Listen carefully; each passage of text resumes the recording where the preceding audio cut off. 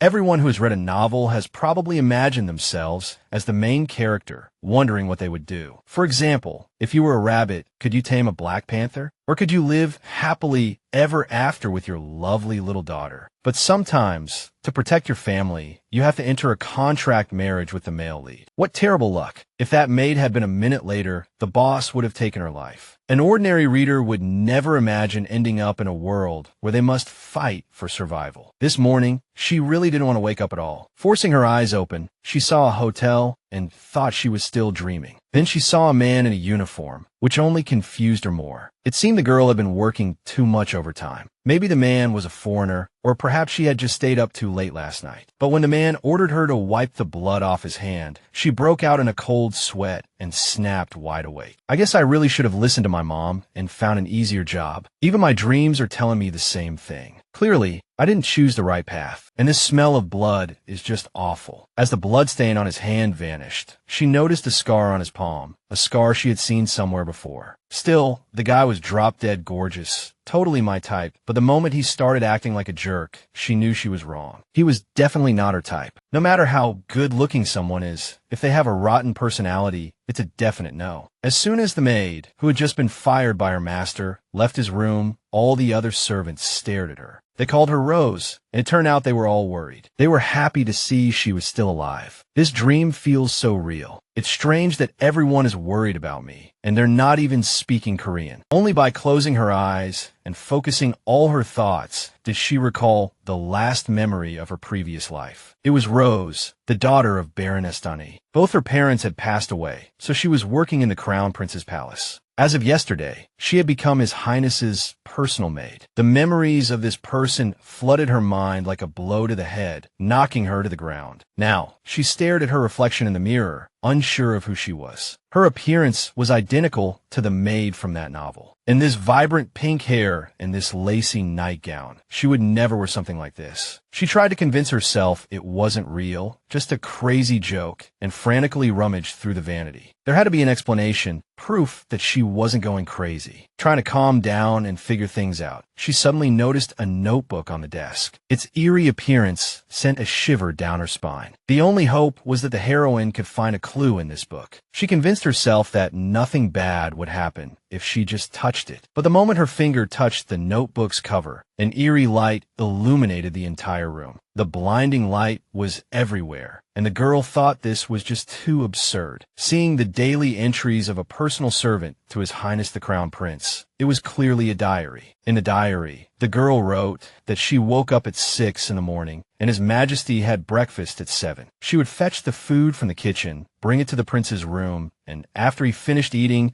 she would help His Highness get ready to go out. It seemed there was no useful information here. On one of the pages, Rose confessed that she was scared. She had received an order to eliminate the prince. Hearing this, the girl forgot to breathe. She was in a world where she had no idea what any of this meant. The previous maid, Emily, was already gone, and now it was Rose's turn. But she was just a servant. Eliminating the crown prince was like signing her own death warrant. You don't normally write this kind of thing in a diary. It was as if it was intentionally left for someone else to see. But the worst part was that the Duke wanted Calix Fosman dead. It was him. This can't be happening. It seems our girl has been transported to another world. Who knows what will happen to her career, her family, and her life. First, she needed to calm down and sort things out. She began to remember this person's memories, bit by bit. It seemed she was trapped in the body of Rosa Estonia. She was an orphan from a baronial family, and they had made her Calix Fosman's personal servant. We're talking about a character from the last novel she read. Calix Fosman was the main character, a tyrant, and what's worse, it was an adult novel, and she didn't remember any main characters named Rosa. If the tyrant was still the crown prince, then she was at the very beginning of the story. In that case, even if she died, it wouldn't change anything because she was just a side character. Calix Fosman was the type of guy who would kill Rose instantly if she annoyed him. Her hair color was a disaster, and worse, the heroine didn't even know if she had died in her previous life. She just hoped she wasn't dead. She needed to go back, and to do that, she had to survive. Calix would soon begin to eliminate all the heirs and seize the throne, and Rose needed to figure out which side she should be on. According to the notes, breakfast was at 7 in the morning. His Majesty woke up early and was a total workaholic. Rose could probably memorize his schedule in about 10 minutes. The most important thing was not to annoy the main character, and she had to find a way to attach herself to the eventual winner. This girl had to survive and go home. She walked into the kitchen and confidently announced she was there to get breakfast for His Highness. The chef had heard that some chick had become His Highness's personal servant. Seeing that her head was still attached to her neck, he smirked. But the girl went ahead and asked what was for breakfast today. The chef found it strange and decided to ask why she needed to know. You didn't have to be a genius to see the kitchen was an absolute pigsty. But it wasn't like this in the story. Rosa had just started the job, so she said it would be better to at least know the names of His Majesty's dishes. Today's menu was a butter croissant, raspberry jam, and a cheese omelet, an arugula salad with pink peppercorn dressing, and apple juice. Finally, Rosa picked up the prince's breakfast and went to serve it. This was just the beginning. She absolutely could not let the main character get any bad impression of her. Her train of thought was clear, but she immediately ran into a problem. The girl was lost in thought, not knowing how to address Calix. "Your respected majesty" probably wouldn't work. Figuring he would understand, Rosa knocked on his door and announced that breakfast was served. After getting the prince's permission, the girl entered his room, but he just looked her up and down. It was a close call. If that maid had been a minute later, Calix Fosman would have put her head on a platter. In the Empire of the Crimson Moon, Calix's backstory wasn't explained in detail. But one of the major things was that Calix was head over heels in love with the female lead. My God, this novel wasn't even about how Calix became emperor. Who knew Rose had walked into such a nightmare from the very beginning, with her life on the line? She promised herself she would be on time from now on, but that fake smile was the spitting image of a corporate slave. The Crown Prince said nothing, which probably meant the maid had passed the test. But what she found strange was that the portion size was too small for a Crown Prince. For a member of the royal family, the meal was too meager. In any case, everything Rose saw made her suspect that he was an outcast. She decided to announce the dishes. Calix's breakfast today was a butter croissant, raspberry jam, and a cheese omelet, an arugula salad with pink peppercorn dressing, and freshly squeezed apple juice. The atmosphere suddenly grew tense. Calix leaned in uncomfortably close. He decided to figure out what trick she was playing, coiling his body around the frightened girl like a snake. Rosa said that if he didn't like the menu, she could ask the chef to make something else. In that moment, the prince's gaze nearly burned a hole through her, wanting to know who she really was. The girl introduced herself as Rose, his personal servant as of yesterday. But that wasn't what he was asking. However, Rosa wasn't about to back down. She was, after all, a 21st century intern from a 5-star hotel. Facing the prince, Calix eventually told the maid to take everything away and leave. Before leaving, the girl offered to mend his clothes for him. Then she bowed and left, just like all the maids in the palace. Rose went to have breakfast, but Mila suddenly interrupted her, bursting in as if she were on fire. It turned out Mila thought her friend was a goner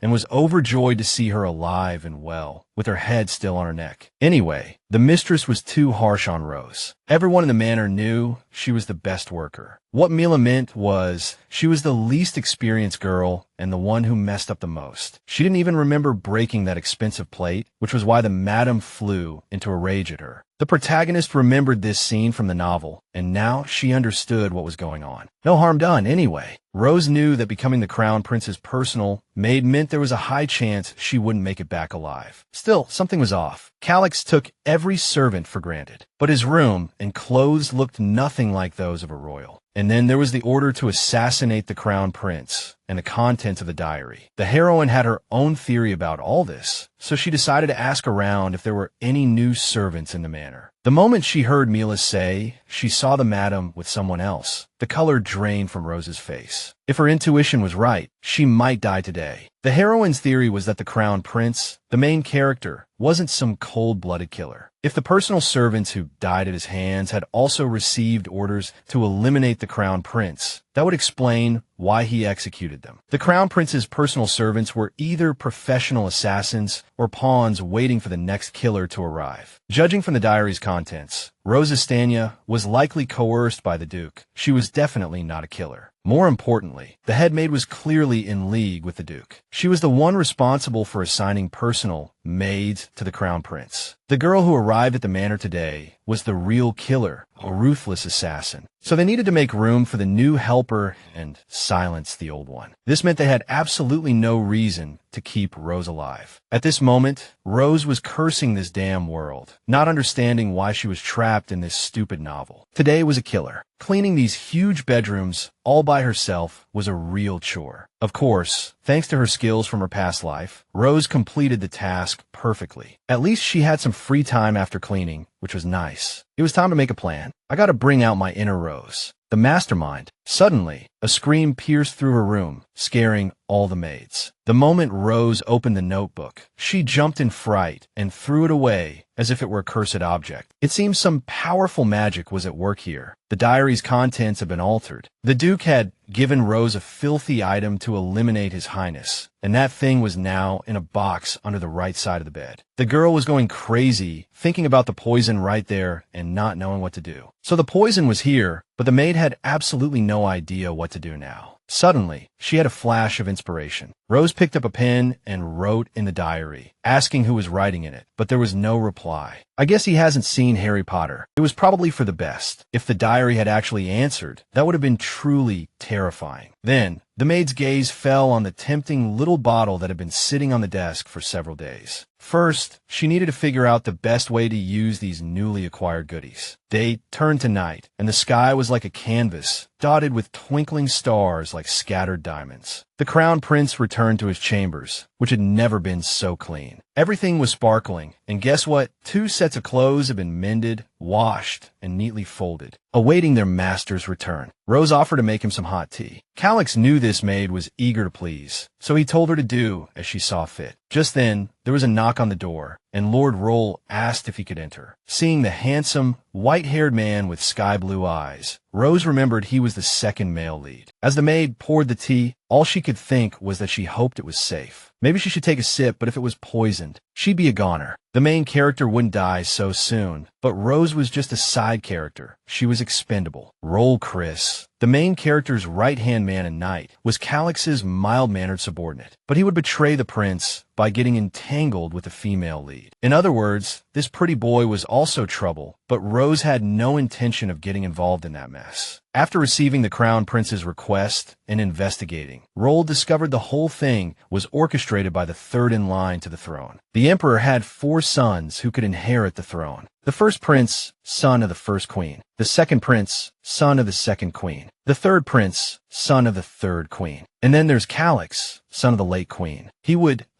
take care of the other 3 contenders and become emperor. But that was still a long way off. For now, he was targeting the third crown prince. Rosa sweetly brought some hot tea, but Calix eyed her suspiciously, as if it were obvious she had been eavesdropping. She suddenly said cheerfully that she had added a bit of vanilla to the tea and also made some amaretto to help His Majesty relax. Despite this, the Crown Prince sent the maid on an errand, and that's when things got interesting. He sent her to the library to fetch the 3rd volume of the History of the Empire. He was clearly just trying to get rid of her. Rosa understood, though. If she were in his shoes, she'd have a hard time trusting anyone, especially when talking politics. His Majesty said the library was at the end of the hall, so this must be it. It was so dark in here, it felt like a ghoul could jump out and pounce on Rose at any moment. She decided to grab the book and get out of there quickly. But just as she found the 3rd volume of the History of the Empire and thought she could head back, she stopped breathing for a second. The maid kept telling herself that His Majesty would never do something like this. So the question was, who could it be? Rose thought maybe it was just the wind. If someone was going to make a move, they would surely disguise it as an accident. If Rose started snooping around, she'd be in big trouble, hunted by the Duke, the head maid, and some hired thugs. Just as she decided it was best not to stir up trouble, she got an ominous feeling as if someone was right there. And whoever was in this room, they were definitely about to pounce from over there. Meanwhile, Roll reported that the new servant looked like a hired gun and her connection to the Duke had been confirmed. So Rosa Stane had nothing to do with what was happening. Although it was strange for the prince to remember a servant's name, as far as Roll knew, His Highness always just called the maid's girl. But it seemed he was a bit special towards this servant. In truth, Calix had no idea what his confidant was thinking, but that didn't matter at all. More importantly, he suddenly glanced at his watch and realized there was no time. Without a second thought, the Crown Prince set off after the servant. On the way, Roll suggested he go check on the situation. But that girl didn't do as the Crown Prince said, and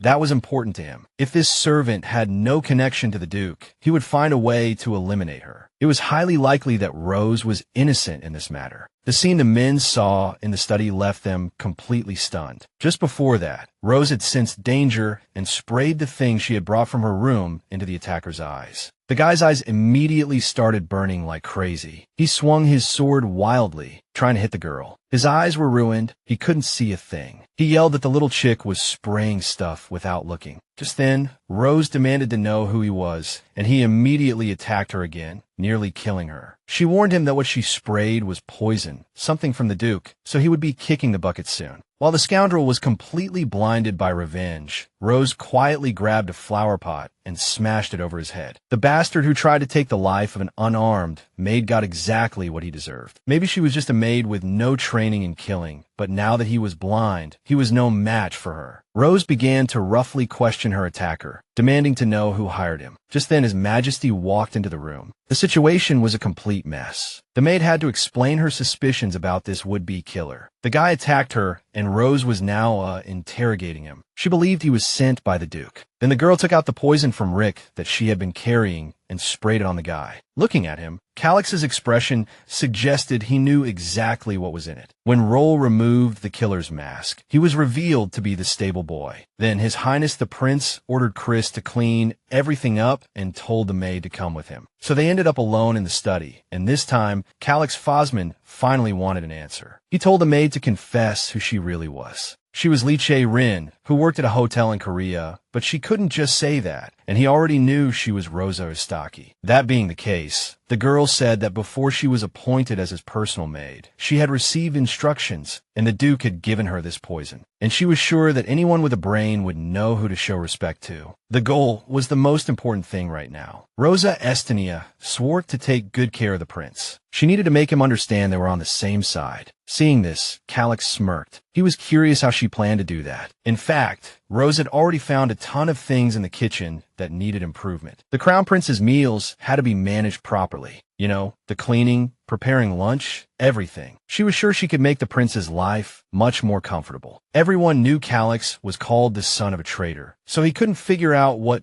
good it would do her to be on his side. Obviously, he still didn't trust this new maid and would remain suspicious until the very end. Maybe Rose would die today. If not today, then tomorrow. If not tomorrow, then the day after. So she needed to convince this guy of her unwavering loyalty. Rose begged His Highness to spare her life, promising never to betray him and sincerely asking for permission to serve him. These words brought a faint smile to the Crown Prince's face. He agreed to see how things would play out. Mission: survive in the Empire of the Crimson Moon, complete. A long time ago, when His Majesty decided to execute the Queen, the little prince tried to stop him, swearing his mother hadn't betrayed him. He begged them to spare his mother, but His Majesty was determined to get rid of the woman who had tried to end his life. The child, facing his mother's fate, pleaded with his uncle to save her, but even he was powerless. He told the prince to just pretend nothing had happened, that it was the only way he could survive. His mother didn't want to go. She wanted to live. She hadn't done anything wrong. The little prince had no intention of ending up like his mother. If he wanted to live, he had to eliminate the threats. If he wasn't going to be taken out, then he would be the one taking others out. The little prince, Calix Fosman, Rose sweetly served some freshly baked, crispy cookies with applesauce and a cup of fragrant, vanilla-flavored tea. The Crown Prince woke up in a cold sweat, realizing it was all a dream, a very bad one. Just then, Roll entered the room, not realizing His Majesty was inside. The prince didn't respond, so he just went in to leave the report, figuring Calix was just napping. Anyway, Chris reported that he had disposed of the assassin's body, as well as the third volume of the history of the Empire. After talking with His Majesty, the Crown Prince suddenly had something to do. Rose couldn't shake the feeling of being watched. Seeing this maid again, the royal chef noticed she'd been coming around a lot lately. The guy was a total slob. Greasy hair, a sparse beard, dirty hands,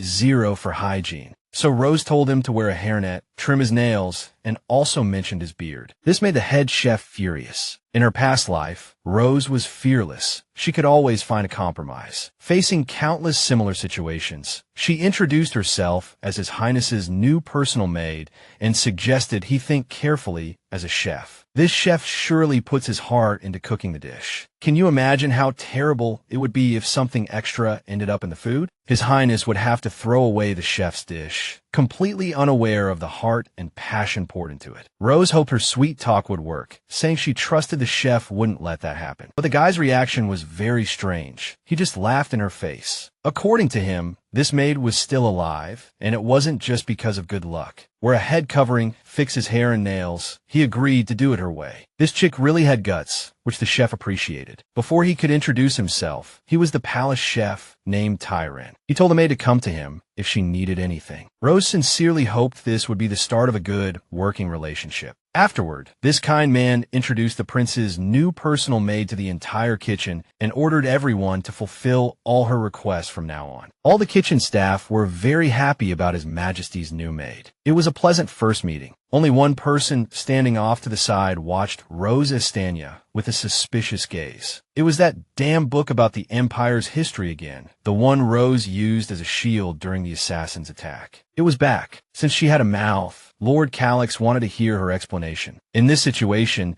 saying it was just a history book would lead to a bad ending. The prince would order her execution. Bad ending number 2 was saying Rose had no choice in that situation. Therefore, the maid decided to say she would find him an identical copy. At this thought, the Crown Prince suddenly ordered her to open the book. The moment Rose opened the history book, she immediately understood that finding another identical copy would be extremely difficult. Nevertheless, Calix handed the maid a bag of gold coins, figuring it should be enough. The girl was determined to complete the task the prince had given her, even though she only had 2 days. It turned out Roll had noticed it was an invitation to a ball hosted by the 3rd Crown Prince. Even His Majesty had a hard time getting one, so Roll couldn't figure out why he would issue such a task. But the master was sure he hadn't asked for such a thing. The girl had volunteered. From a young age, Calix understood that if he didn't want to be buried 6 feet under, he had no choice but to take matters into his own hands. Roll knew very well this. Maid wasn't capable of such a thing. His Majesty was always hard to please, but this time he had really gone too far. After meeting with her master, Rose decided to seriously think about her obsession with money. It was then she realized, taking another look at the paper, that it was an invitation. It seemed to be from the 3rd Crown Prince. Even if Rose could get the book, she had no idea what to do with this invitation. The heroines in those otherworld novels usually had it easy. But Leech Aaron had drawn the short straw, surviving an assassin and securing that invitation. She was stuck with an impossible mission. To find a clue, she went to Mila to ask about nobles close to the 3rd Crown Prince. Hearing this, Mila clammed up, saying she knew nothing, but she was clearly hiding something. There might be a genealogy of noble families in the library, but you could only get in with permission from a noble family. Luckily, Mila had just the thing, a simple map to Crimson Books. You can find things that exist there and things that don't. Rosa had no idea what that meant. Mila kindly gave her the map, only asking for a tasty snack in return. The problem was, Mila couldn't even remember where she got that piece of paper. Because of the novel genre, the heroine had expected the atmosphere to be super oppressive, but it wasn't as bad as she thought. Mila went to all the trouble of giving me a whole map to the bookstore, but I can't make heads or tails of this thing. Rose was so lost in thought about the invitation that she didn't even see a guy carrying an armful of bags heading straight for her. As the man passed, he simply pushed her aside, telling her to get out of the way. The maid lost her balance and nearly fell flat on her face. But just then, a handsome guy caught her from behind. His sandy red hair was like autumn leaves, and his smile was brighter than the sun. His voice was as pleasant as music. After thanking him, Rose hurried away, but the man offered to walk with her. It turned out he had been following her all the way from the royal palace. His name was Aaron. He was in the kitchen when Rose was talking to the head chef and thought she seemed to be up to something interesting. The girl thought he was a pervert and told him to stop following her. Not only did Aaron continue to follow her, but he also snatched the note with the name of the Crimson Bookstore written on it. It turned out he knew where the place was. More importantly, only he knew the way. So Rose had no choice but to follow this stalker wherever he was taking her. When they arrived at the gloomy, dilapidated settlement, she sincerely hoped they were on the right path. If this guy tried any funny business, she'd have to kick his ass right here. Aaron led her to a shop deep in a mysterious forest, a dilapidated hut shrouded in secrecy. The sign read Crimson Bookstore. This was probably the only place nearby where one could buy anything useful. With no way back, Rose took a deep breath and went inside. She apologized for her sudden intrusion, saying she needed a list of noble families. But Aaron interrupted her, asking which forbidden book she was looking for. He was talking about a forbidden book, completely convinced that was why Rose had come. They had romance novels about knights here, and other various pairings to satisfy everyone's tastes. Among the books for those who like to stir up trouble, Rose found one titled 34 Ways to Summon a Demon. Aaron left her to her own devices and started browsing the books himself, a highly suspicious act, as he knew his way around the place perfectly. So the girl decided to ask him directly. She was almost certain this place was for trading information. Rose was starting to think the guy's smile was a little too friendly. Aaron had already said that he was one of a kind. He suddenly grabbed her hand and, without a word, dragged her deeper into the bookstore. They ended up in the basement, where an old man was sitting behind a book. Aaron told him he had brought a customer. Hearing this, the grumpy old man declared that he didn't work with newbies. But when Rose paid with a mountain of gold coins, she could hardly be considered a newbie. And this old man would soon find that out. This girl was nothing like what he had heard. He was willing to reveal anything she wanted to know to His Highness's personal attendant. Rose had learned one thing from her hotel internship: never let them see you're nervous. Well, this guy had certainly saved her the trouble of an introduction. It wasn't that difficult. The unusual hair color, the fancy clothes and brooch, and, of course, her willingness to bargain. The old man had heard from a certain noble that the Crown Prince had a new personal maid, and that she had managed to win his favor. So his question was, what did Rosa Estani, the Crown Prince's personal maid who had somehow survived, want to know? It seemed this guy really knew his stuff, so she was curious just how much he knew about this empire. In fact, the old man didn't deal much with nobles, but he would tell someone from the palace what she wanted to know. Since he dealt in items, Rose needed something he could procure, an invitation to the third prince's ball, and she needed it as soon as possible. But first, she needed him to dig up some information. To distract Calix and survive, the heroine needed to find out the whereabouts of the main female character. To do that, she needed to know Duke Tynel's biggest secret, what he was hiding about his daughter. If the old man could get that information, Rose could not only verify his abilities, but also find the heroine's location. It was killing two birds with one stone. Calix had given her 2 days, so she couldn't waste a single moment. She gave a guy 3 gold coins. If he could get the information, she would pay double next time. The young lady knew the rules. Tomorrow, she would get what she wanted. Their meeting ended there. The shop wasn't so gloomy after all, it turned out. Aaron suddenly asked Rose how she knew the price was 3 gold coins. Actually, she had guessed it after seeing the shopkeeper count 3 gold coins. He found it amusing and was genuinely happy to be with Rose. He decided to keep an eye on her from now on. There seemed to be a hint of warmth in his words, making Rose bloom like a real flower. But on the way back, they bickered constantly. She just wanted him to shut up and escort her back to the palace. That night, the maid gathered her courage and opened the mysterious book belonging to the real Rose from the novel. As soon as she turned the page, she felt as if she were enveloped in magic, deeply immersed in the words between the lines. Mr. Crimson, who was in a shady business, was actually an information broker. He knew the back alleys as well as he knew the capital. It cost 3 gold coins to request a piece of information from him. Lady Mallory was an herbalist, but Li Chai-rin was only just hearing about her now. Lady Mallory gave her a box of Vegeta grass, which could detect the presence of poison.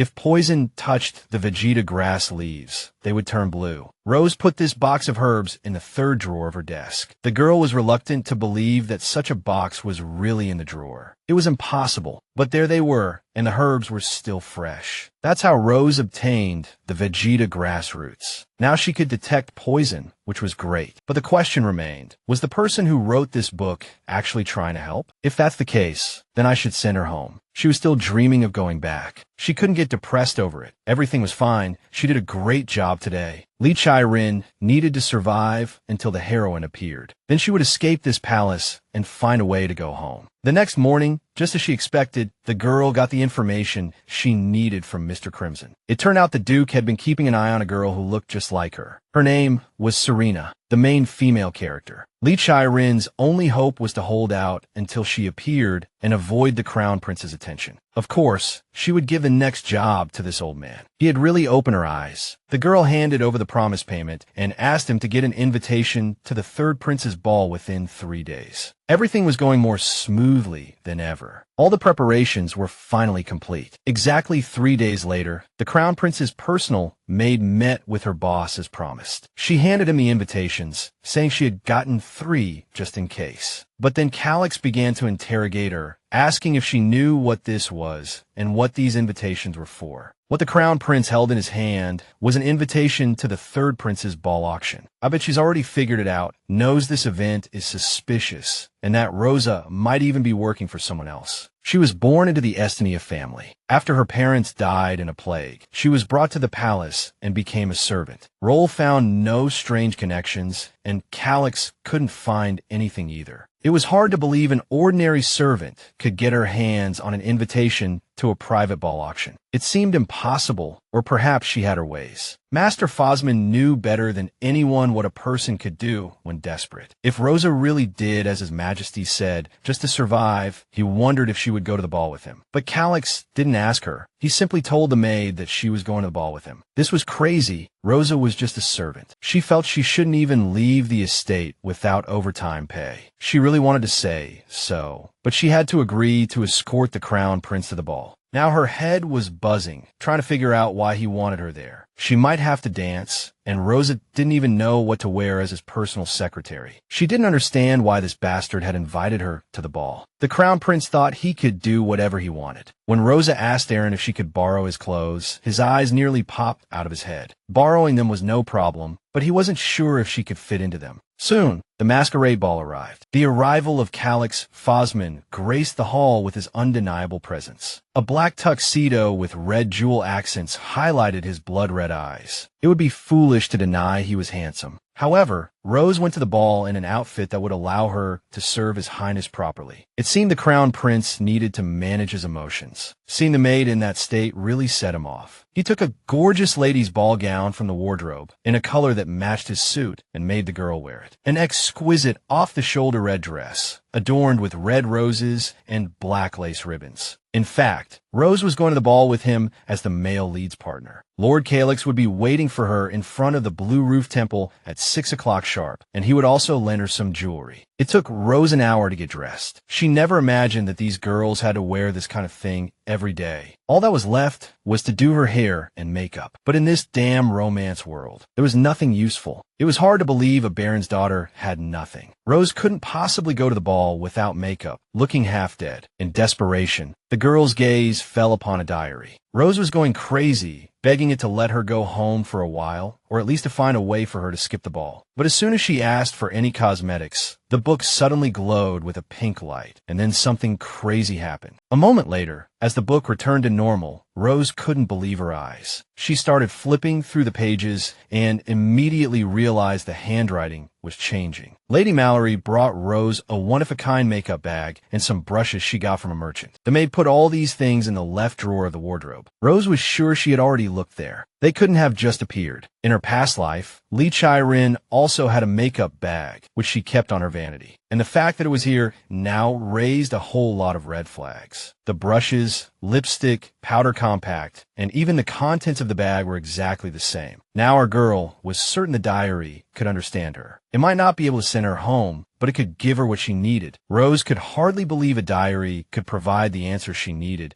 and she threw a barrage of questions at it about this Lady Mallory, asking if she was still alive. Where did the diary get her things? Was it connected to this world? Was she dead? The girl demanded answers, but the notebook remained silent. Rose didn't have time for this now. First, she needed to calm down. She had to get ready for the ball. After she survived this, she would come back and interrogate this diary properly. Lee Chai-rin needed to learn more about this world and its magic, so she would be back soon. When the time came, she arrived at the Blue Roof Temple, where a carriage was already waiting. Honestly, Calix had expected her to be late, but he gestured for her to get in. Being late for a meeting with the Crown Prince was completely unacceptable. Rose wouldn't cause that kind of trouble for herself. Since they were going to the third prince's masquerade ball auction, her master told her to wear a mask. They couldn't be recognized where they were going, so the maid had to be careful. They finally stopped in front of the third prince's palace, where the butler greeted them with open arms. When Calix told her to take off her cloak, he didn't expect to be so stunned by her beauty that he forgot everything for a moment. Like a blooming spring flower, Rose smelled fragrant and radiated warmth. Her skin was so soft, and here was this harsh tyrant, a cruel crown prince, who couldn't even look her in the eye when they were alone. When Calix leaned down to kiss her hand, Rose felt like she'd been shot in the head. All her emotions were jumbled together. She was terrified and couldn't believe what he was doing. It seemed her master had completely lost control. If he went crazy, his subordinate was in for it. Calix decided to play a little game. If she had been paying attention, she should have already understood why he was doing this. Everyone here was in pairs, so, to blend in, the prince told her to come closer. So Rose decided to call him K, or darling, sweetheart, baby. Calix told her she could choose whichever she liked. Among all the couples at the ball, their outfits were the most extravagant. They weren't so much walking as they were gliding. The Crown Prince's eyes were practically glued to the girl, scrutinizing every detail as if trying to see right through her. Rose actually had a lot of class. With just a little dressing up, she was stunningly beautiful. That gorgeous dress had looked just as stunning on his mother's delicate shoulders. The memory of her would forever be the brightest, kindest part of his cruel life. Now the boss was starting to wonder why he had given that particular dress to the maid. He should have chosen something else. He knew he was just overthinking it. He just needed a partner for the night. That was all. Anyway, it was time to ask the lady to grace her partner with a dance. Rosa didn't actually know how to dance, but she trusted Calix and did exactly as he said. Even with half his face covered, he was so handsome. It seemed Lee Chai-rin was finally starting to understand why the heroine of the novel fell in love with him despite his attitude. The show is about to begin, so ladies and gentlemen, please take your seats. A stir went through the room. It was said he was caught in the act, and many people were interested in that sort of thing. They want to know if they could get a good look at him. It would be great if he was still alive after the long wait. The first item up for auction was a silver wolf captured in northeastern Goksan. Rosa knew this auction was a complete violation of animal rights and thought they should call the police. She firmly believed that anyone who dared to cage that poor, furry little creature was unforgivable. All she could think about was how to rescue the animal. So she decided to ask if the auction would end if all the items were bought. Even if Calix couldn't buy all the animals, he could still buy the rarest and most special one for her. He hoped to make her happy, but Rose didn't show it. She was just playing her part and wasn't in a position to ask for anything. Today she was just escorting the Crown Prince and had to play along for the sake of his beloved. The master was ready to do anything. He would give her everything her heart desired. The Crown Prince was taking his act too far. He reached out to kiss Rose, which was completely unexpected.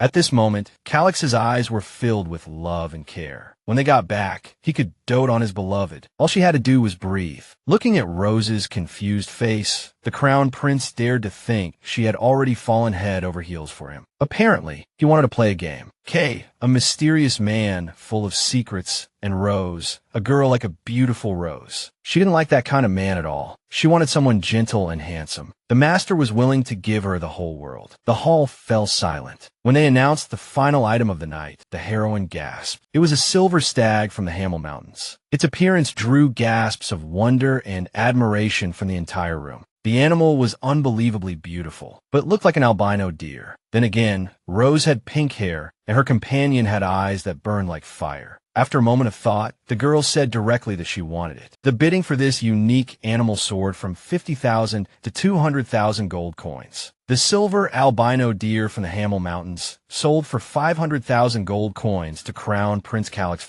After a successful bid at the auction, the distinguished guests were escorted to a private corridor. Their purchased items will be ready shortly. They were asked to wait a moment, but Calix told his companion not to let her guard down and assured her this was just the beginning. They needed to find evidence that the third prince organized this black market auction. The documents should be on this floor. Rose understood. Of course, the boss couldn't say it outright. The maid was probably glad she was wearing a mask today, as Calix couldn't read her expression. If she swore allegiance to him, she would have to serve him well. Besides, the crown prince still didn't trust her, so he told her to be careful. On second thought, this was a bit different from what Rose had imagined. But this guy was a real piece of work, willing to do anything to get to the top. He said to find the documents, so they had to leave this room before the master of the estate showed up. In escape rooms, you can find exits in the walls, and Chirin was very good at that in her past life, so it might be the same here. Despite her master's suspicious gaze, Rose began to check the walls, knocking on each one, searching for a way out. When they heard a hollow sound from one of the walls, it was like a flash of inspiration. All right, they are now bringing out the auctioned item, and the engraved scroll will be delivered shortly. They offered the gentleman and the lady a glass of special white wine while they waited. So this world had wine too. Rose seemed happy about it, but something fell off. The white wine had a strange smell, not at all like freshly poured wine should. This prompted the girl to check it with her herbs. The leaves turned blue as soon as they touched the wine. The girl knew, but by the time she realized, it was too late to warn the crown prince. In desperation, she lunged at the gentleman, shouting as she slapped his hand and knocked the poisoned wine from his grasp. Calix's eyes instantly became bloodshot, filled with an unprecedented rage, thinking the girl was asking for death. In that moment, Rose froze, not knowing what to do. She tried to act as quickly as possible, but she still didn't know if the vigilance grass was common in this world, or if she could explain everything clearly. Just then, it dawned on the maid. The diary had deceived her, setting a trap to get her killed. Rose was desperate. She would worry about the consequences later. Taking a gamble, she blurted out, "It's poison." The crown prince was caught completely off guard and fell on top of her. Just then, they heard someone coming. The officials had heard the commotion, so they came in, walking in on the master and lady in a compromising position. Calix gave them a death glare with a single frown, and they ran off like cowards with their tails between their legs. The problem now was that they would be back soon. Even the prince knew that. As he expected, a whole squad of well-trained, armed soldiers was already waiting outside the door. Hearing a strange noise, they decided to break in, and the first blow came flying in from outside. In one swift move, the brutal Calix snatched the sword from the bastard's hand and tore him to shreds. He was calculating, elusive, and his strength and agility were unmatched. The crown prince was a born killer. He wasted no time and ordered the maid to get back to work. The girl was sure there was something behind that wall, but with her strength, it would be difficult to break it. But she decided to try anyway, kicking the wall with all her might. My God, Rosa did it! A secret passage, hidden in plain sight, was finally open. Before going in, her heart breaking, the girl decided to take the deer with them so it wouldn't die outside. With just her warm touch, a stunningly beautiful white elf appeared. Rosa had never actually seen an elf, and she asked the prince if he knew the deer was an elf. Things calmed down after the girl stopped talking nonsense. Eventually, they reached a secret exit safely. Just then, the elf used his magic to create a protection spell. He said that if they didn't have a mage, the shield would only last for 20 minutes. The prince looked around and realized the trouble hadn't gone away. It had just changed form. They had walked right into a trap by coming here. Still, they found what they were looking for, so the trouble of coming here was worth it. The only problem now was how to get out. According to the elf, there was another dimension or something here. Calix knew nothing about it, so he suggested having the elf try to blast the wall to see if there was any reaction. Assuming there was a point where magic converged in this room, Rosa felt that something of the sort would be hidden in these books. It was a cliché in Korean movies and games, but surprisingly, the elf pointed right to it. As soon as she pulled one of the books, a secret room with a staircase magically appeared in the bookcase. Finally, success. Lee Chai-rin was amazing. She had found the passage. However, His Majesty was sure this was impossible. Now he wanted to know who on earth she was. Since they needed to get out of here quickly, Rosa suggested they talk later. She had a bad feeling. The look on the Crown Prince's face was like he was about to lose it. He was completely fed up with this whole charade. A mage couldn't possibly be manipulating this whole black market scheme. They had 20 minutes to get out of this place. The Crown Prince went first, saying Rose wouldn't last 5 minutes and telling her to hurry up and follow. Now the girl had no choice but to rely on herself. She dragged the elf along with her on the way out. Looking at this beautiful, pink-haired girl, the elf caught her scent, and in his eyes, she was like an angel descended from heaven, climbing higher and higher in the magic tower. The heroes found themselves pursued by knights trying to capture them. The situation was getting very ugly, as these men were willing to do anything to stop their escape. Trouble came quickly as the third prince's men caught up and launched a direct frontal assault. Their chances of escape were shrinking fast. The Crown Prince couldn't risk it anymore, so he blew the crowd away with a single blow. The situation was getting trickier. There were too many assassins, and more were constantly swarming up from below. Just then, Rose was overcome with fear, worried that her boss couldn't handle alone. She was completely consumed by worry. But suddenly, she felt a strong hand on her shoulder. The elf touched her, his expression showing he wanted to help. Drawing power from nature allowed him to control the elements and create magical effects. This is the elf's innate ability to control elements, nature, and psychic powers, often with a mystical aura. His magic is closely linked to artistry and innate abilities, such as his mastery of the bow, a manifestation of elven power. Righteous magic arrows rained down mercilessly on the attackers. There was something special in his pure smile. Elves are amazing for their keen eyesight, group consciousness, and foresight. When the dangers seemed to have passed, Calix headed for the exit, telling them to hurry. It was as if a sixth sense told Rosa that it wasn't over yet. She saw an archer ahead who had already drawn his bow. That moment when your mind goes blank and the whole world stands still before your eyes. It came without warning. Spotting the archer aiming for the Crown Prince, the maid threw herself forward to save him. Then, blood exploded in front of his highness, followed by a heavy, terrible silence. Rose had accepted her duty to serve the heir, shielding him with her body and paying the ultimate price. This horrific scene made Calix think the maid had gone mad. He leaned over her in a panic. It seemed this girl had completely lost her mind. She wanted to go home and hoped that dying here would let her return. When she was convinced she had no other choice, she saw this amazing girl before her. The problem was, Rose had made the same choice as this girl. She just didn't know who she was. Her memory kept cutting in and out, reminding her that she had been shot by an arrow. But this girl appeared like some kind of angel, and Rose had no idea who she was. But she had a feeling they were talking about something. When Chai-Rin saw the familiar ceiling, she thought she had died in the novel and woken up at home. But after looking around the room, she realized she was still trapped in the story. Strangely, it didn't hurt at all. There was a knock,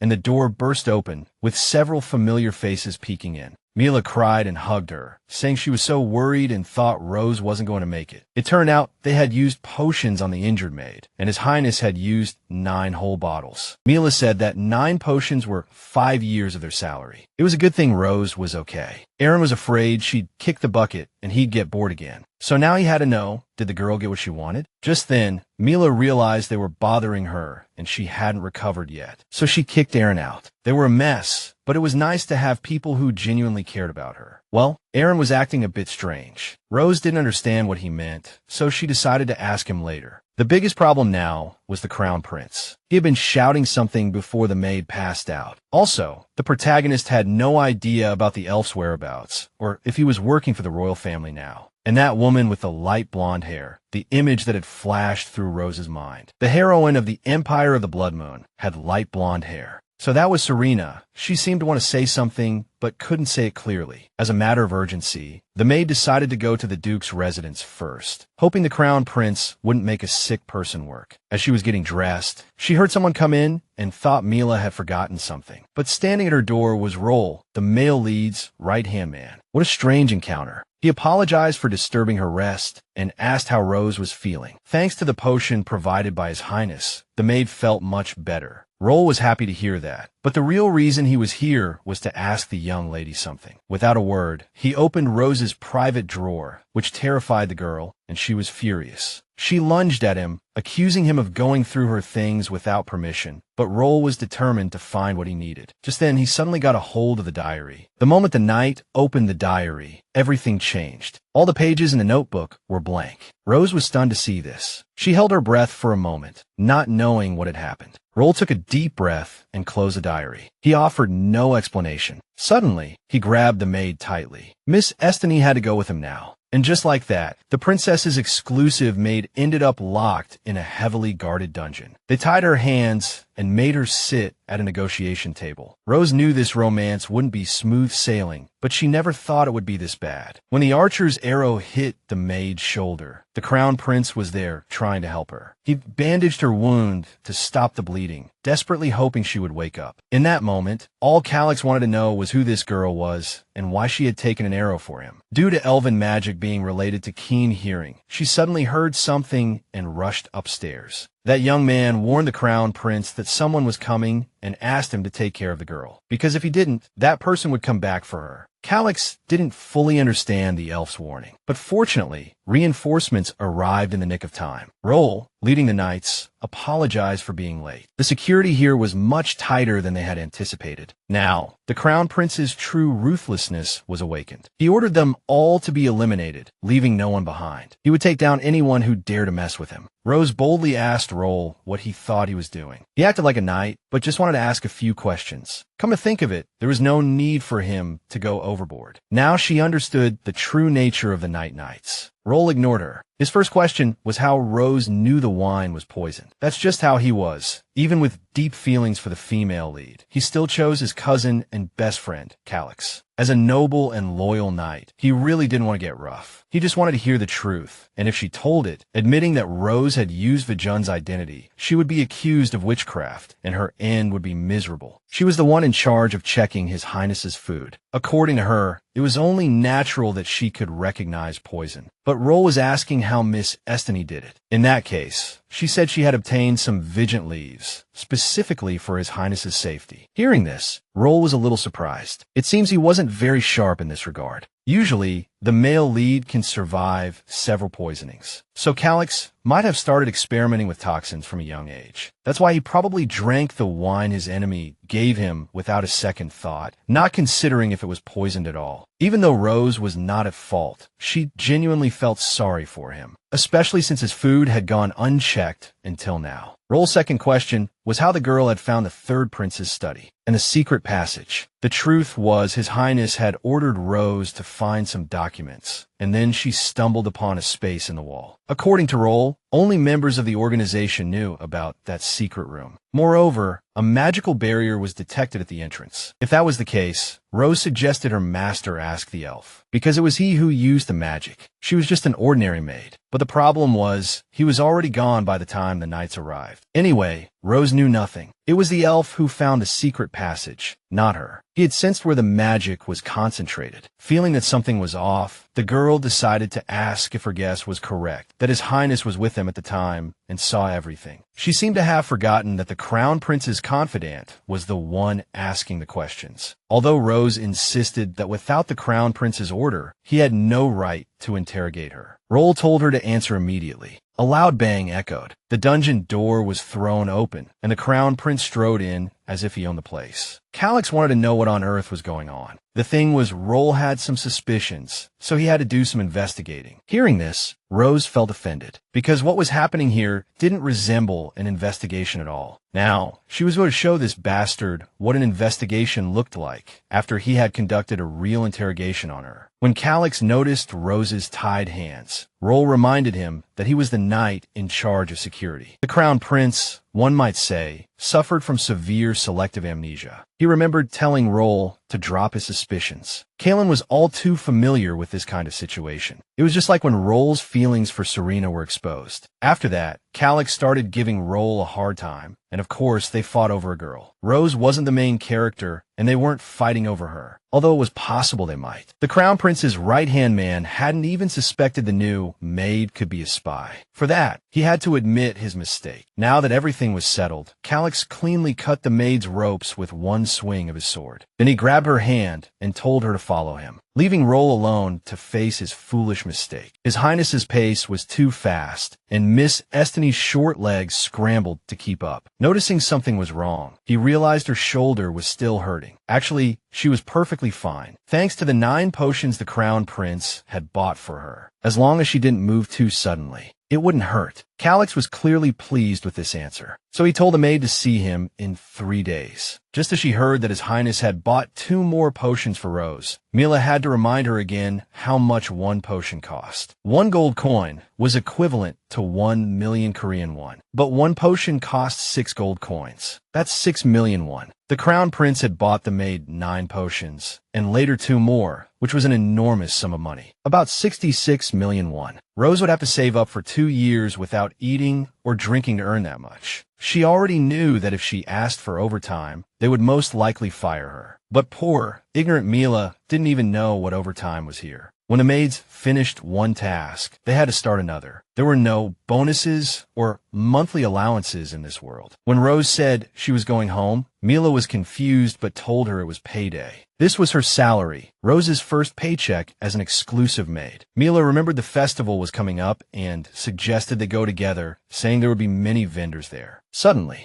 the protagonist heard that voice from behind her. She turned around and saw Aaron, who maybe could take her. Aaron was a kitchen helper in the palace, a character who wasn't even in the original novel, probably because he wasn't involved in any important plot points. Rose recalled their last conversation and felt the whole thing was very suspicious, but she agreed anyway. They decided to meet at the gate after work tomorrow. Tomorrow, Miss Tanya had to figure out what this guy was all about. The only problem was she had no idea how to do it. Rose asked around the estate, but couldn't dig up enough dirt on him. Aaron gave off a bad vibe, and because of him, the diary had erased all its entries when she was in trouble. I don't know what kind of crazy magic this is, but it seems the diary can really give her what she needs at critical moments. So the maid decided to test the diary's limits. She said she wanted to know everything about Aaron. Instantly, the diary filled with entries. Rose wrote that she had met Mrs. Mallory again today. This time, Mrs. Mallory gave the girl a small pouch of powder. She said it was the resin of a very rare Elgin tree that grows in the Hamel Mountains, which have been dried and ground. Anyone who takes this Elgin powder can only speak the truth. Rose placed the pouch in the top drawer of her desk. After finding the pouch in the drawer, the maid still didn't understand what she was supposed to do with it. Taking this opportunity, she decided to ask if the girl with the light blonde hair was Serena. When she was unconscious, she seemed to have seen the main character. But the silence could only mean that the diary would not reveal any related information. The maid began to feel that she needed to bribe it to get any intel. As if on clockwork, Rose got up early and put on a stunning outfit with a blue skirt, ready to start her mission. Her tasks were find the Duke's residence, dig up dirt on Serena, and then give Aaron the Elgin powder. She only had 3 days, so every minute counted. First, Rose went to the main gate of the palace and sweet-talked the guards. Guessing they were hungry, she brought them a basket of Mila's special sandwiches and some wine Tyrone had given her. Just as she thought,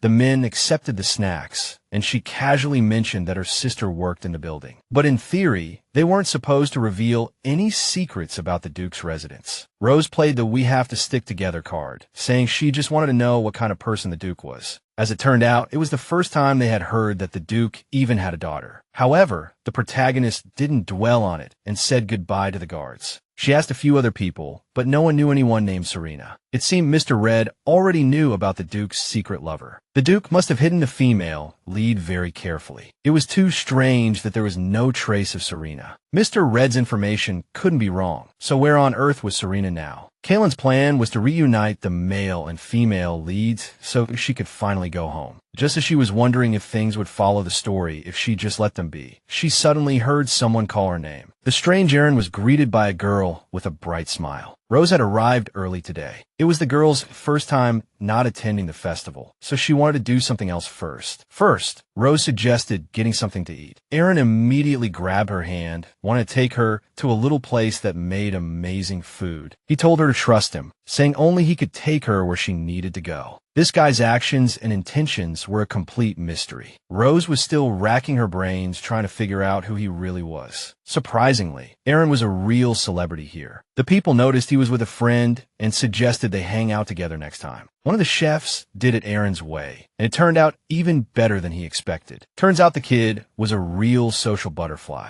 No wonder he had been so friendly from the start. This place Aaron was raving about was a hidden gem. Not many people knew about it, but the food was simply divine. A lovely lady greeted them at the door. She was happy to see the young man's familiar face and asked about his grandfather. Aaron said everything was as usual and then ordered 2 large mugs of beer. To be honest, it was hard for Rose to tell if he was sincere and what the deal was with this freeloader. Since she was sure the Elgon powder worked, she was going to find out the truth today. Anyway, time to order first. Aaron ordered a roasted duck, potato soup, grilled asparagus, and mushroom risotto. Now was the time, while he was busy ordering, to put the powder in his beer. Rose didn't mind him ordering whatever he wanted, but she felt it was a bit too much food. Actually, Aaron thought this was how one should order, hoping she would eat more and grow big and strong. Without any suspicion, he downed the entire mug of beer, not leaving a single drop. Now Rose was going to ask him what he meant by that question when he and Mila came to see her. Aaron guessed they went to the third prince's black market auction to find evidence of his involvement. He knew Rose was injured and deduced from it the spies knew he and the Crown Prince would be there. The truth was, Aaron was the grandson of the owner of the Red Bookstore, and he sometimes helped his grandfather gather intelligence. The reason for the look on Rose's face was that she never expected to hear such a truth. If this kid was his grandson, then logically he knew about the invitation and all that, but why was he only bringing it up now? Honestly, the maid couldn't even be bothered to ask for his full name, which shows how little she cared. That's exactly why Aaron knew the location of that shop, and his extensive knowledge could also be explained by him being the grandson of that information broker. But it was hard to say if that was the whole truth. When Rose asked the kid why he worked at the estate, she found out he wasn't very keen on being an information broker. It was too tiring for him. He had to meet a lot of people, and it was boring. But that was strange because Aaron loved to socialize. He actually dreamed of traveling, and he had information on where to find rare dragons. If all went well, he wanted to travel with Rose because he was interested in her. It seems he was being frank, as he had said he was interested in her from day one, even if she didn't understand why. But Aaron suddenly asked Rose why she put Elgin powder in his drink. She couldn't take it anymore and spat right in his face. He was so disgusted. So now Calix only had one servant left to take to the Saints' Day event. He had Roll guard the documents. If the documents were lost, they wouldn't be able to take down the third prince. The Crown Prince couldn't wait to see the look on her face when she heard what they were talking about. After all this, Rose didn't even dare to look the guy in the eye now, and she was thinking of just denying everything. She flusteredly said she didn't know what he was talking about, but Aaron was sure she was playing dumb. The problem was the color of the beers was different. Hers was yellow, and his was dark. That was the reaction that occurred when alcohol and Elgon were mixed. Aaron said the powder's effect wouldn't wear off, but she was at risk of being caught. So the maid decided to ask him why he drank it, since he knew what it was. The guy's eyes lit up, and he said he thought it would be fun. He casually mentioned that the girl might have stolen the Elgin powder from His Highness's secret stash. It was clear now that being friends with the information broker's grandson would be useful for Rose. No one was looking out for her in this world. She had to survive until the main plot of the novel began. So intelligence was crucial, and what Rose did next was also about survival. After dinner, she started crying in the middle of the road, begging for forgiveness for drugging him. Only now did the girl realize she shouldn't have done it. She wanted to test Aaron, but he had always been a good person. But the guy was completely fine. He forgave Rose and wasn't even mad at her. He just sincerely hoped she wouldn't hide anything from him. Something was definitely off. I'm getting an ominous feeling from this kid. Seeing a fruit stall nearby, Aaron decided to buy some and then head back. In that moment, it was as if the whole world stood still for Rose. She tried to figure out if she was hallucinating. And just like that, they had an unexpected encounter with the main character. Rose bumped into a girl, and her hood almost fell off. That unmistakable light blonde hair, those equally deep, light-colored eyes. That was definitely the person Kalen was looking for. The The female lead slowly disappeared into the crowd. Her pleas for her to stop were useless. The light-haired girl vanished, hidden under that black hood. Just then, Aaron returned. The old man had given him some extra apples and cherries. But the look on Rose's face showed that something had happened. She asked him to help her find someone. The next morning, the Crown Prince invited the maid to go with him to the Saints' Day festival, because Roll had other duties. As for the other servants, only members of noble families were allowed to attend Saints' Day. It was a religious event to commemorate Kmesis' destruction of the evil god Marius. He was basically the Lord of Hosnia, which is the empire where our male lead lives. In the end, the festival was a demon hunt, but Rose couldn't understand why she had to go. Seriously, in this messed up world, she didn't even get hazard pay. Since the maid was just standing there blankly, Calix told her to take the documents and leave. Now that she's here, to understand what Rose is holding, we need a little backstory. This happened a few days ago. She was idle on her day off and suddenly felt very bored. So she decided to study the Crown Prince's schedule. After that, she decided to organize everything for her own sake. Calix noticed the papers in her hand, and after reading them, he liked them and decided to adopt them. The girl just liked to organize things, and her boss thought she wasn't busy enough. Now she was swamped with the Crown Prince's paperwork. I mean, she went from being a servant to the main character's right-hand woman. Kaylin was sure this wasn't in the novel. No matter what world she was in, if she did her job well, she'd just get more work. But there's a silver lining to everything. She was learning about parts of this world the novel never touched upon. Religion here held absolute power because, unlike on Earth, you could actually see the power of the gods. Potions that could heal any wound or illness. Unlike magic, divine power really made you feel the divine. It was believed that this gave the temple equal or even greater power than the emperor. That's why the royal family had to attend. On Saints' Day, an event held in the Hamel Mountains. It was a religious event to commemorate Kmesis' victory over the evil god, Marius. He was the ruler of Phasnia, the empire where our male lead lives. Kmesis defeated Marius and sealed him underground, bringing light to the world. Considering Earth's war-torn history, Rose felt they just called the god who lost the territory evil. Anyway, the evil god Marius cursed the land before he was sealed. So they say that on Saints' Day, there are more demons in the Hamel Mountains. The Temple of Kmesis and the Tomb of Marius. The people of the Empire must prove themselves by becoming God-chosen warriors and eliminate the demons. Rose fully understood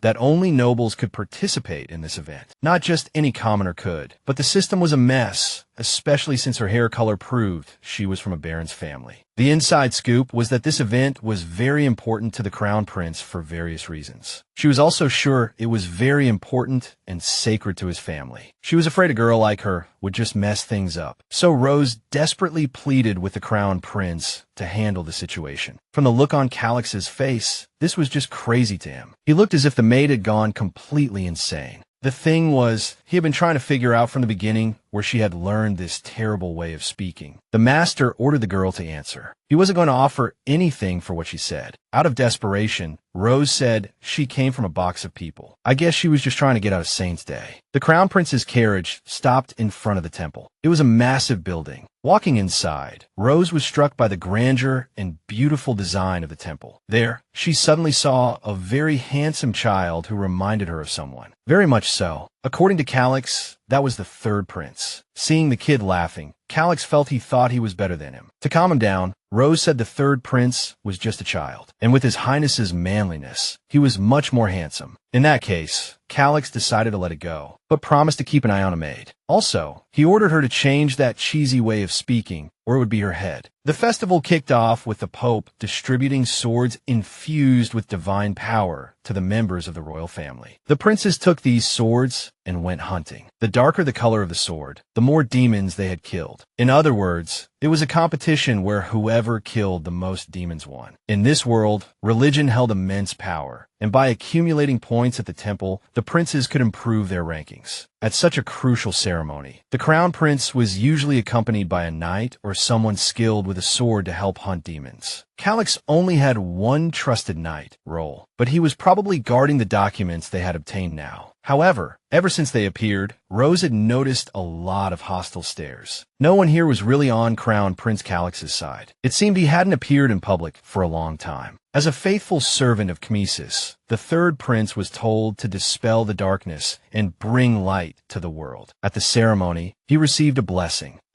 of divine power from the Pope. Calix said that after receiving it, Rose would not be in danger of being corrupted by certain influences. So he told her to make sure the blessing covered her. The maid thought he was just telling her not to worry in a roundabout way and thanked His Highness for his concern. To be honest, she was a little scared, but at least her life wasn't in danger. That's what Rose thought until she hit the road with her boss. She was going to die of a heart attack, not from any demon. Her backpack was stuffed with a ton of junk. Even though she could barely walk herself, seriously, she had brought spices, snacks, cutlery, plates, towels, you name it. Oh, and she also brought a diary, just in case. The moment Calix picked up her heavy backpack and started dragging it up the mountain felt like a breath of fresh air. Rose thought he would leave her for dead, but he was actually helping. This was crazy. It seemed our male lead was changing. Although in Rose's eyes, it wasn't that strange. He was short-tempered, couldn't speak properly, had no friends, zero social skills, and was always threatening people. Even with all that, this Calix Fosman wasn't a guy bad enough to be called a mad tyrant. But the Calix in the novel, to survive and avenge his mother, had eliminated his own brothers and ascended the throne in a sea of blood. He trusted no one, imprisoned the woman he loved,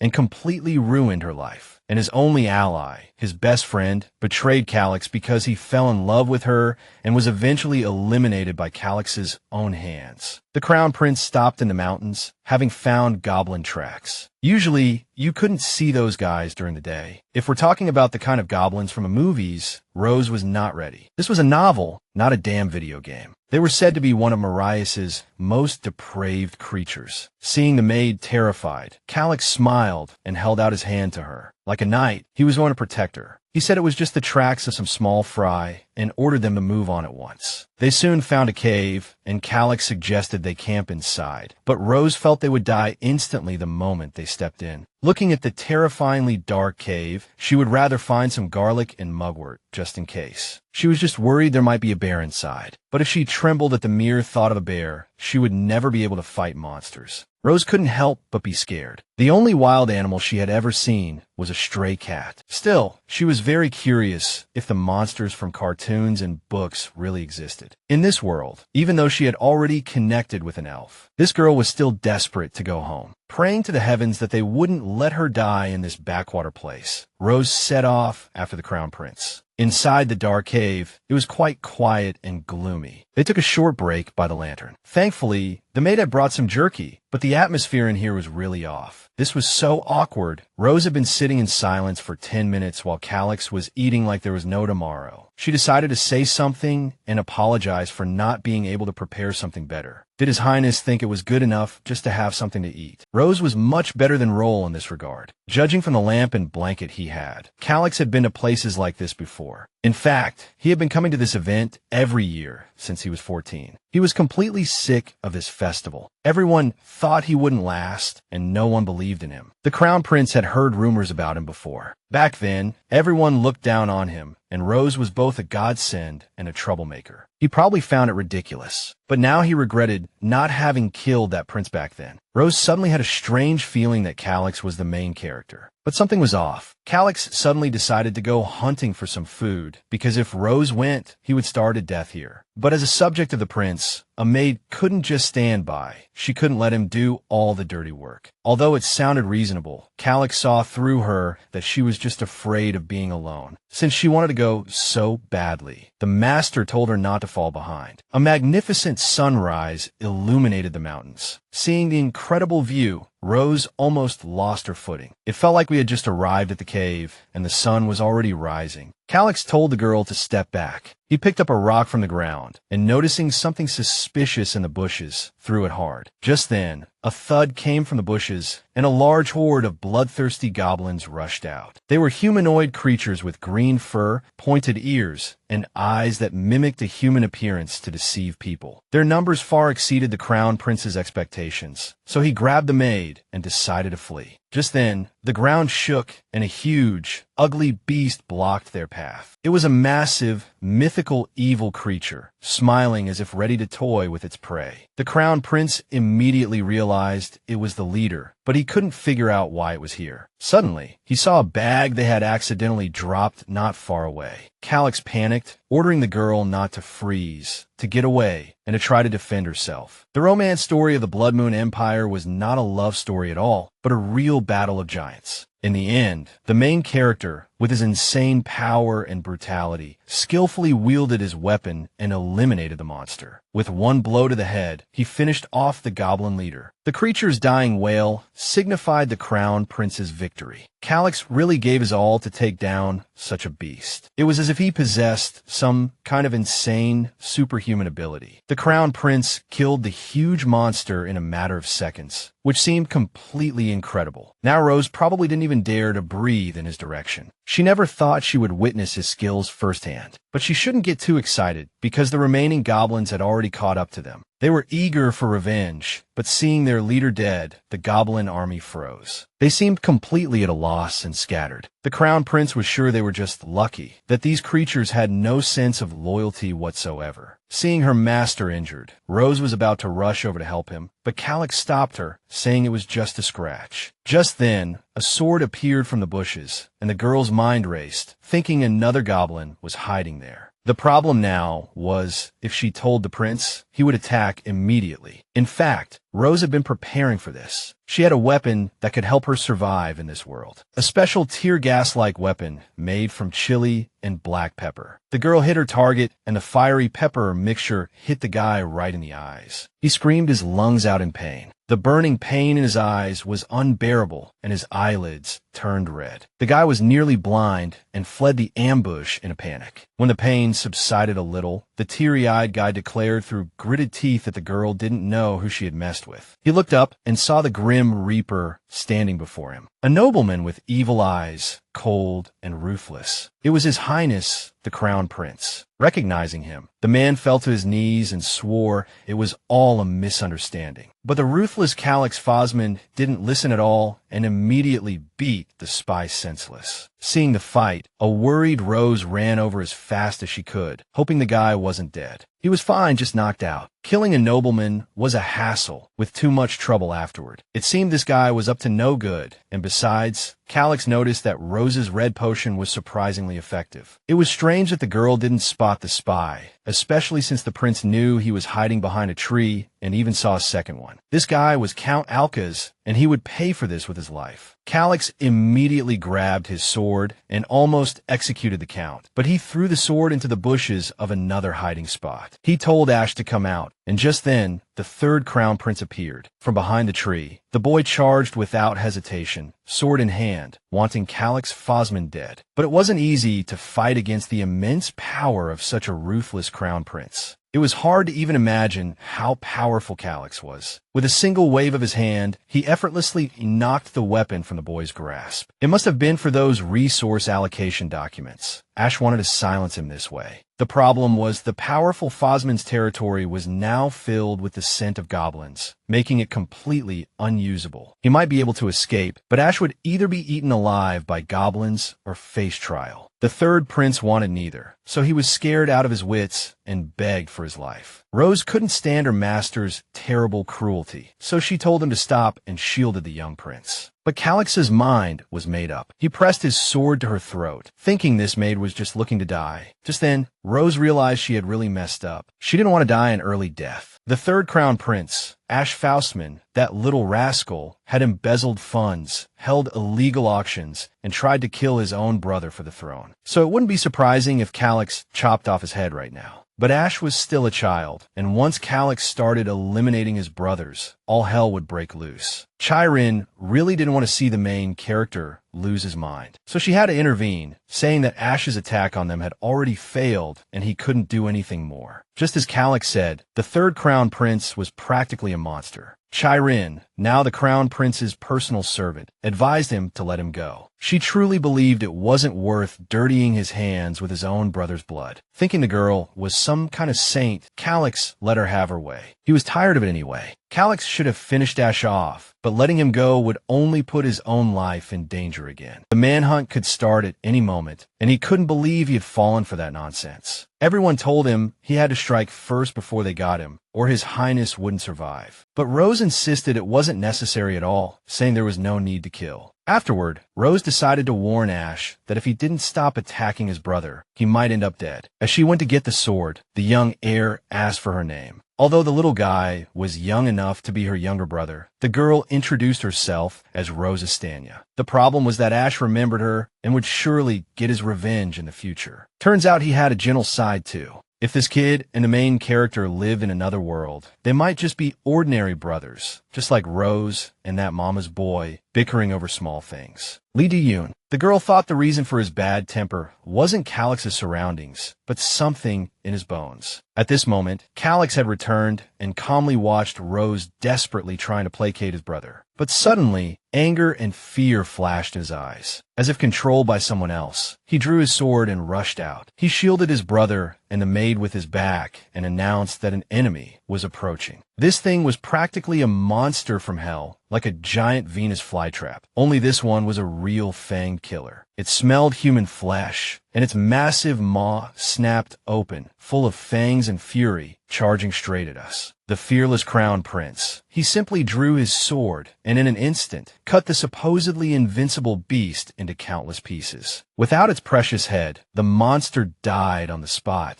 turning to ash under the scorching sun. This was a real mess. The sun hadn't set yet, so Calix had no idea where this thing came from. Realizing what had happened, he grabbed Count Alcus by the collar, demanding an explanation. But even under pressure, the guy claimed he had nothing to do with the monster. So Calix suggested he go tell the truth inside the monster's stomach. Fearing for his life and terrified of the monster, Count Alcus blamed everything on the second prince. Apparently, he had seen his highness walking around with a bull's horn. Hearing this, an even greater fury burned in Calix's eyes. The whole situation was deteriorating rapidly. We have to get out of here now. This place is filled with the scent of blood and will attract more monsters. First, we have to find a new hiding place before dark. After the first Crown Prince left, Count Alcas claimed the documents were still with him. For now, Ash didn't mind his brother having the documents. We have to go too. His mind was filled with thoughts of the girl who saved him, Rose Estania. What a strange experience. Surviving at night in these monster-infested mountains was even harder. Monsters could only be detected by the sounds they made. Calix barely had time to react and attack before the monster, hiding in the bushes, was about to devour them both. Rose's head was still attached, but this felt like a real curse. These monsters were endless. The heroes were surrounded with nowhere to hide. Their only salvation was to leave the servant behind. Their master, Crown Prince Phosman, seemed to have messed something up and awakened some ancient god. The bull's horn was a symbol of the dark god Mauritius, and it looked like the monsters had gone berserk after the awakening ritual. In fact, both of Calix's brothers had planned to kill him today. Rose had some seriously bad luck, becoming the servant of someone who was such a public enemy. There were always people trying to kill the crown princes, wanting them dead. Prince Phosman couldn't guarantee the assassination attempts would stop anytime soon. Rose was digging her own grave. With so much happening, he thought she must be starting to regret it. But then Rose suddenly shouted that they needed to make a fire. Drywood was best for a bonfire. She had heard that monsters were afraid of light, which was why they were afraid of the holy sword. All that was left was to figure out how to start a fire, and Rose had special stones for starting fires. After a few tries, she started a fire, and they were finally safe. This actually made Calix smile. It turned out his personal aid was very useful. He finally understood. For the first time, he acknowledged her worth, which was better than any compliment. Rose Estania definitely didn't regret becoming his servant, especially since she was still alive. You'd think this wouldn't affect a tough guy like him, but lately he'd been feeling something different. Losing his mother at a young age, always hovering on the brink of death, trusting no one. This was Calix Phosman in a nutshell. Sharon felt sorry for him, but she wasn't from here, so what could she do? Who knew if she could stop Calix before he went after his brothers? Regardless, They had to get out of here alive. It would be suspicious if Rose asked about the diary. Just as she was about to tell him she didn't regret anything at all, she decided to step away for a moment. Calix jumped up as if possessed and deflected an arrow heading straight for them. The situation was bad. I saw another person behind the maid. This was an all-out attack. Prince Fosman reacted instantly, grabbing the girl, tackling her to the ground, and shielding her with his own body. The only problem was one of the arrows hit him squarely in the shoulder. It was clear now, this wasn't a monster attack. We were ambushed by humans. Seeing the firelight, Rose knew she had to act. First, she used her cloak to smother the bonfire to avoid attracting attention. Then, like a loyal personal attendant, she grabbed His Highness's arm and dragged him to safety. The archers were sure the guys were nearby, closer than they thought, hiding in the nearby bushes. Suddenly, a glass bottle shattered near the attackers, startling them as it came without warning. The noise attracted the monster's attention. Now the archers were in big trouble. They were going to pay the price. Once it was safe, Rose finally asked the Crown Prince how he was. But Calix told her to calm down, saying she was being too loud. He pulled out the arrow, but the bleeding wouldn't stop. If this continued, he wouldn't last long. Obviously, as the main character of this story, Calix wasn't going to die that easily. At first glance, it seemed nothing could take him down. But Calix was human, and if he died, it was game over. Rose couldn't let that happen. He couldn't lose consciousness. His face was growing paler by the second. Calix's condition was strange, as if something nasty was coated on the arrow. We had to do something. Usually in these situations, people handle fear and anxiety well, but something was off with Rose. The moment she silently prayed for help, she saw a light. The diary in her backpack glowed like magic, and a new entry appeared in it. Everything around her lit up. It seemed like it wanted to help the poor girl. Today, Rose met Lady Mallory, who told her about the curse of Mount Hamel. The god of the Revlon kingdom, Mauritius, was buried underground, and the curse emanating from him gave birth to demons. Many people knew about this, but only a few knew that rare herbs grew on Mount Hamel. When Rose learned that some herbs had mutated from absorbing the curse, she realized they were medicinal herbs. This rare plant helps stop bleeding and also removes toxins from the body. The book contained descriptions of the plants and where they grew. Deep in Mount Hamel lived moonlight butterflies, which were very hard to find. Following the light they emit, you might stumble upon a cave. Not everyone was lucky enough to enter the cave that served as the center of the moonlight butterfly colony. But if fate smiled upon you, you could find all sorts of medicinal plants in the cave. When Calix opened his eyes again, he was completely disoriented, not knowing where he was or why he was lying down again. His head hurt. He had just been hit by a poisoned arrow. The prince was exhausted and just wanted to sleep. To get him to drink more water, Rose pretended to be a squad leader and shouted loudly. If he had any conscience, he should pay the girl overtime for this extra work. He was a grown man, yet Rose had to take care of him like a child. Calix had no idea what language she was speaking, and the maid was touching him all over. Those crazy bastards decided to shoot poisoned arrows, but Rose was sure they would get their comeuppance soon. She had to take off the Crown Prince's clothes. He had a great body, but she wasn't undressing him to admire it. She didn't have such things on her mind, but her hand unconsciously moved a little lower. Calix wasn't about to let things go too far, so he jumped up and coldly stopped her. Seeing His Highness was finally awake, Rose let out a huge sigh of relief. He had been unconscious for so long, she was about to panic. To change the subject, she told him he needed to drink some water right away. Only then did the Crown Prince notice he was in a wondrous cave full of moonlight butterflies. Guessing he was hungry, Rose said she had made something. Sweet potatoes. Calix was still suspicious, wondering who she really was and where she came from. Calix had never seen anything like it and wasn't even sure if it was edible. Rose had completely forgotten that people in this world didn't eat this kind of thing. It's a root vegetable, a bit fibrous, but it tastes good, and in her hometown, they always ate this when it was cold. There was a roasted sweet potato stall right outside her house. The moment Calix tasted the warm sweet potato, he was stunned by its flavor and texture. The guy wolfed it down as if he hadn't eaten in days, and then only said it was okay. Rose was used to this kind of reaction by now. Besides, she saw his expression. She knew he liked it. It was foolish to think a maid could win over her master with just this. He had a few questions for her. Calix wanted to know where they were, whether Rose knew of this place's existence, and how on earth he had survived. He had been hit by a poisoned arrow that should have killed him, and an ordinary, untrained servant had saved his life yet again. It was unbelievable, and that wasn't the only suspicious thing. Rose always said words he didn't understand, and she even made food Calix had never seen in his life. Was she an ally sent by some higher power, or a cunning and treacherous enemy? It was still up in the air. The main problem was that Rose was looking at him with a very unsettling gaze. Even though the prince's stare made her uncomfortable, she decided to say she didn't know, that she just saw a glowing butterfly and followed it, then stumbled upon this cave. The girl found medicinal herbs here. She knew an herbalist, so her knowledge of plants came in handy. Rose was very suspicious, but the problem was Calix wanted her as an ally. This reminded him of his childhood, when a maid holding some cookies was about to tell the little prince's story. She was going to read him the story of a prince saving Sleeping Beauty. Calix Fosman, even after everything, he still hadn't learned not to trust anyone. Not family, not friends, and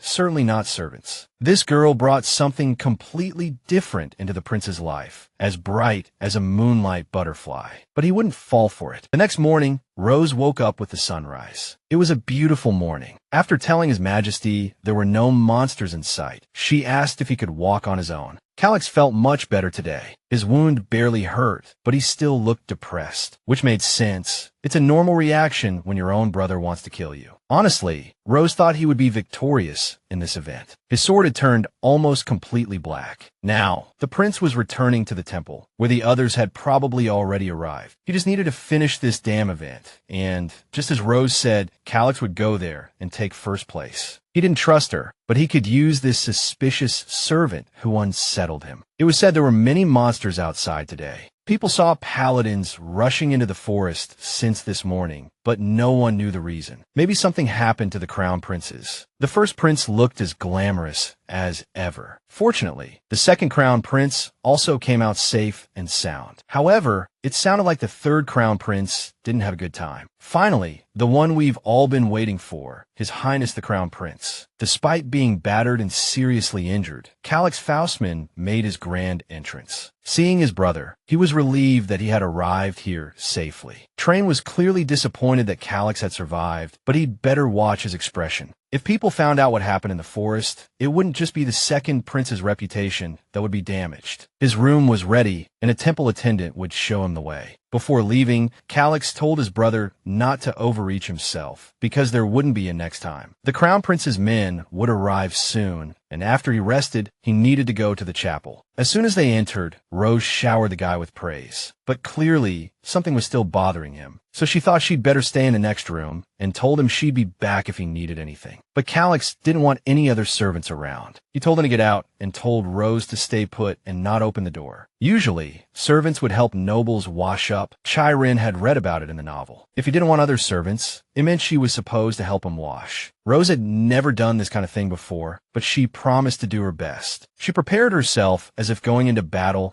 and swore not to make him uncomfortable, vowing to do everything to wash the crown prince clean. The thought of her touching him again was about to drive Calix crazy. Without a second thought, he immediately threw the maid out of the bathroom. It turned out Calix kicked her out of the room for her own safety. He was worried he was still a target and wanted the maid to guard him. He should have just said so. This way was just confusing. Rose had already started looking forward to that bath. Judging by the gorgeous attire of the Faustman heirs at today's event, Calix's outfit was too simple. The crown prince of the empire, and the son of the empress who betrayed the empire. The emperor's third child. He had no one he could call his own. And because of those rumors, he was unpopular. At least that's what the servant said. The one wearing the most magnificent and expensively decorated robes was the one who held most of the power. That person was Gerald Fosman, the first crown prince of the empire. He was the empress's eldest son and the third prince's full brother. His gentle personality and noble demeanor made Gerald beloved by the people, who believed he was worthy of the throne. Calix would kill Gerald. This made Rose feel that the first prince wasn't so perfect after all. But lo and behold, Prince Gerald looked at his brother's personal attendant with a smug smile. Seeing them exchange a glance, Calix thought Rose was thinking it would be nice to be the first prince's servant. Not even close, buddy. She wasn't thinking that at all, because Calix was going to become emperor soon. She was on the winner's side. That being the case, he hoped she would never have that kind of thought. If Rose dared to betray him, the Crown Prince would eliminate her without hesitation. If she had heard this before, a chill would have run down her spine. But now her hand just reached up and patted his head. The prince thought she was terrified, but that wasn't at all. Rose hadn't expected to make such a move either. She needed to calm down and watch her words and actions. Finally, it was time to meet His Holiness the Pope. One look was enough to know he was a true holy man. The glorious light of chemosis shines upon the empire once again. The Pope said we live in a beautiful world protected by God, but evil forces yearn to break free and destroy everything. The great chemosis told the first emperor to dispel the darkness and bring the power of light to all living beings. At that moment, Rose realized this was that moment from a novel. The eerie atmosphere was almost suffocating. Tear open the demons' bellies, kill their offspring, so they may rest in the depths of the earth. Only then will the darkness be destroyed and light illuminate the land. Rose still remembered what happened during that event. The horrifying scene gave her goosebumps all over. The atmosphere was very unsettling, like a cult, and the people looked like madmen. Plus the Pope's judgmental gaze. He stared at her like that, not understanding why she wasn't applauding for God. Gerald found it strange that Calix brought this girl instead of Sir Chris. He couldn't ignore her, especially after she saved his precious younger brother. Miss Estania came as a guest today, so the first prince spoke more casually. Rose thanked him for his kindness, but she was here today as an aide, so she preferred to be addressed accordingly. Gerald was curious about the girl Calix brought. It turned out she was both respectable and straightforward. He was basically just complimenting Rose. The first prince seemed better than she had imagined. Calix thought his brother was right, especially after someone had sent him some uninvited guests. As you'd expect, he's popular with the commoners. Lucas Tynall hasn't had a chance to introduce himself, but he's pleased to meet you. They say his archery is as good as his swordsmanship, but Lucas thinks that's a bit of an exaggeration. Calix probably thought that guy could hit a bullseye in a pitch-black forest without breaking a sweat. Ugh, so disgusting. The banquet hadn't even started, and Rose already felt sick. All right, that's enough small talk. His Majesty the Emperor will be here shortly. That's the main character's father. The Emperor never appeared in the novel. In the storyline, he was already dead. You'd almost think Calix had killed him, or that he was just sick. He really didn't look well. The Emperor was glad everyone returned safely and suggested they begin the meal. There was someone here he had never seen before. Rose Estania, who served His Highness. Crown Prince Calix. The Emperor had heard of her. They said the girl lost her parents during the last plague outbreak. Not knowing of her misfortune, His Highness wasn't able to help. There's already a cure for the plague, but this estate's financial crisis will be the end of us if we can't get the funds flowing. If Rose's memory is correct, her parents were terribly scammed. If the real Rose were here, the Emperor's words would have devastated her. But we're talking about Sharon, so she was just grateful that the Emperor was paying attention to these remote provinces. Surviving in front of those monsters is hard enough, especially when you can't fight. Rose was amazed by Calix's fighting skills. She said he fought like a beast when things got tough. So after all that praise, she sincerely thanked the Emperor for raising such a son. Calix just mentioned that his men hadn't recovered from the incident yet. The monsters on Mount Hamel have been unusually dangerous lately, but thankfully, both Miss Estonia and Calix are fine. The Emperor heard he took an arrow to the shoulder. The prince thinks it was most likely the work of outsiders. Hearing this, the Emperor almost lost his composure and burst out laughing. He reminded everyone that it's best to maintain a good relationship with the church, as they are meeting with the church's big shots tomorrow. After that, Rose's mind was filled with all sorts of things. After the incident, the paladins found a horned bull skull on Mount Hamel. Although they couldn't prove the second prince's guilt, the evidence did point to him. The noble who helped the prince had his belongings found at the scene, which helped the prince avoid a trial, but the noble was executed. Basically, the Saints' Day event is an occasion for nobles to frame and snitch on each other. The Emperor felt sorry for his son and promised to find the real culprit. So the investigation into Calix's mission was called off. During lunch, Aaron thought Rose was starving and stole some things from the kitchen. She wished she could say finally a normal, peaceful day, but she had worked late last night. She's just a servant, but the workload was too much for her. Calix is trying his best, but he'll become emperor sooner or later. But the heroine is still not sure if he should be emperor. If Calix doesn't kill his brothers, he won't become a tyrant either. But then, he would never have met the heroine. Just as Rose was thinking this was the only way she could go home, Aaron started making faces because she wasn't answering. He was going crazy wondering what she was thinking, as she was completely ignoring him. According to her, there's something called destiny, and it's meant to be. This made the guy crack up, because the problem is, you can't change fate, especially if the person trying to change it is just an ordinary person. Aaron completely changed the subject and suggested they go out. But Rose wanted to know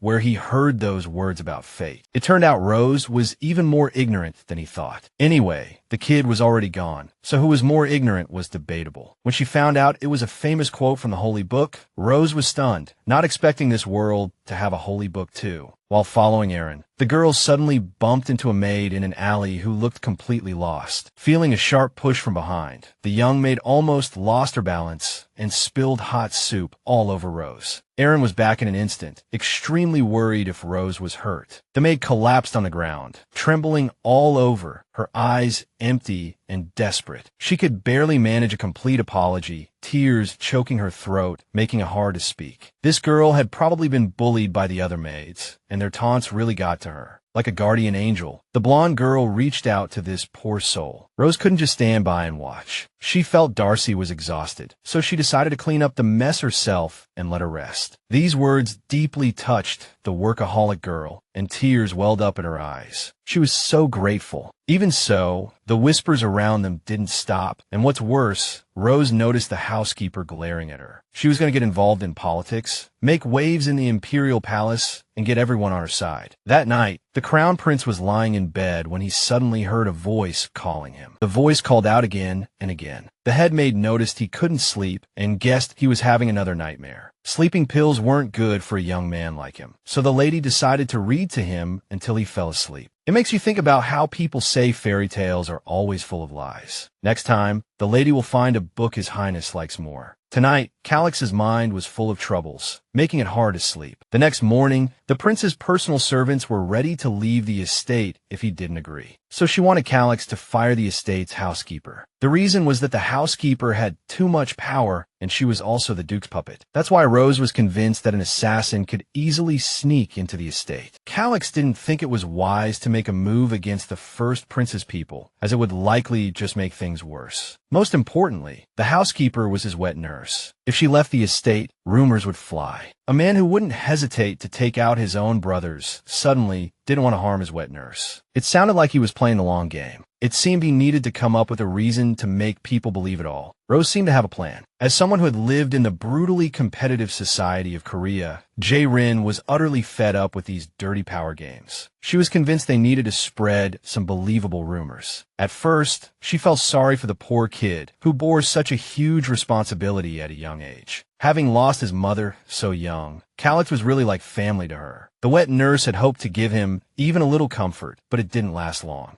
Rumors spread that her husband was in financial trouble. Then she got a deal where, in exchange, the Lord promised to pay off her husband's debts and reward her handsomely. He didn't ask for anything too outrageous that would put her in danger. Shortly after, following a meal, poison was found in Crown Prince Calix's food. He urgently needed a healer. The wet nurse was at a loss. She was the one who had poisoned the Crown Prince's food, but her worry soon turned to confidence, believing the Duke would protect her. If the weak Crown Prince couldn't give her money or fame, what then? The wet nurse would have to get it all herself. The head maid thought it was payment for all the years she had raised him. Mila heard that Rose was His Highness's favorite, and they said the Crown Prince had a special relationship with her. You know what I mean? But Mila didn't believe it. Rose couldn't even do her own job properly. Aaron was convinced that Taryn and the housekeeper hated each other. They were always at each other's throats. The kid had seen every single one of their arguments. The head chef and the housekeeper, a classic case of oil and water anywhere you go. So Rose sent Aaron to find Taryn's location, while Mila's task was to spread rumors among the servants. The one who was desperately trying to climb the social ladder must have been the one who pushed Darcy last time. It seemed she was worried Rose would take her spot. If she wanted to play dirty, she'd better be ready for what's coming. It didn't take long for a reaction. The housekeeper sought out the maid herself, wanting to have a chat. The fact that Rose had spread rumors about her and Duke TNLL really infuriated her. When she heard it, the heroine acted as if it was the first time she'd heard of it, with a naturalness that was hard to believe. Imagine the trouble the housekeeper was in now because of her. Spreading rumors that she was a mistress was unthinkable. The lady declared that no one should know about that illegitimate child. And just like that, she was caught red-handed. Realizing she had slipped up, the housekeeper panicked and started making excuses. She tried to say there was nothing between her and the Duke, and as for the child, it was none of Rose's business. The staff from the kitchen and the hall were secretly watching the conversation. Everything was going according to plan. So the Duke had an illegitimate child, but the lady didn't want a scandal over it. More importantly, the Duke served the first prince. Rose deduced that the Duke wanted to get rid of the Crown Prince and handed over the poison, but His Highness was still alive because Rose seemed to have used the poison elsewhere. Hearing these words, the housekeeper became even more furious, slapping the girl so hard she fell to the ground. In her eyes, Rose was a traitor, and the Duke would never forgive her after this. Speaking of which, the housekeeper had no idea the estate was crawling with spies. The Crown Prince's men heard every word she said and finally saw her true colors. Afraid of being exposed, the schemer started saying things weren't as they seemed. To make her act more convincing, Rose started crying and begging the lady not to report her to the Duke because she still wanted to live. She really didn't know the housekeeper was following the Duke's orders, nor did she think it was a crime not to poison the person. However, a servant controlled by the Duke has no place in the imperial palace. After everyone knew the truth, Rose sincerely hoped His Highness would also think she was right. The housekeeper was forcefully tied up and forced to kneel on the ground. The first thing the traitor did was try to convince His Highness it was all a big misunderstanding. Rose said there were so many witnesses, she was caught in the act. Aaron also brought the other maid, and Rose had her confess her involvement in the Duke's dirty scheme. It turned out the housekeeper had promised her lifelong medicine for her sick mother if she took out the Crown Prince. The maid spilled everything. The Elgin tree sap worked wonders. Rose believed that Mrs. Harrington's long service as a wet nurse and housekeeper absolutely deserved respect. But if she did all this to line her own pockets, then she was guilty of harming His Highness. Everyone knew the assassin had attacked His Highness, but he said nothing because he was fond of his wet nurse. The Crown Prince was so generous. Rose couldn't understand how Mrs. Harrington could try to kill the person she had raised with her own hands. Now the master had to make a decision. It was presumptuous, but the maids pleaded with him. She earnestly requested that he, as the Crown Prince, punish the culprit. Immediately after, the estate's workers bowed before His Highness, begging him to punish the criminal. Calix had thought dealing with the lady would be much more difficult, as she was so closely tied to his childhood. But thanks to her extraordinary help, it wasn't as bad as he thought. Looking at the prince's sharp sword, Mrs. Harrington was sure he couldn't do it. She had raised him, which was why Calix had forgiven her until now. However, the lady had crossed the line long ago, and there was no turning back. The wet nurse had even read him bedtime stories, but that wouldn't help now. After pushing the Crown Prince to this point, it was all too late. Rose stopped him with her own hands, pleading with him not to do it. Calix didn't understand what was happening and ordered the girl to move. But this all happened 3 minutes ago. Seeing the sword in the prince's hand, Rose realized this was a bit different from her plan. Well, the housekeeper did try to kill him, but this maid had been working hard to win everyone's favor. If he cut off the housekeeper's head right here and now, everything would spiral out of control. The heroine's entire plan to build her dream castle could fall apart. So all she could do now was say that the lady might still be useful. Surprisingly, Calix quickly agreed and told Roll to deal with her accordingly. Even if they got rid of the housekeeper, nothing would change. The Duke would still find a way to get what he wants. The staff's opinion didn't really matter. But regardless, Rose didn't want to see Calix kill anyone. She had solved another problem like a pro. After things calmed down, the Crown Prince summoned the maid, wanting to know why she had asked him to spare the housekeeper. She thought he had forgotten about it, but it was fine. She had an answer ready. As you may have noticed, some of the staff are starting to take a liking to Your Highness. If he,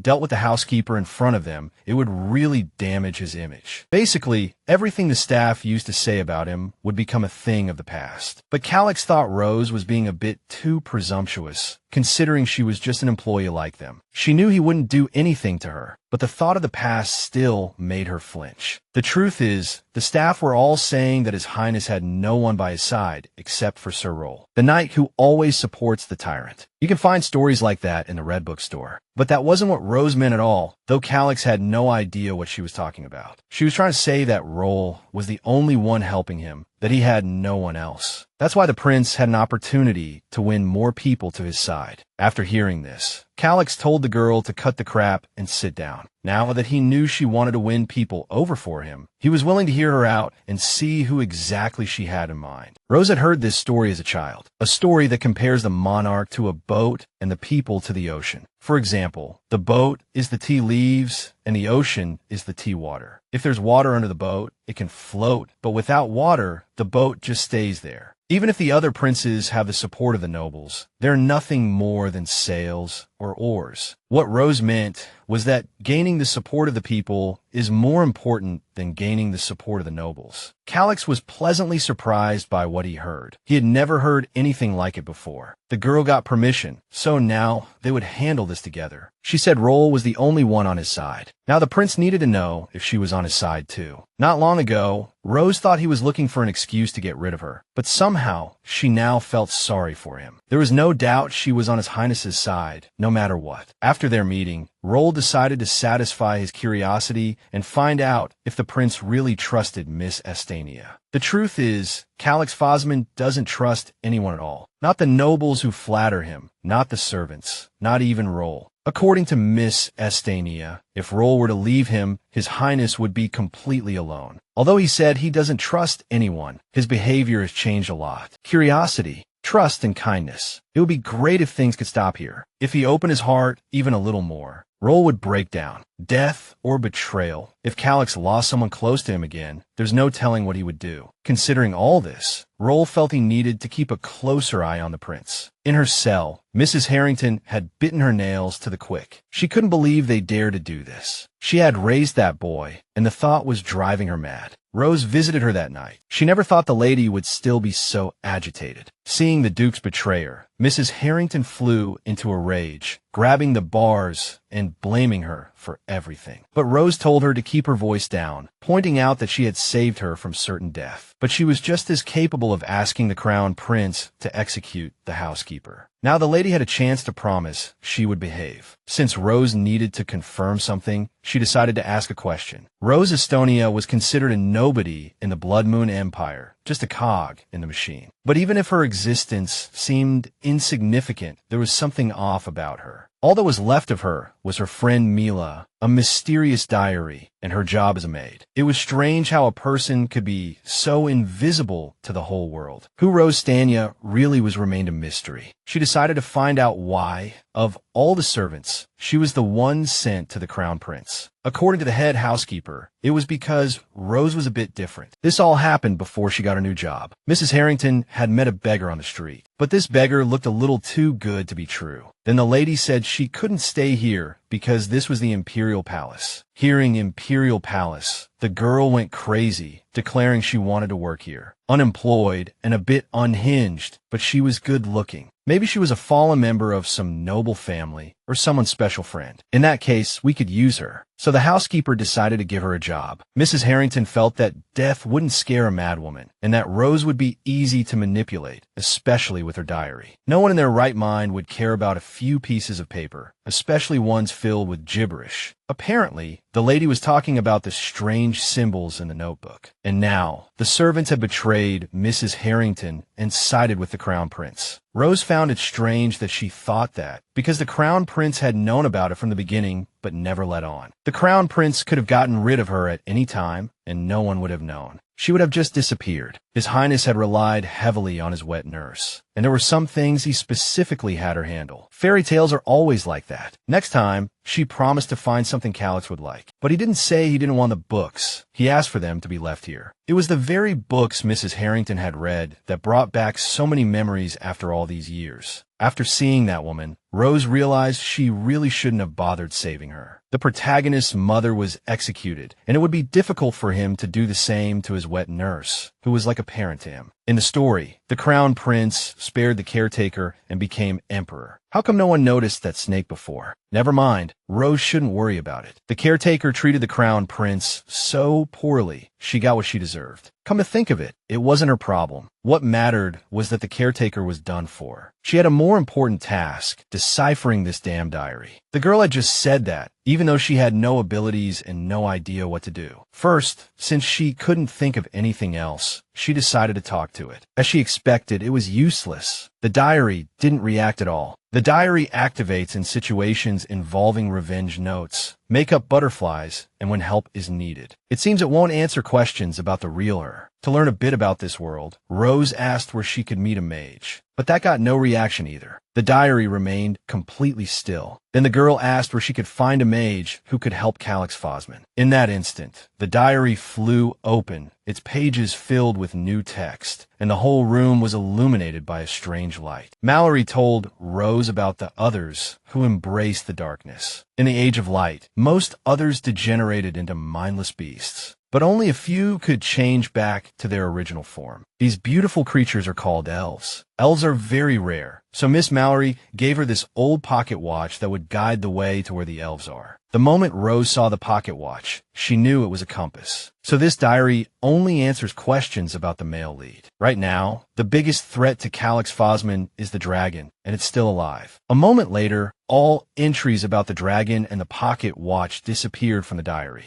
But it was completely unclear what the dragon had to do with the protagonist. And as soon as Rose asked, the diary revealed that this world has 3 absolutes: gods, elves, and dragons. Getting up for work this morning was an absolute struggle. She couldn't get up at all last night, and the diary stubbornly refused to open no matter how she tried. Before starting her day, Rose had to sneak into the library to read a few books. According to the diary, this world has 3 absolute beings: the Lord of the Elves, who hasn't appeared since the Age of Demons; gods, who usually intervene in history by possessing people, but the gods here are more human-like; and finally, dragons, which are basically the same as you'd see in any fantasy novel. It said that many super powerful beings get bored of eternal life, so they wander around looking for fun. Rose now had a more pressing issue to deal with. It was about the reorganization of the palace system. She had prepared a proposal to distribute the workload, even though His Highness had given her full authority. She still needed his approval. When he saw the plan, Calix couldn't believe the maid had come up with it on her own, or rather, that she was trained in this. According to her, they needed to create financial reports to avoid waste, like the previous housekeeper did. Anyone can do it. You just have to write down your budget and expenses. So we need to approve a budget, and most importantly, this has to come out of His Highness's wallet. The amount Calix decided on almost made Rose's eyes pop out. It turned out he really had that much money. It seems this prince is a rich man. Since the maid was working so hard, the crown prince was considering making her the housekeeper. That way she wouldn't have to be his personal maid anymore. But the girl didn't want the position. She was going to find someone more suitable for the job. Seeing her friend's crazy plan, Mila thought Rose had completely lost her mind. She said that, but she couldn't stop smiling. Getting so much money, Mila couldn't help but laugh. She had never seen so many zeros in her life. She was excited about the sudden promotion, but didn't understand why Rose didn't want to be the housekeeper. The thing is, Mila had worked for the Crown Prince for a long time and had a good reputation. And she had been looking after Rose as Stagny, so she could handle things better and get the job done. As we thought, the other employees were all praising her. There was no one more suitable to be housekeeper than Mila. And if Rose became the housekeeper, people would gossip even more. She couldn't deal with it, and she didn't want to. Mila would be an excellent housekeeper and set a good example for everyone. At that point, the maid started to wonder if there was something going on between her friend and the Crown Prince. I mean, when Rose was injured, he brought out a whole bunch of expensive healing potions. Also, he coughed up a huge sum of money just because she asked. If everything Mila said was true, there was no harm in it. Rose could become the empress, but she didn't want the job because it would be endless drudgery. Besides, their crown prince wasn't her type at all, even though everyone drooled over His Highness's good looks. The heroine wasn't saying he was ugly, but, you know, she cared more about what's on the inside. Just then, Mila had the audacity to suggest Aaron as a potential boyfriend for her. Seriously. The perfect man would be like half of each of them. As for the contract, Aaron was handling it. He had to handwrite 100 pages first. Regarding Rose's request, Darcy had it covered. With that, Rose told everyone to get things done before she got back. Only then did Mila notice how much her best friend had changed. She used to be afraid of the Crown Prince, and now she was calling him our Crown Prince. From now on, Taryn had to stay clean before and after work. The cleaning had to be done properly. These weren't Rose's orders. It was just better for His Highness. But Taryn still guessed she was behind it, because His Highness never cared about his food. Even if the ingredients sent to the palace weren't the best, he would eat everything without complaint. As soon as Rose admitted it was her, the head chef decided to do as she said. The previous housekeeper was fired, and Taryn felt that anything Rose said would come true. He hoped they would succeed, but she knew they definitely would. Mila had told Darcy everything, so it seemed this was what Rose wanted to do. They already had a plan, what fabric to use, how to do the hems and buttons. Darcy was a great help with the design, and her masterpiece was stunning. In fact, the maid was just returning a favor, and she liked feeling useful. From the beginning, Rose felt that the side characters in this novel world weren't important. But now that she was here, she had grown more attached to them than anyone. Roll managed to find out that all of former housekeeper Tasha Harrington's property had been confiscated. She was sentenced to a lifetime of unpaid labor in the mines, and her husband was stripped of all his titles and treated harshly. The Harrington children were deprived of their rights to education and financial support. They were commoners now. Tasha betrayed His Majesty for over a decade, so the punishment seemed too light. But Calix was sure she would never have another chance to harm him. Mrs. Harrington finally showed her true colors. Before being kicked out, she had one last chance to speak. They took everything from her, so Roll was sure she was no longer a threat. They could even use this to blackmail the Duke. Besides, His Majesty was thinking that he didn't actually want to get rid of her permanently. Since a guest was waiting, Calix had Roll report the rest on the way. The guest was uninvited and alone, so Roll wondered if he should go down. The visitor turned out to be Ash Fosman. He pointed out that Calix was already late. Since his younger brother had come in private, Calix felt he could handle this now without anyone knowing. Actually, Ash was here to tell him something that could help him, and at least by coming here alone, he probably wouldn't do anything stupid. After a while, looking out the window, Calix saw the new supervisor's presentation. Her Highness said that to work efficiently, you need to rest. None of the Crown Prince's employees even knew what rest was, which was practically a festival in the palace's history. Mila introduced the weekend system to everyone. This was the estate's first labor reform. This meant they would have 2 days off each week, which was called a weekend. But that wasn't all. Many previously lacking amenities were also added to the estate. Effective work restructuring based on experience and skills. And finally, fair compensation. The Crown Princess is a kind-hearted person who cares for her people. For what she saw, Rosa could hardly believe it was real. It was a wonderful declaration. Aaron thought she might be exaggerating a bit, but she was really just paying her respects. She called the kid a partner, and suddenly, he was closer to her than ever. Of course, he was her friend. Rose wouldn't look after a nobody like that. But Aaron knew nothing of this looking after. He thought his hand was going to fall off, rewriting all those contracts before the third prince left. Calix wondered why he suddenly wanted to spill everything. Actually, it had nothing to do with Calix. Ash just needed to repay that woman. That night, Prince Fosman had Roll start the preparations. Rose Estegi would be going with them. And so, the reforms of the Crown Princess's estate were complete. All positions were now open for recruitment. This was called an employment contract. It contained all the information, job responsibilities, salary, and work schedule. Everything was clearly listed in the document, so no one should have any trouble understanding it. However, a maid wondered what this was all for. In a world where status decides everything, something like this didn't mean much. But a document was necessary to protect everyone's rights. Regardless of their rank, people could get into bigger trouble without a contract. But in this world, no one had heard of this. According to Rose, with rights come responsibilities. For example, you can't just take the Crown Prince's property whenever you want. In exchange, the servants got 2 days off a week to rest at home and do nothing. To stay here, we have to manage things well. So Rose needed to make things more efficient. Suddenly, Darcy entered the room and told us to receive the servants' clothes. She said these were the new uniforms, and the clothes would be neater, made of high-quality fabric. They weren't heavy at all and were super stretchy. With these features, the clothes wouldn't wrinkle or get dirty. But the best part was the pockets. You can't see them because they're hidden. It was Rose's idea. Darcy said Rose was a genius and that she was as good as an angel. Then, the maid went to check on the kitchen, but the head chef wasn't there. It turned out he hadn't arrived yet, but suddenly, the door was thrown open and the master returned to the kitchen. Seeing the head chef, the lads were stunned. They were dumbfounded by what they saw. Tyrone returned to the kitchen with a shiny head, reflecting the sunlight. He did this because Rose wrote that due to the hair on his head and his beard, they had to wear masks and hats. But it was already hot enough for Tyrone without wearing those things. So he decided to just shave off all his hair. He couldn't wait to see Her Highness's reaction to the incredibly delicious food.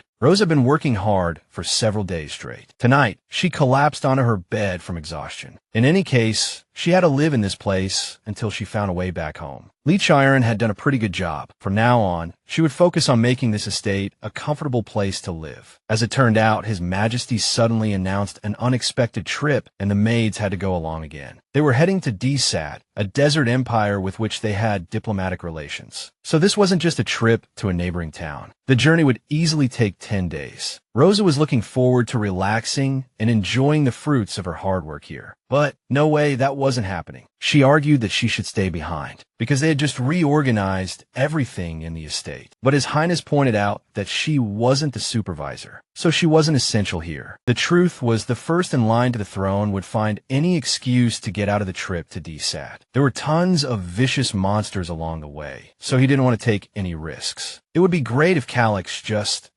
disappeared on the road. This was his older brother's idea, not Ash's. The third prince didn't care if he lived or died. Repaying the woman who saved his life was what mattered most. Rosa Stania had also saved Calix more than once, and even resolved that pending issue with the supervisor. Most importantly, thanks to her, the third prince was able to find Calix and reveal all those secret plans. That girl was like a guardian angel sent from heaven. Soon it was time to depart. The journey to the Desat Empire would take 10 days. The Crown Prince hoped his personal attendant would surprise him again. This time, it was time to hit the road. Rose and Calix received a royal-level send-off. They would be back soon. Leech Iron had decided to make some changes in the Crown Prince's estate to make life in the new place better. But she was too valuable, so they took her to the Desat Empire. And so, after a tearful farewell with everyone, they set off on their journey. Little did they know what was coming next. On the way to Desat, a giant monster attacked their carriage, putting them in a terrible situation. The day before all this happened, it started with Rose telling His Highness to stay still and to shut his mouth. She had just slathered cream all over his face. Now, she wanted his hand. It was sunscreen to protect your skin from getting burned. Thank goodness, he found it in her makeup bag. The girl also made the man wear this, even though he thought it looked ridiculous. All these things were necessary for survival in the desert. Roll warned His Highness not to trust Rose, because she obviously knew nothing about this kind of travel. However, she had heard that sandstorms were common in the desert. The scarf would help block the sun and prevent sand from getting into their lungs. But, she didn't bring a spare scarf for Roll. Just as Rose said, she had never experienced a trip like this, so Calix wondered where she learned all these things. Rose had read it in a book somewhere, but she couldn't very well say she'd read a desert survival guide. Surprisingly, Calix didn't press her. His attitude had been different lately. When she learned she had to share a horse with Roll, she was completely stunned. She needed a ride with a subordinate, otherwise she would definitely fall off if she rode by herself. Judging by her strange reaction, Roll hoped the maid didn't think she could ride in the royal carriage with His Majesty. Sharing a carriage with the male lead is how rumors start. Rose didn't want to get that close to him, and so the imperial carriage finally set off. It seemed this was going to be a long journey. On the way, Rose told him to call her by her first name, and then Roll suddenly wondered how she did it. His Majesty didn't trust anyone, especially not servants. He was always extra wary of them. Rose had somehow made him trust her. But lately, Roll's attitude towards her had been really sour. It was as if he was jealous that the maid had stolen his partner, which was just crazy. He was worried that Rose had succeeded in winning Calix's favor, because every time he trusted someone, he would get hurt. That's how it was written in the novel. So Roll was probably just looking out for Calix. Rose completely understood why he was worried, but she was sure there was nothing to be nervous about. After all, she just wanted to live a long and happy life in the palace. As for the handkerchief, she had exaggerated a little, because she felt that Roll didn't like her. She warned him to shut his mouth, or he'd get a mouthful of sand. Just then, a knight struck the horse's flank, and it reared up on its hind legs. Sir Chris told her to hold on tight, because monsters could appear in this area at any moment. So that's how they ended up in danger. And for some reason, Rose completely lost consciousness. The girl woke up to His Majesty's shout, terrified by the sight of the endless sky. She used her last bit of strength to start moving and crawled into the carriage. They had miraculously survived. She thought she was going to die, or that they were already dead. But Calix was sure no one had died. His Majesty had heard of griffins preying on travelers, but he didn't expect them to be strong enough to lift a carriage. It seemed all they could do now was wait for the bird to drop us back to the ground. Rose was terrified, thinking the griffin would eat the whole carriage. But according to Calix, they just like shiny things. A shiny carriage prepared for the Crown Prince. His Highness personally made sure they got this carriage. Everything was going according to their plan. Calix was sure it was either the Emperor or the first prince behind this. Suddenly, there was a huge jolt, and the carriage began to shake wildly. The Crown Prince and his attendant were in the monster's claws, hanging between life and death. By evening, the heroes finally reached a small settlement in the desert. There, Roll decided to trade the horse for a camel. Unlike Rosa, he didn't look tired at all. It was a settlement of nomads. This place was completely different from Fosen. Since they had made camp, Rosa decided to get to work too. Soon, she had set up an exquisite table for the knights, filled with all sorts of snacks and drinks. Calix was surprised to see all this. He hadn't seen these things in the luggage. Rosa had prepared them separately. All the food was made with a special recipe so it wouldn't spoil. Preparing food for the future is a basic skill in managing a household. The knights had come a long way, so she thought they all needed to replenish their energy properly. Rose was about to sit down by herself, but Calix ordered her to sit next to him, and starting tomorrow, he would allow her to ride in his carriage. An impulse within him prompted this decision, watching her get along so well with Roll. But the prince said he was just bored riding alone, so the maid shouldn't overthink it. So basically, starting tomorrow, Rose would be riding in the same carriage with him. It wasn't an order, but an invitation. She crossed her arms and thanked His Supreme Highness for such a generous and magnificent invitation. It was fun to tease the prince, but she needed to be careful and only make one joke a day. Suddenly, there was a man shout as he tried to rush towards them. The old man was desperately trying to see His Highness. Even the guards couldn't stop him. He broke free and rushed towards the Crown Prince. The old man knelt before the heir to the empire, begging the prince to take in his people. The conversation was quite heavy, so they invited the man inside to talk. The old fellow was shaking like a leaf. He must have been terrified, but at least he had come to the right person, because our male lead is a top-tier tyrant, the kind of tyrant who beheads people without batting an eye. Even so, everyone in his empire was well-fed and lived comfortably. Calix thought they were begging for food and supplies, but they just wanted to become citizens of his empire. As you can see, this place was not fit for anyone to live in. The land was dry and nothing grew. And every winter night, they were terrorized by monsters that could appear at any moment. Rosa thought it was just a temporary camp, but it turned out people lived here year-round. This desert belongs to Desat. These people were a tribe exiled by the Desat Empire. And the fact that they were pleading with the prince of a neighboring country could seriously mess up the relationship between Bosnia and Desat. That's why Calix Fosman ordered the man to be thrown out immediately. But the guy didn't give up hope, kowtowing at his feet and swearing that his people were dying. The Desat Empire had driven these people out, and Rosa couldn't figure out what this tribe had done to deserve such a fate. But there were children among them, so they couldn't have done anything too bad. The maid was so lost in her thoughts that she didn't even notice Calix trying to get her attention. It seemed Rose was bold enough to ignore him directly. The prince handed her a dagger, saying that people from the tribe might come for her tonight, and things could get tricky. Since they couldn't get close to the Crown Prince, his inner circle was their next target. Rosa was with Calix now, and tomorrow Rosa would be riding in the carriage with him. This meant his right-hand person was also Rosa. She needed to find out their purpose. The prince ordered her to squeeze the truth out of them and make them spill everything they were hiding. Rosa was beginning to think they wouldn't come. but they did. The young girl was in tears, begging Lady Estonia to help them. Rosa told her to get up, reminding her that she was just a servant with no real power. All she could do was listen. The final decision was in the hands of the Crown Prince. And so, the heroine spent the whole night listening to the tribe's mysterious story. She got so little sleep that she yawned in front of His Majesty the next morning, which was quite a shock. Calix didn't quite like how comfortable she was getting around him, but it was his fault she stayed up all night listening to those stories. Just as he said, someone from the tribe came last night. The tribe was accused of treason.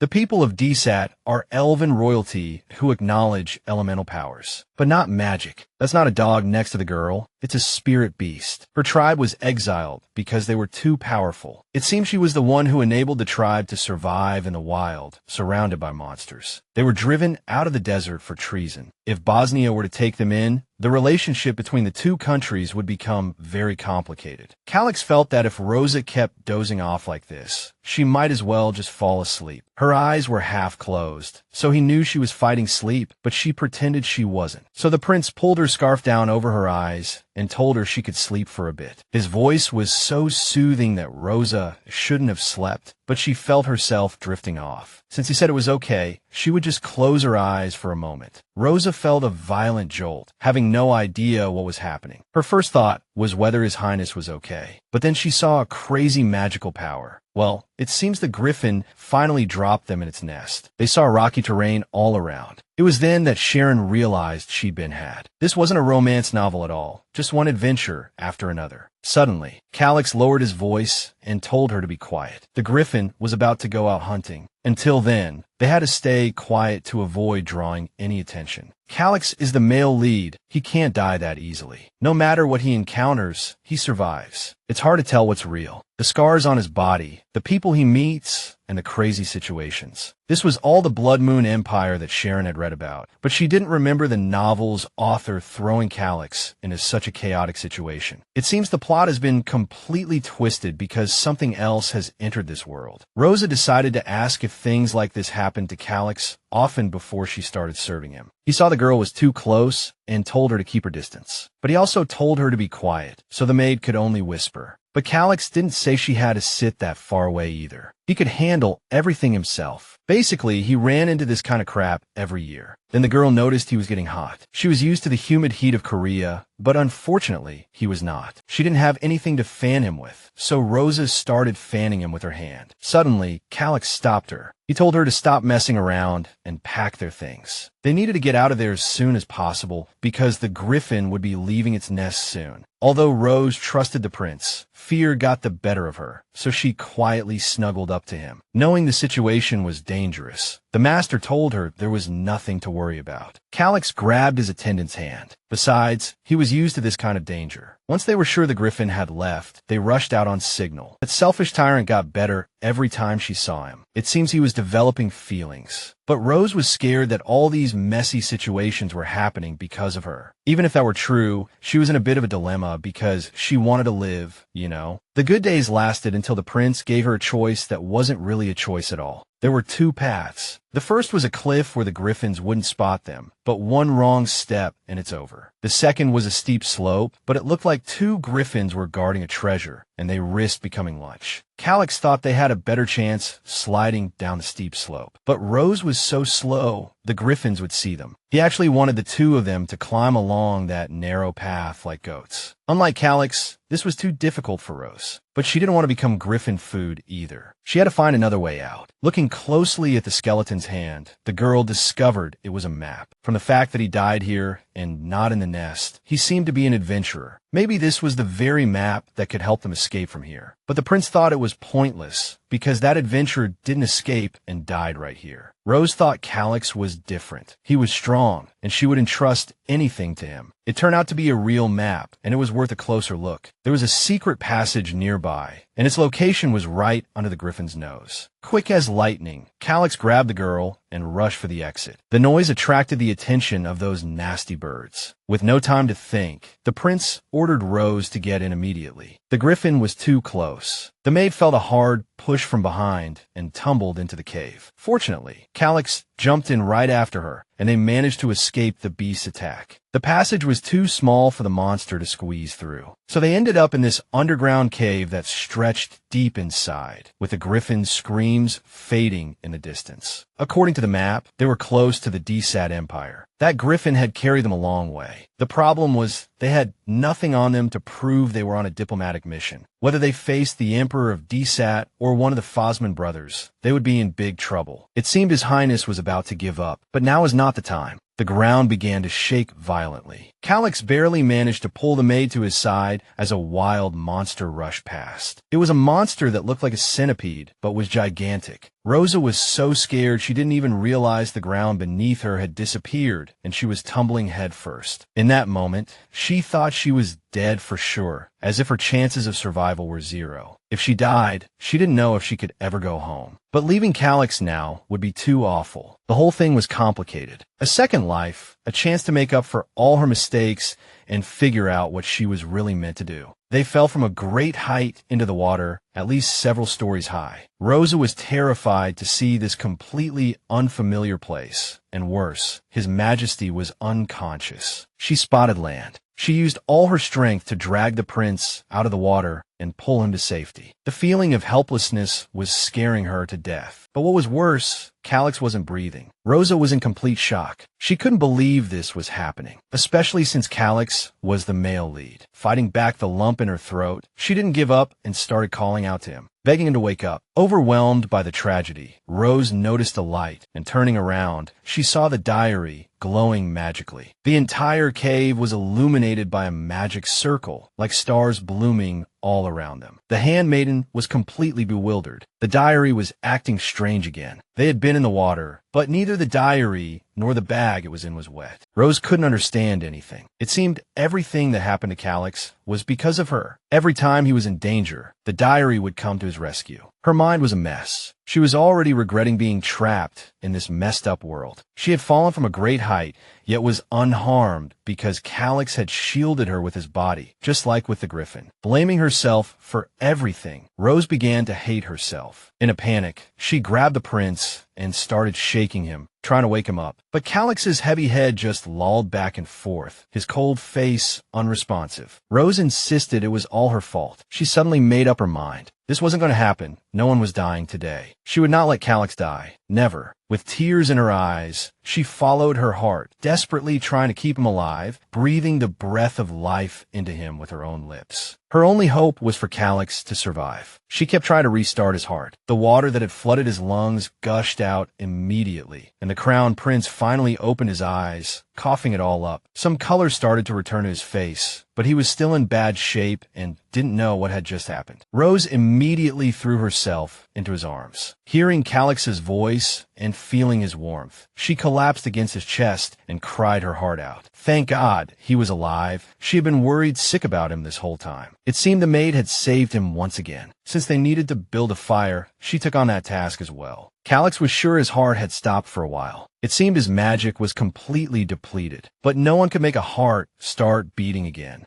Then he suddenly saw Rose's bag, with a diary peeking out from inside. Just then, she appeared with firewood, ready to start a fire to get warm. Too many strange things had happened. This time, the Crown Prince needed to get to the bottom of it. Noticing the fire wasn't lit yet, and that the girl's hands were shaking, Calix decided to do it himself. But Rose told him to rest, and, tearing a few pages from a book, finally got the fire started. She was sure Calix's body temperature had dropped, and told him to sit and warm himself by the fire. Even though Calix was cold, hungry, and his clothes were soaked, he ordered the maid to sit down. In his opinion, Rose should think of herself for once. If only she could see how she looked right now. Suddenly, the girl felt the prince's hand gently pull her closer. She didn't resist. It was easy to raise body temperature with magic, so Calix told her not to move. His magic felt so warm that Rose didn't even realize how frozen she had been. The thought that Calix could have died terrified her, and the idea that it might have been because of her was driving her crazy. It was getting too hot in here. Just then, the girl heard some suspicious sounds. She glanced at His Highness, and it was obvious his cheeks were flushed and he was staring at the ground. It seemed this was all because Calix's heart had stopped for a second. Something was wrong here. Something must have gotten mixed up. The Crown Prince didn't understand. Rose noticed her master's face was very red and thought he had a fever, but he wouldn't even let her touch him. According to him, it was all because of the magic, and he wasn't sick, so there was nothing to worry about. In that case, the girl told him to close his eyes for a moment because she needed to change her clothes. Surprisingly, the things in her bag weren't wet. It seemed that high-quality leather really worked. That was, of course, nonsense. Rose firmly believed in the power of the diary and the light it emitted. In reality, all their clothes were still in the carriage. So the maid reminded him that she only had a very simple set of clothes with her. Calix thought she was talking about pajamas and thought, hey, as long as she's comfortable, right? But when the maid finally came out, the prince forgot to breathe for a moment. Bare arms, bare legs. Wearing clothes that weren't soaked, she looked much happier. Calix, a mix of shame and indignation, grew even angrier, convinced that Rose had gone completely mad. He understood they were in a difficult situation, but he couldn't understand how she could just wander around in her underwear. Actually, it was pajamas, not underwear. Rose had borrowed some clothes from Aaron and altered them to fit. In this world, underwear looked just like that. But she said she had borrowed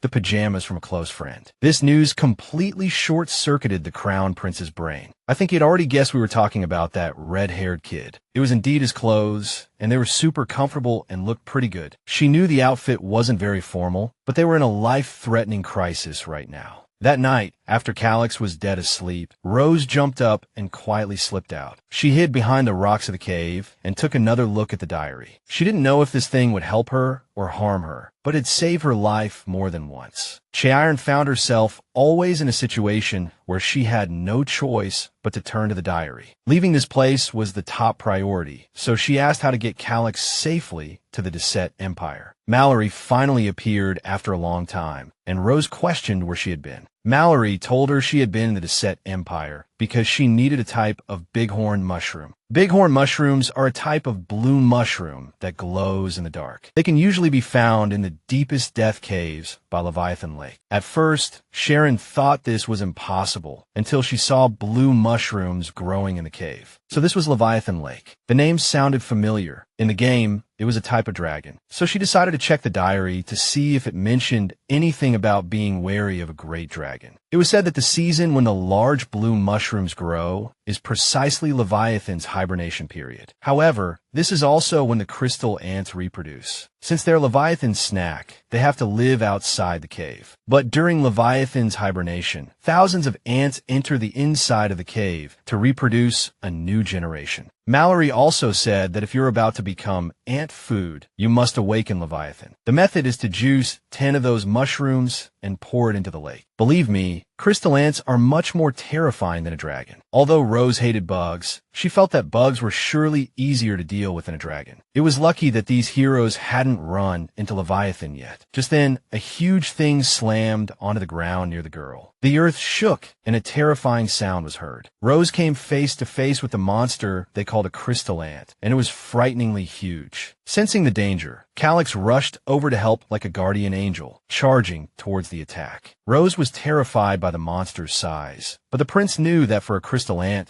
this was actually quite small. This desperate situation came too quickly, and their only option was to hide behind Calix. Rose wasn't ready to die, but they were indeed in big trouble. As soon as the crystal ant let out a hair-raising shriek, the Crown Prince grabbed the girl and ran for it. Now one thing was certain, what the diary said about Leviathan was not just casual nonsense. Unexpectedly, Rose wasn't afraid this time. She was only focused on the information in the diary. That being the case, the girl concluded that Calix couldn't handle them. I mean, he's not a dragon, after all. Rosa just needed to know which was better for him in this situation, thousands of ants or one dragon. The moment her master said a dragon was better, the maid shot off like an arrow from a bow. As a final request, she asked the Crown Prince to buy her some time. Left alone to fight these creatures, the Crown Prince was in a perilous situation. What was that maid up to again? This was simpler than what the diary said. Rosa just needed to squeeze out the mushroom juice. The Crown Prince had dealt with monsters of the Empire before, but this time, these things just kept coming. Just then, Rosa's voice cut through the air. Before throwing the juice into the lake, she told the guy to get out of there quickly. The cave instantly began to shake, and an incredible power was released. A monster that had been sealed in the depths. Calix couldn't believe that just because he said a dragon was better than ants, the girl had awakened this thing. She had awakened Leviathan, a sea serpent created by the gods, reigning above other sea monsters. This sea serpent, with its astonishing power and size, used magic to tear open a portal with its giant jaws. But its target wasn't humans. It subdued the crystal ants with unimaginable power. While Leviathan was busy, Calix seized the opportunity to pull the girl away. It was now obvious that this was her doing, but she still thought having just one dragon was a good thing. Then, a terrifying voice echoed in the cave. The demon of the sea wanted to know who had disturbed his slumber. So it was Rose who awakened the dragon. That's why she had asked whether ants were better or a dragon. At least those ants wouldn't be bothering them anymore. That was a plus, but Calix saw no hope here. He thought this place would become their grave. It was said that Leviathan could talk, so Rosa intended to try and reason with it. She probably didn't understand that dragons despise humans. With a single breath from it, she would turn to ash without being able to say a word. How the girl had awakened it no longer mattered. The Crown Prince decided to take action and had her lie in wait. It was obvious they couldn't just run. The dragon would spot them immediately. Calix decided to wait for it to leave, hoping Rosa would stay hidden and not move. The diary said a dragon was better, and there must have been a reason, which is why the maid wanted to talk to it. Because this guy simply couldn't get out of a predicament by reasoning. She was going to go out as the Crown Prince's servant. In any case, it was her duty to protect him. Calix thought this was utter nonsense and ordered the girl to stand still and stop talking nonsense. In the moment they were distracted, the heroes came face to face with the bloodthirsty Leviathan. Its power was unimaginable, a sea monster capable of destroying everything in its path. The huge monster almost caught the girl with its claws, but Calix reacted quickly and pulled her to his side. As Leviathan towered over them, lashing its tail, it was clear this was only the beginning. Its fury was completely unleashed. Resisting such power was not easy. The Crown Prince gritted his teeth and held his ground, preventing the monster from attacking. Seeing the situation was dire, Rosa suddenly decided to intervene, trying to reason with the dragon in hopes of talking things through. Human blood flowed in her veins, but this human was brave and not afraid to face her fears. But the man watching her from the side thought the girl was crazy, standing defenselessly before the dragon. It was Rosa who had awakened this dragon. In its eyes, she was just a foolish creature who thought she could defeat it. In fact, they had never thought of killing the dragon. They couldn't anyway. This calmed the dragon down a bit. Leviathan thought Vivi had sent these people. Anyway, that's what it thought. She couldn't come all the way herself, so she sent them. But the dragon wanted to talk to her face to face, so he ordered them to bring Vivi to him. Rose didn't know who Vivi was, and she suddenly pointed out that its cave and the surrounding area were crawling with monsters. That being the case, there was nothing the dragon could do. It had to use this. With the stone it gave them, no monsters would come near them. This also allowed Leviathan to transform.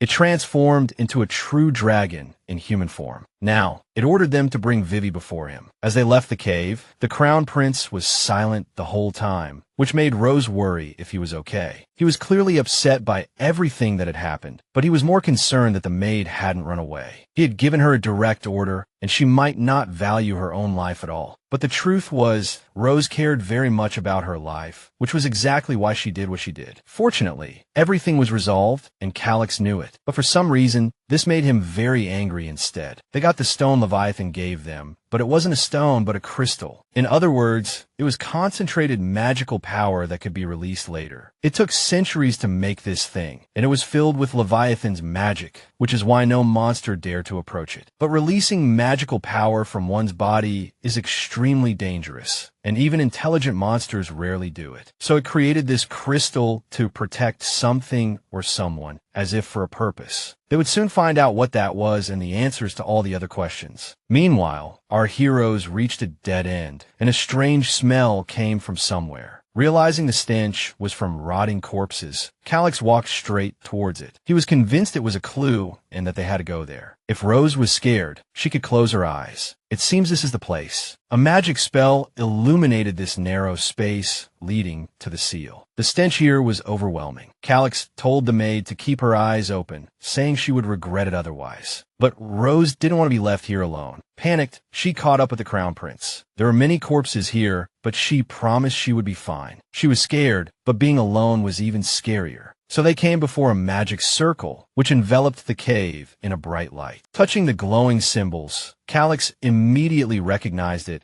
as the language of the ancient Brahmin people. Brahmin was the name of a kingdom that existed here about 400 years ago. The current task was to destroy this magical protective barrier in order to get inside. Rose thought the crystal would work, but didn't realize it was just concentrated magic and useless here. Calix drew his sword, brandished it, and infused it with his magic, trying to break through the barrier. He fought against the protective magic with all his might, but it was like hitting nothingness. Finally, the magic barrier began to fade. He had actually done it. Calix immediately collapsed to the ground, supporting himself with his sword. Startled, Rose barely managed to support him. The situation was much worse than we thought. He looked completely exhausted. The tense atmosphere made it hard for Rose to breathe. While looking for other entrances, she noticed something, an inscription on the magic circle. She had seen something similar in the diary. If so, perhaps the diary held the answer to help us destroy this barrier. Who would have thought that a magic barrier could be destroyed without brute force or magic? Rose was so happy, she almost jumped for joy. Now they could finally go inside. Speaking of which, she suddenly felt a sharp pain in her chest and clutched it tightly. The pain made her feel worse, and a sense of complete despair washed over her. Just then, she found she couldn't breathe. She gasped for air, too panicked to speak. The sight of her scared Calix half to death. She couldn't let him know something was wrong with her. So she said His Highness had successfully broken the barrier. She decided she had to hide the diary. If he found it, things would get very bad. It seemed the Crown Prince hadn't noticed anything, and Rose's breathing returned to normal. Meanwhile, Calix, with his hand on the wall, began to read the encrypted message left by their ancestors. It turned out he understood the Brahmin language, so it wasn't difficult to read. The founding father of Phosman was once a war slave in Brahmin. This truth was known only to the royal family. Calix found it absurd that the founding father of a noble family was a slave. But Rose thought it was as common as their stories, always starting with some hero or dragon. Written on the wall below was, "This is the nest of the great serpent." It was all very mysterious, but once they went inside, everything would become clear. After walking in, they saw a strange girl floating in the air above a pile of trash and junk. It was hard to believe that the girl with a spear through her heart was the Vivi they were looking for. Rose felt it was too risky to get so close, but Calix thought there was nothing to worry about by getting a little closer. The Crown Prince said Leviathan wasn't exactly a dragon, and it seemed to be a hoarder. Its intelligence was like an infant's, far below that of a true dragon. So it wasn't interested in human civilization like Stanya was. Stanya. Calix also found this rather bizarre. As he got closer, it was obvious that this was a ghost wearing Brahmin robes, and Brahmin had been destroyed 400 years ago. Legend has it that the last princess of Brahmin, Vivian Brainium, summoned a monster during the Revlon invasion. Her goal was to eliminate thousands of soldiers. But when the dragon learned its mistress was dead, it went into a rampage. It was her friend forever. A great serpent, and Vivian, his Vivi, would be by his side forever. Suddenly, Calix touched the tip of the ghost girl's ear,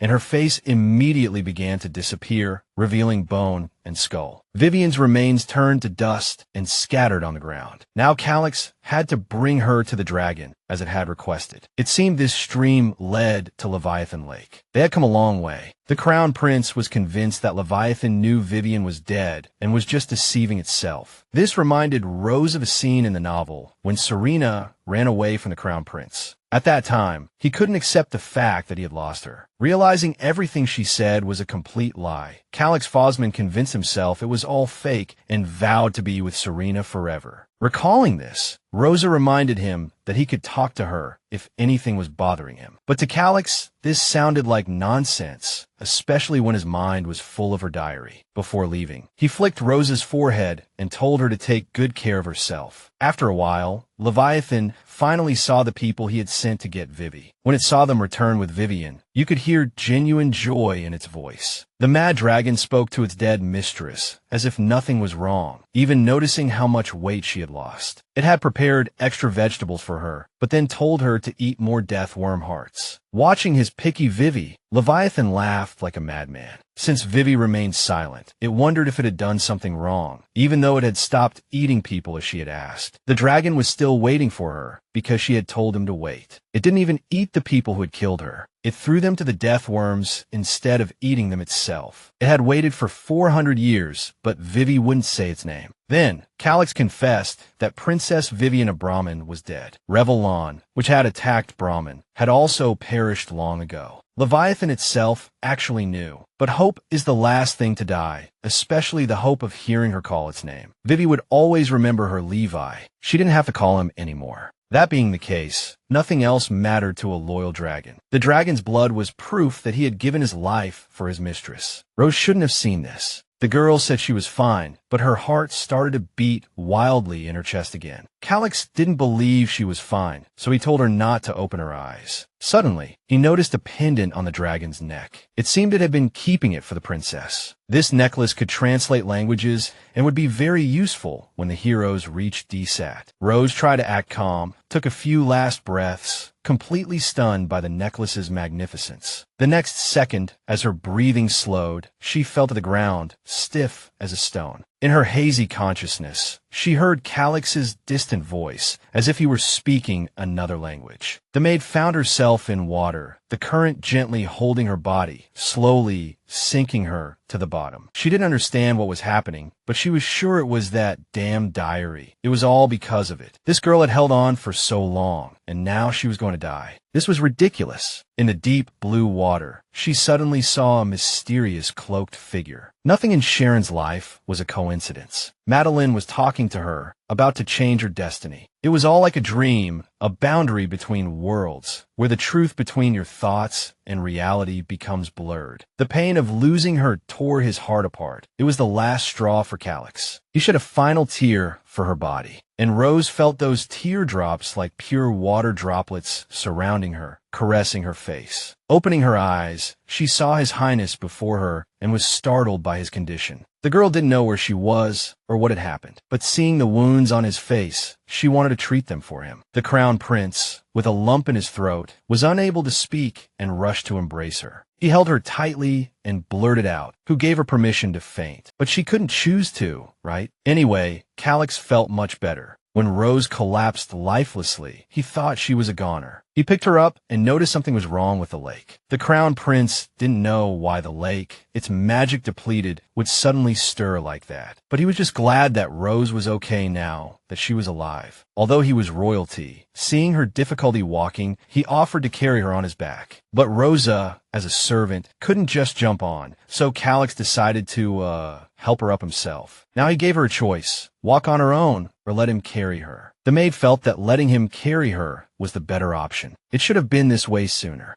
Calix's back was broad and warm, and she felt like she was about to cry. Before entering Deceit, they had to undergo a very strict identity check. They found her identification on some adventurer. They had traveled all the way through the desert to get here. When the guard assumed they were a couple, Calix huffily denied it. His maid blushed a little, not realizing it was so obvious. She took his arm. After all, he did tell her not to call him Your Highness. She only cares about the one called Calix. Whenever Rose talks to someone else, her husband gets angry. This old man really can't keep up with the young people these days, but he still let the married couple pass. Rose thought pretending to be a married couple was the least suspicious cover, and if Calix didn't like it, there was nothing to be done about it. Oh, by the way, she mentioned that the necklace he gave her was very special. She understood everything the guard said, and the guard understood her too. Calix thought it was a true artifact, effective for any language. It seems that without that necklace, the dragon and Vivian couldn't even communicate with each other. So the Crown Prince temporarily lent the necklace to Rose, but when he told her to keep it forever, she was ecstatic. Honestly, she didn't want Calix to wear it either, because she sometimes let slip some crude words. First, the Crown Prince was going to point out a clothing store. They couldn't wander around here in these outfits. That guy was sweating profusely under the scorching sun, his face as red as a beetroot. It seemed he couldn't stand the heat. The new clothes from this region, every single one looked stunning on the Crown Prince. Rose's husband was already being called a handsome guy here. Although ascetic and old-fashioned, he was handsome as hell. Hearing this, Calix wondered how much longer Rose was going to fool around. The girl just wanted him to pick a decent outfit, but her master told her to go pick one for herself. They were both so good-looking that the shop owner's wife completely took them for a newlywed couple. According to Rose, that was exactly right. They were on their honeymoon right now. Long story short, because they were a young couple, they got a nice discount at a high-end hotel. Then the girl called her master, Your Highness, again. Now, they could finally relax a bit. He had already told her not to call him that. Heaven knows if anyone was listening. Before Roll arrived, the master told the girl to use a different form of address. So Rosa decided to call him Darling, which seemed to please him as he finally looked happy. That night, when Calix discovered the maid was still planning to wear her ragged clothes, he was furious. But hey, those were her pajamas. They were clean after being washed, and Rosa didn't have anything more comfortable. The Crown Prince promised that as soon as they got back, he would give her his own clothes to wear as pajamas. He was sure his clothes would be more comfortable and of better quality than those old ones. He also ordered the ragged clothes to be thrown away. By the way, they were only given one room, so Rosa suggested changing to 2 separate rooms. Calix thought sleeping in separate rooms would arouse suspicion, and besides, they had already slept together. As it happened, he had a few questions to ask this maid. First, the prince wanted to know how she did it. When they fell into the water, his heart had stopped, and Rose had somehow saved his life. Realizing she couldn't bluff her way through, she confessed that she had learned first aid as a child. According to Calix, when his heart stopped, the maid performed chest compressions on him. But Rose said you have to press on the chest with your fingers interlocked while blowing into their airway. The key is to get oxygen into the lungs, and then the person will start breathing again. Calix was mortified by the thought that flashed through his mind. He felt she was truly something else. After a while, they politely requested a mage to help them contact Roll. Afterward, they met up with Roll and the rest of the knights. Then they were received at the Imperial Palace of the Descent Empire. The first item on the schedule was a welcome event with a ball. Okay, the second item on the schedule was a walk in the garden. The third was lunch, afternoon tea, and so on. After a whole bunch of different activities, the Empire celebration kicked off. Surviving here wasn't easy, and all of this was a bit much for Rose to handle. Calix was busy dealing with his people, so she didn't even get a chance to relax properly. The ball at the event began, and the person dancing with the prince was being handsy. She was a beautiful, dark-skinned woman from DSAT, with a typical DSAT look. Suddenly, she noticed how cute the Crown Prince's attendants were and kept staring at them. But Calix told her not to worry, saying they were just servants. Someone who truly cared about commoners wouldn't say that. The lady probably wanted to help him seize the throne. Phosman's succession system is different from Deset's. They have exams to test the emperor's abilities. All the advantages were with the first prince, so she didn't understand why he wasn't the crown prince of Phosman. To be honest, it was all thanks to the help of those in similar situations. With all due respect, the first prince's power far exceeds that lady's, but Calix's father favors her. He wouldn't consider anyone but this girl as his son's wife. Although all the news from Phosman reached them, it all said her only advantage was her status. If that's the case, then she's a lot like Calix. However, the young man knew she didn't respect mages. DSAT had always been against that sort of thing. He was grateful she kept his secret, but thought it would be better for her to have an ally like him. The rumors about the Crown Prince not being someone to mess with were indeed true. The lady would certainly be happy to have such an ally.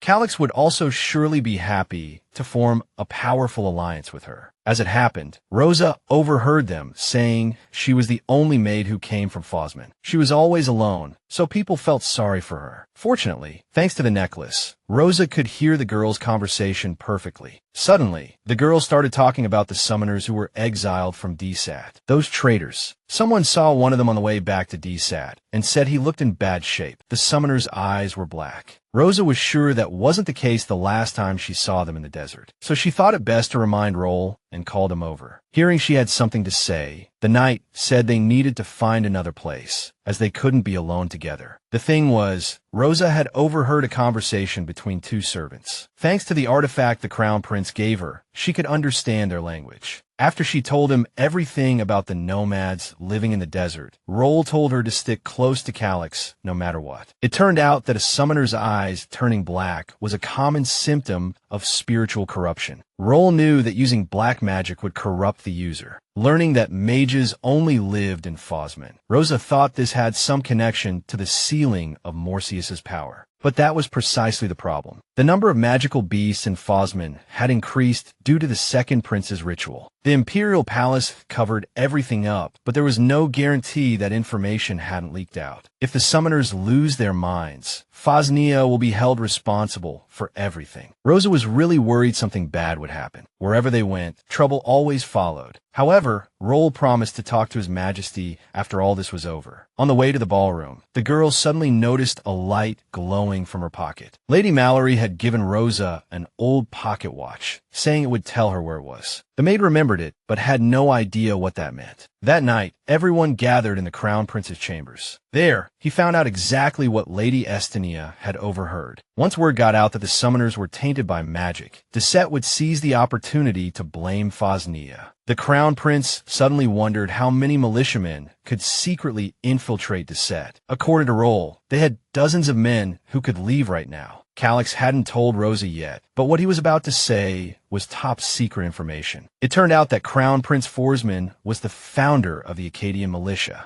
The maid finally understood now. His Majesty never ceased to amaze her. It seemed Rosa knew nothing about Acadian. She wanted them to tell her all the details. Acadian was the most powerful magical organization in Fosnia. They had hundreds of mages on standby, but no one knew who they answered to. Come to think of it, only the Crown Prince would give the militia a name like that. Roll was surprised because Rosa knew many things others wouldn't even think of, but she was clueless about other things. It was as if she had suddenly appeared from another dimension. Calix thought that what was before him wasn't even a person, but some other kind of being, like a fairy, the fairy Rosa Retania, which sounded a bit lame. The next day, the grand celebration began, and the pocket watch was still glowing like crazy. After everything that had happened recently, Rosa really didn't want to have anything to do with that diary anymore. Roll pulled her out her thoughts. He had already told her not to stray too far from the Crown Prince. Seriously, relax. I can see him clearly from here. Watching the two of them chatting enthusiastically, Roll thought the conversation was going well. Rosa didn't know His Highness was here to marry the princess, right? A royal marriage was the easiest way for nations to reach an agreement. No doubt about it. Before Roll could finish, tears welled up in Rosa's eyes. She lowered her head, lost in thought. She just said she had zoned out and then handed him some orange peels. It was said that if you threw orange peels right into the top of a bonfire, any wish would come true. It seemed Rosa had done it, which was to be expected from someone who grew up in the land of tar pots. Now it was time to make a wish, but wait, the alarm bells rang. We were under attack. What convenient timing, huh? The land was being invaded by a group of very tricky guys. Ancient beings hungry for revenge. These summoners wanted revenge to make these people pay. Seeing the situation take a turn for the worse, Roll told Rosa to get out of there immediately and then rushed towards the palace himself. His Majesty would be fine. We couldn't let anyone find out she was his confidant. After pleading with Sir Roll to be careful, the desperate maid made her way through the city filled with pain and danger. She stumbled upon some summoners directing a bloodthirsty darkness, pouncing on an unarmed woman and her child. Staring into those demonic black eyes filled with a deadly hunger, the woman just trembled in fear. In what felt like the last moments of her life, she begged for help while clutching her child tightly to her chest and shutting her eyes as hard as she could. A dagger flashed before her eyes. The brave girl grabbed the monster and plunged the blade into its throat. The black-eyed monster dissolved into a bubbling puddle of sludge on the ground, like a pool of lifeless slime. Seeing the woman still frozen in place, Rosa yelled at her to run right now. Now she had to save herself, but the howls of the demonic wolves were everywhere. The danger awaiting the girl came too quickly and without warning. There was nowhere to run. The monster was terrifyingly huge. In its eyes, one could only see emptiness and a relentless desire to kill. Rosa was at a loss, trembling in fear,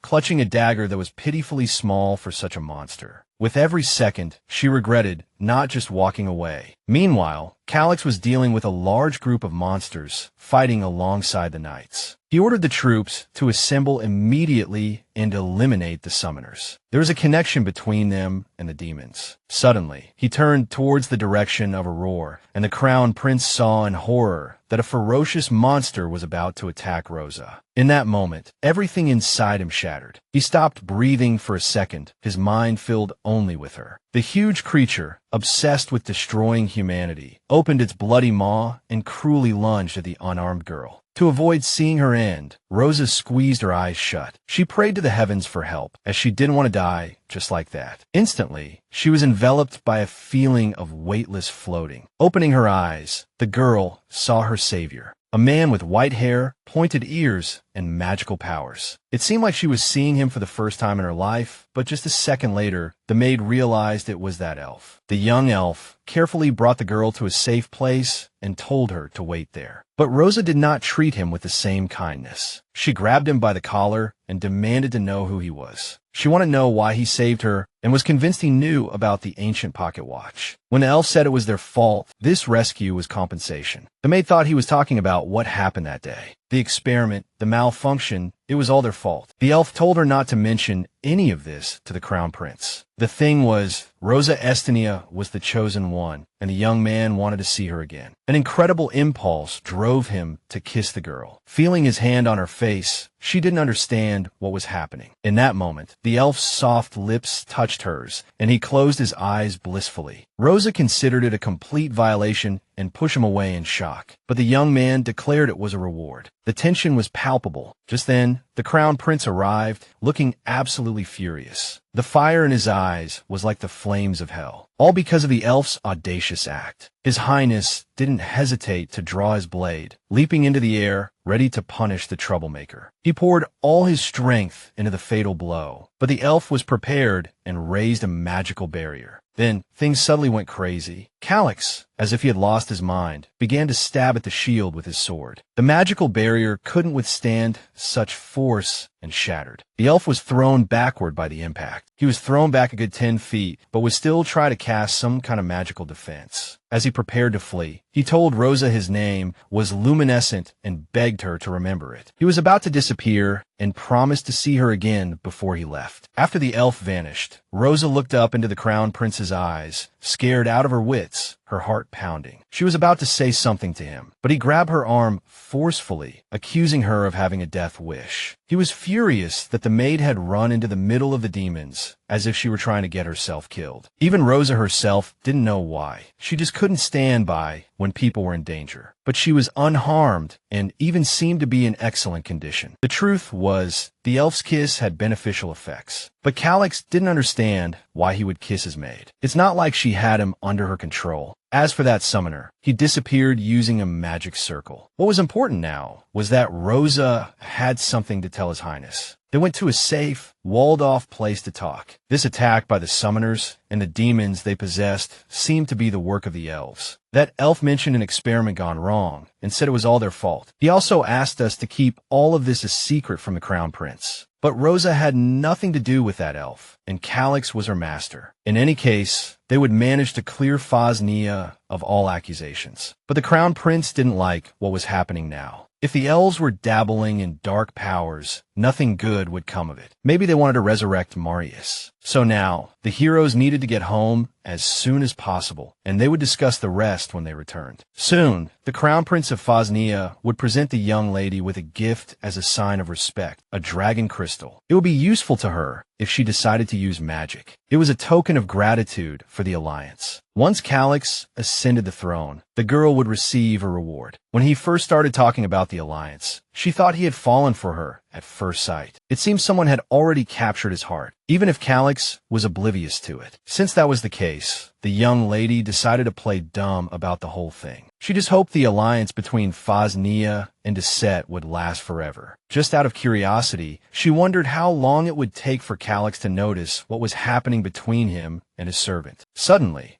a young man burst in to see if Her Highness was all right. She was fine, actually just reminiscing about the good old days. It was finally time to go home. Throughout the journey, Calix was lost in thought. For some reason, Rosa hadn't even thought about going home. At the celebration, the first thought that popped into her head was the hope that Calix's marriage would fall through. Only now did she realize that if things continued like this, she would be the only one to get hurt. After the long journey, they finally returned to Fosnia. Thankfully, the return trip was smooth, and they were home in no time. As soon as she got back, Rosa dove into handling the backlog of affairs. Afterward, she looked forward to finally getting some well-deserved rest. But she sensed a strange atmosphere, as if something was off. It was as if everyone was staring at her, but the moment she looked back, they averted their gaze. If it was because of that, it was probably due to those rumors. Aaron thought that must be the reason. Rumors about Rosa and the Crown Prince's, well, intimate relationship. Now, people thought she was having an affair with the Crown Prince. Rosa had thought things would die down after she left. She had a feeling they would treat her as the Crown Prince's special friend. There had been a lot of gossip in the palace while she was away. They said the girl became a servant just to get close to the Crown Prince. But the Crown Prince had risked his life for her. Since Lady Tagne couldn't ignore these rumors, Aaron suggested she just treat them as gossip. Remembering that Aaron didn't have a girlfriend, Rosa directly asked him if he would be her boyfriend. It was quite direct, but the guy was a bit down because her way of confessing was like something from another planet. They would pretend to be a couple until the rumors died down. But first, Aaron asked for something like a hair ribbon. He needed a token to prove he was her boyfriend. You know, there was no harm in it, so Rosa didn't hesitate to hand over her hair ribbon. But then Mira insisted on asking what her relationship with the Crown Prince was really like. Since the maid was a noble, it would be wonderful if she could become the Empress. Just the thought of marrying Calix made Rosa's eyes nearly pop out. She couldn't even imagine herself as his wife. She said she hoped Calix wouldn't get married, not that she wanted to marry him. If he got married, she wouldn't know how to get home, so it was out of the question. Until the rumors about her and the Crown Prince died down, Aaron was her cover. Soon, the gossip started spreading that a certain maid was involved with a red-haired kid from the kitchen. They completely bought it. Suddenly, Rosa ran into Roll. He asked if he could have a word with her. Roll was reluctant to bring it up, but he said the whole palace knew about the two of them. Actually, Rosa knew because she was the one who spread the news. She didn't see a problem with it and invited her master to go to the office with her, since they were both heading there anyway. On the way, Roll apologized for bringing it up again and asked Rosa if she had considered breaking up with the kitchen hand, given the circumstances. He thought it would be better for her to focus on her work, instead of her love life. He didn't say the girl was slacking off and didn't know if he should even mention it. But the knight mentioned His Majesty. Before he could finish, His Highness suddenly appeared at the door, angrily asking if they were coming in or not. One look at him, and you could tell something was wrong. He was a complete mystery. Rosa decided today was not the day to make him angry. According to Roll, there was no news from the second prince. As for the temple, it was best to keep a low profile for now. Hearing this, Rosa guessed they were talking about the monsters in the Descent Empire, and that the second prince was somehow involved. She still didn't know if the diary would give her an answer if she asked. She hadn't opened it since that day. She thought she was a goner back then, but she couldn't avoid this diary forever. Noticing His Majesty's angry gaze, the maid decided to ask him what was wrong. Calix noted that she had been positively glowing lately. We've been through a lot, so it must be nice to be back. I did enjoy the trip to the Descent Empire, but home is the best. After she said this, the Crown Prince's expression darkened. He realized this was exactly why she wanted to go back. He suddenly asked Roll to step out for a moment because he needed to talk to his maid. The Crown Prince had been in a good mood before, but now something had set him off again. The first thing he did was have the maid sit opposite him and ask if she had anything to tell him. Rosa replied that the financial reports were all in order. Thanks to Mira, she was able to get the system running smoothly. Then it suddenly occurred to her that she hadn't mentioned she had finally quelled the palace rumors. The ones about the maid and the Crown Prince, having an affair. So you'd rather choose that lazy red-haired kid over your own master. This realization really annoyed Calix. Since Aaron knows a lot of useful things and he's always so positive,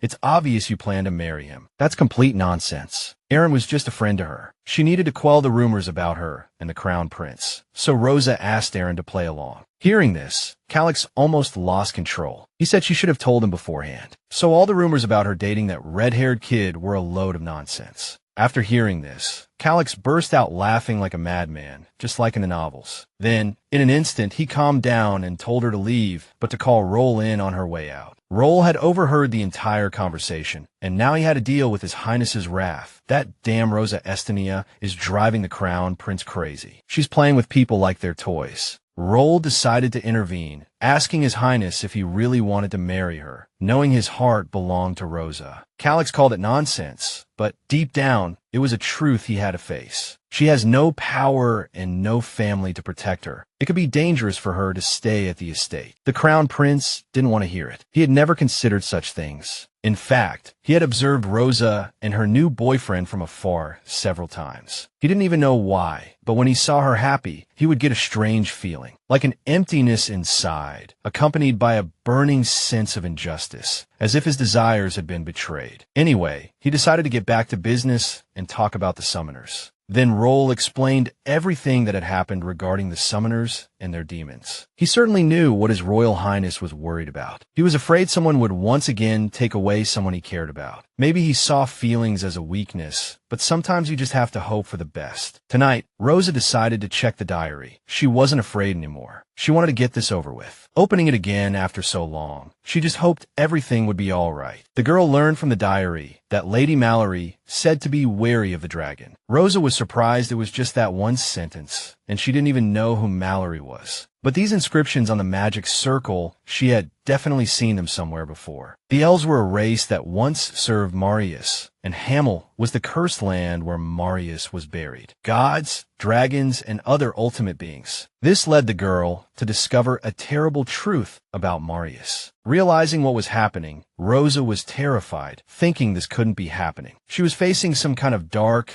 otherworldly being that created demons with some extremely twisted magic. That was Marius. Completely unprepared to face the truth of this world's terrible secret, Rosa turned and ran. The first thing she did was run to the Crown Prince's chambers and start banging on the door, wanting him to open it quickly. Hearing the commotion outside, Calix came out to see what was happening. He had just gotten out of the bath and had hastily thrown on a robe. She was scared out of her wits. The girl immediately rushed to him, pressing herself tightly against his chest, tears streaming down her face. It was then that he realized she was crying, which made him want to blame that blockhead. Rosa managed to steady herself and retorted, insisting she really just had a favor to ask. Only then did Calix let her in, telling her to calm down a bit and handing her some chamomile tea. Just because I'm the Crown Prince doesn't mean I can't make some tea, you know? The truth was, Rosa wanted to ask him for a pass to the Royal Library. She came running to the prince in tears, all for a library pass, and thought he would believe it. Calix, of course, didn't buy it and told her to say what really happened. It seemed the girl was just scared, and Calix was the only person she could think of to ask for help. If she told him her diary belonged to the most evil being in the world, he would surely think Rosa was crazy. She could only hope for a miracle. The girl explained that she had a very realistic dream last night where a ghost was choking her. But at the same time, she became curious about ghosts, so she thought she might find something in the library. The maid had no one else to rely on but Calix, so she came to ask him for a library pass. The phrase, "she had no one else but him," was deeply imprinted on His Highness's mind. He had never thought of it that way. Without asking further questions, he gave the girl a pass and told her to say she was there on his behalf. The prince also gave her a helium flower from the Apothecary Empire. It was infused with holy power and could ward off nightmares. There was also holy water from the temple, the high priestess's staff, and a helium flower she had dried herself. Calix didn't want his maid to lose sleep and then fall behind on her work due to lack of it. He kindly gave Rosa a day off to rest, adding that she could take tomorrow off as well. The girl was so excited she nearly tripped over herself, wished him a good night, and rushed out. After all this, Rosa was on the verge of a breakdown. Calix had believed her, but her explanation was still a bit suspicious. This was all because of that diary, and it might be related to Marius. She decided to sleep on it, go to the library in the morning, and figure things out after that. Before sleeping, she placed the holy relics on the diary. As sleepiness took over, the diary suddenly lit up. Rosa was jolted out of bed by the acrid smell and smoke filling the room. She couldn't believe her eyes. Seeing the holy relics smoking on top of the diary seemed impossible, but the immediate priority was to douse the smoking pile with water. All that remained were the burnt relics from the apothecary and the diary. What was happening here was truly bizarre. Rosa was 100% sure this diary was definitely related to Marius. The next morning, before she was even fully awake, she headed straight for the Royal Library. Rosa Estinia presented her pass and introduced herself as the Crown Prince's exclusive maid. In the entire vast library, all she needed were the theology books. But that section was a restricted area, accessible only with His Majesty the Emperor's permission. Rosa couldn't just look at those books. They were magically locked. So she decided to look for something useful in other books. On the shelves were the myths of Kmesis, studies on the difference between holy power and magic, but one book, deviating from the path of fate and the connection to Kmesis, really caught her eye. The author of this book was said to be the greatest wizard in the world. Rosa didn't believe it, but she decided to read it anyway. According to the book,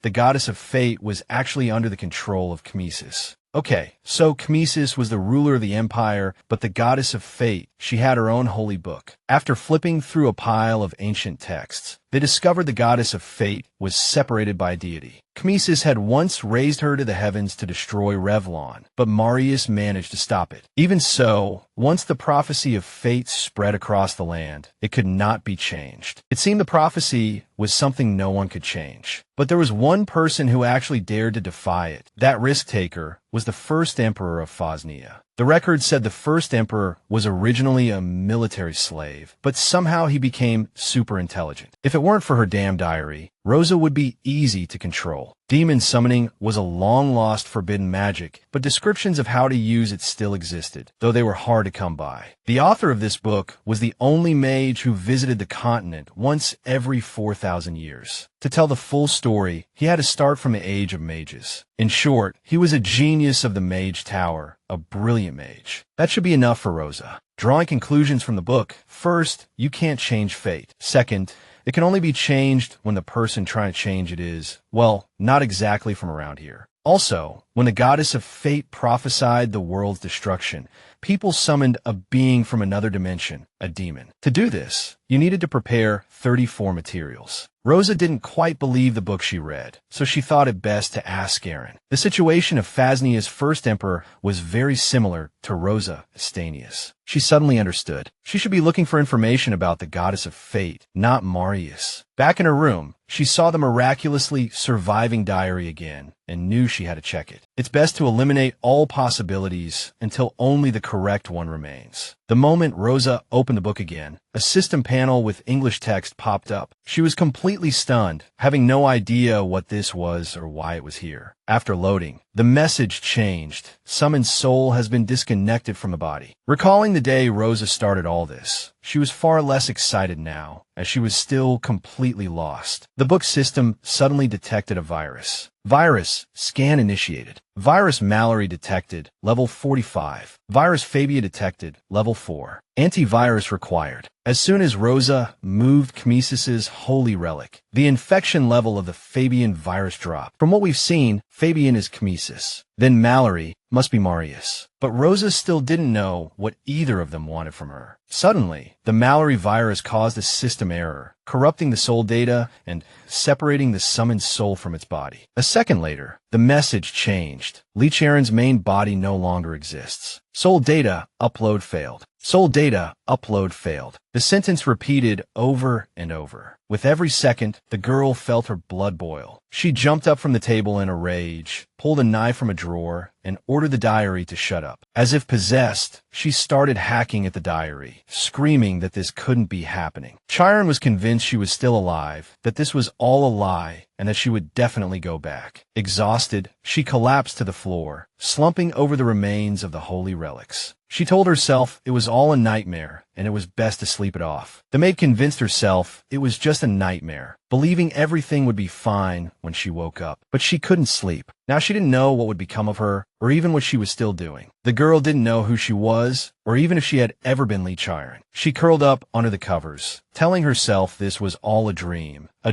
so real it had made her completely lose her way. Meanwhile, Lord Calix noticed his exclusive maid was late. Roll guessed she had just stayed up too late. She had been running herself ragged lately. Or maybe she had just fallen into a coma after an accident and ended up in a novel's world, which was just plain nonsense. Despite Roll's persuasion, the Crown Prince quickly got dressed to find her. But the more people he asked, all he heard was that no one had seen Rose today. The human mind is a wild thing. So for Sharon, this world was nothing more than everything inside her head. And she really liked the novel she was reading. Everywhere, there were voices calling her by the name Rose, but Rose wasn't even her name. If she died in her dream, she didn't know if she could ever leave this place. When the Crown Prince entered the servants' quarters, he found her unconscious and in very bad shape. Panicked, he rushed to her side and pulled her head out from under the covers. But the girl was super weak, and something strange was happening. The maid was in a state where it seemed like she wasn't breathing. When all seemed hopeless, Calix had no choice but to give her mouth-to-mouth resuscitation. Rose almost saw her life flash before her eyes when she suddenly woke up with a start. She was about to run away when she suddenly felt a strong hand grab her. It was His Highness right in front of her. Realizing she had dared to be late for work, Rose fell to her knees at his feet and began to beg for forgiveness. Instead of punishing her, Calix gave the girl a vacation and moved her from that cramped room to a larger one. During her break, he let her visit her family. She didn't need to see them anyway. The prince gave her 10 days, thinking it should be enough, and told her she could take a friend with her. He allowed her to temporarily forget about the manor's affairs and focus only on herself. His Highness let Rose travel alone, so Rose was worried if she would be safe. She might have been better off going alone. When Calix said she could bring a friend, he definitely didn't have that red-haired kid in mind. It's not that he planned to make her his bride. He just had a personal opinion about that red-haired kid. The problem was that the Crown Prince didn't trust him. There was something not right about his eyes, not quite human. So he ordered Roll to plant a spy to watch him, even though he was fully aware his spy would be dealt with. It seemed the kid had a thing for Rose, so he wouldn't harm her. But Calix couldn't guarantee anyone else's safety. He sincerely hoped all this worry was for nothing. As it turned out, Rose took Aaron on the road with her, and that guy had a surprisingly huge appetite. It's expected to eat on a journey like this, but it was crazy how he could eat and drink so much in such a bumpy situation. The carriage was so bumpy, yet all he cared about was eating. The girl was asking for it by bringing it up. In fact, Aaron was ready to tell her everything he knew for free, since it was basically Rose who got him this vacation. He knew much more than she thought. After all, this kid was the grandson of the bookstore owner. So Rose decided to ask Aaron about the search for the person she had inquired about last time. Aaron guessed she was talking about Duke TL's illegitimate daughter. It was her request, but she hadn't followed up on it recently because she was just too busy. It turned out the Duke had just recently brought her home. She would most likely make her debut at the next ball. This social event could mean the original story was finally about to begin. Rose had asked him to find her because of something in the diary. Now she was beginning to suspect that her body was already dead in that world. The original plan was for Calix to meet the heroine, and then they would escape the palace together. If only Sharon's soul returned to her world, and her body wasn't there, she would be trapped to live in this world. The coachman said it would take about 8 hours to get to Francis. After hearing this, Rose decided to take a nap, leaving the bored Aaron to himself. She also told the kid to get some sleep and forbade him from waking her up, as she hadn't slept in days. Aaron had a ton of questions for her, like why she was looking for that girl and whether it was related to their previous conversation. It was obvious that Rose was trying to rewrite fate, but the kid didn't care. It was such a waste to hand her over to the Crown Prince. Meanwhile, in the forest, several figures in black robes with their faces hidden under hoods were walking by. Suddenly, the girl noticed something strange and turned back to look at the carriage. Fate said she was supposed to meet the Crown Prince, but she was running away because she didn't want to get involved. Serena told the kid to do his job and hoped he wasn't lying about them being close. By the way, the kid was worried if they would be safe. I mean,